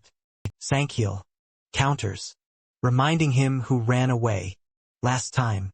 Enraged Dupels vows to kill Sangshu today for what he did to his brother. His right arm morphs into a flamethrower, unleashing an attack. Sangshu, unfazed, spins his staff, borrowing more power from his men. The flames dissipate as Sanctus holds his ground, but Dupel presses on. Just as things heat up, a blue chain slices through Dupel's mechanical contraption, tearing it apart. Dupel is stunned, unable to comprehend who could be stronger than Sanctus. Jerem and Izu step forward, asking if the commander is all right. Sanchez praises Jerome's timing, instructing him to end the terrorist threat. Dupel, realizing the tables have turned, grows visibly anxious. In the next scene Dupel is captured, bound at Sanchez's mercy. Sanchez thanks Jerome and Izio, crediting them for minimizing casualties for Jerome. This is perfect. The commander's favorability has exceeded the limit, allowing him to steal Sanctus's skill. Jerem silently activates his transmission ability. The usual glowing circle appears and the skill transfer is successful. He obtains the Ephraim's Reign skill, which allows him to grow stronger by drawing strength from others. Confused but intrigued Jerem recognizes this as a new way to enhance himself. Stankiel notices Jerem's enthusiasm, finding it strange. Jerem brushes it off as nothing. Turning to the captured gang members, Sansiel asks if they still refuse to join. Shield Dupel defiantly tells him to stop talking and just kill him already. Sansiel declares that he won't just execute the prisoners, he'll wipe out every member of the Hammer Gang. The gang members hesitate, sensing their fate. Jerem interjects, asking about the history between the two groups. Sankey explains that they invaded Hammer Gang territory, leading to a battle with casualties on both sides. He asserts that Dupel saw death by provoking them. Jerem, understanding Dupel's reckless personality, finds it unsurprising. He inquires about the prisoners and Sankey insists they can't let it go unpunished. He plans to proceed with their execution. However, Jeremiah argues that some of them might have valuable skills, and it would be a waste to kill them outright. Sankiel acknowledges Jeremiah's proposal, but expresses doubt, saying they've run out of ways to persuade the Hammer Gang. Even threatening their families hadn't worked. Jeremiah confidently suggests giving him 3 days to try again. Sanctual hesitates, questioning if such a short time would be enough. Jeremiah assures him that if he fails, they can proceed with the execution as planned. Stay. No harm in the delay. Sanchel agrees, appreciating Jerem's enthusiasm. He orders the soldiers to transport the prisoners to the detention camp, and the battlefield is cleared. Izuo asks Jerem what they're doing next. Jerem explains that it's time to test a new ability. Curious Izzy presses for details, but Jerem simply states, actions speak louder than words. He activates rain, setting his power to maximum level 10. Immediately he feels an intense drain on his mana, but also an overwhelming surge of strength. Energy courses through his body, leaving Izuo astonished at his transformation. Jerem slams his fist into the ground, creating a shockwave far more powerful than he anticipated. Izuo rushes over, jokingly asking if he's on steroids. Jerem explains that the skill consumes a massive amount of mana, wondering aloud how Sanseal manages to use it so effectively. When Izumo inquires further, Jerem awkwardly deflects, his mind racing with thoughts of how dangerous Sanseal truly is. Izuo then asks if he really plans to persuade the Hammer Gang, even how stubborn they seem. Jerem replies that there are countless methods to achieve his goal. He adds that their next step is to visit the gang's base. Confused, Izuo asks what difference that will make. Jerem explains that the gang's base holds something critical, Duple's granddaughter, who has the ability to awaken others. This revelation leaves Izuo perplexed. Jerem recalls his first encounter with Duple, and how shocked he was by what he learned. In his 43rd nightmare, he decided to investigate the Hammergang to understand their inner workings. One night a drunk Sanchel told Jerem why the gang was called the Hammer Gang. Jerem, uninterested, tried to brush it off, but Sanchel insisted on telling the story. Anyway, he showed Jerem an old photo of a young girl in a workshop named the Hammer, proudly explaining that it was where he used to work before everything fell apart. Jerem asked if the girl in the photo was so young. Sankhyle confirmed, bribing about her brilliance. She was a prodigy who excelled in school, managing contracts and processes before even graduating. If the world hadn't fallen into chaos, she would have been famous. At that moment, Suryong entered the room, scolding her grandfather for drinking too much. She glanced at Jerem, visibly flustered. Returning to the present, Jerem notes how much has changed. A short time later they arrive at the Hammer Gang's base. Activating his stealth ability, Jerem sneaks into the area where Suryong resides. He finds her immediately and uses his analysis skill. Quack Suryan, 18 years old, a human with no class rank, listed as a mediator. As Jerem suspected, she has potential. What hasn't awakened? He deduces that Duple awaken his men first to keep her safe. Jerem approaches carefully. Startled Suryan drops her bucket and demands to know who he is. Jeremiah asks if she's Duple's granddaughter, explaining that he has something important to discuss with her.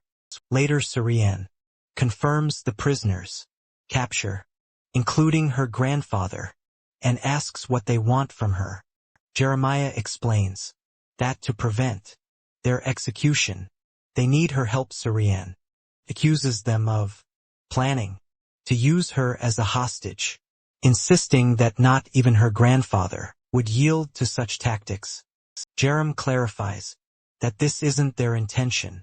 He places a human stone on the table, and tells her they need the ability she's destined to awaken. Confused Surya doubts her ability to do anything useful, questioning how it could prevent the execution. Jerem assures her that he has a strong feeling she'll awaken something invaluable. Reluctantly, Suryan takes the stone and agrees to try. The item is consumed and a glowing system window appears. She gains the unique ability to give a like no. This video that helps Mamoru make more juicy content for his viewers. Activate the cheeky little bell and amount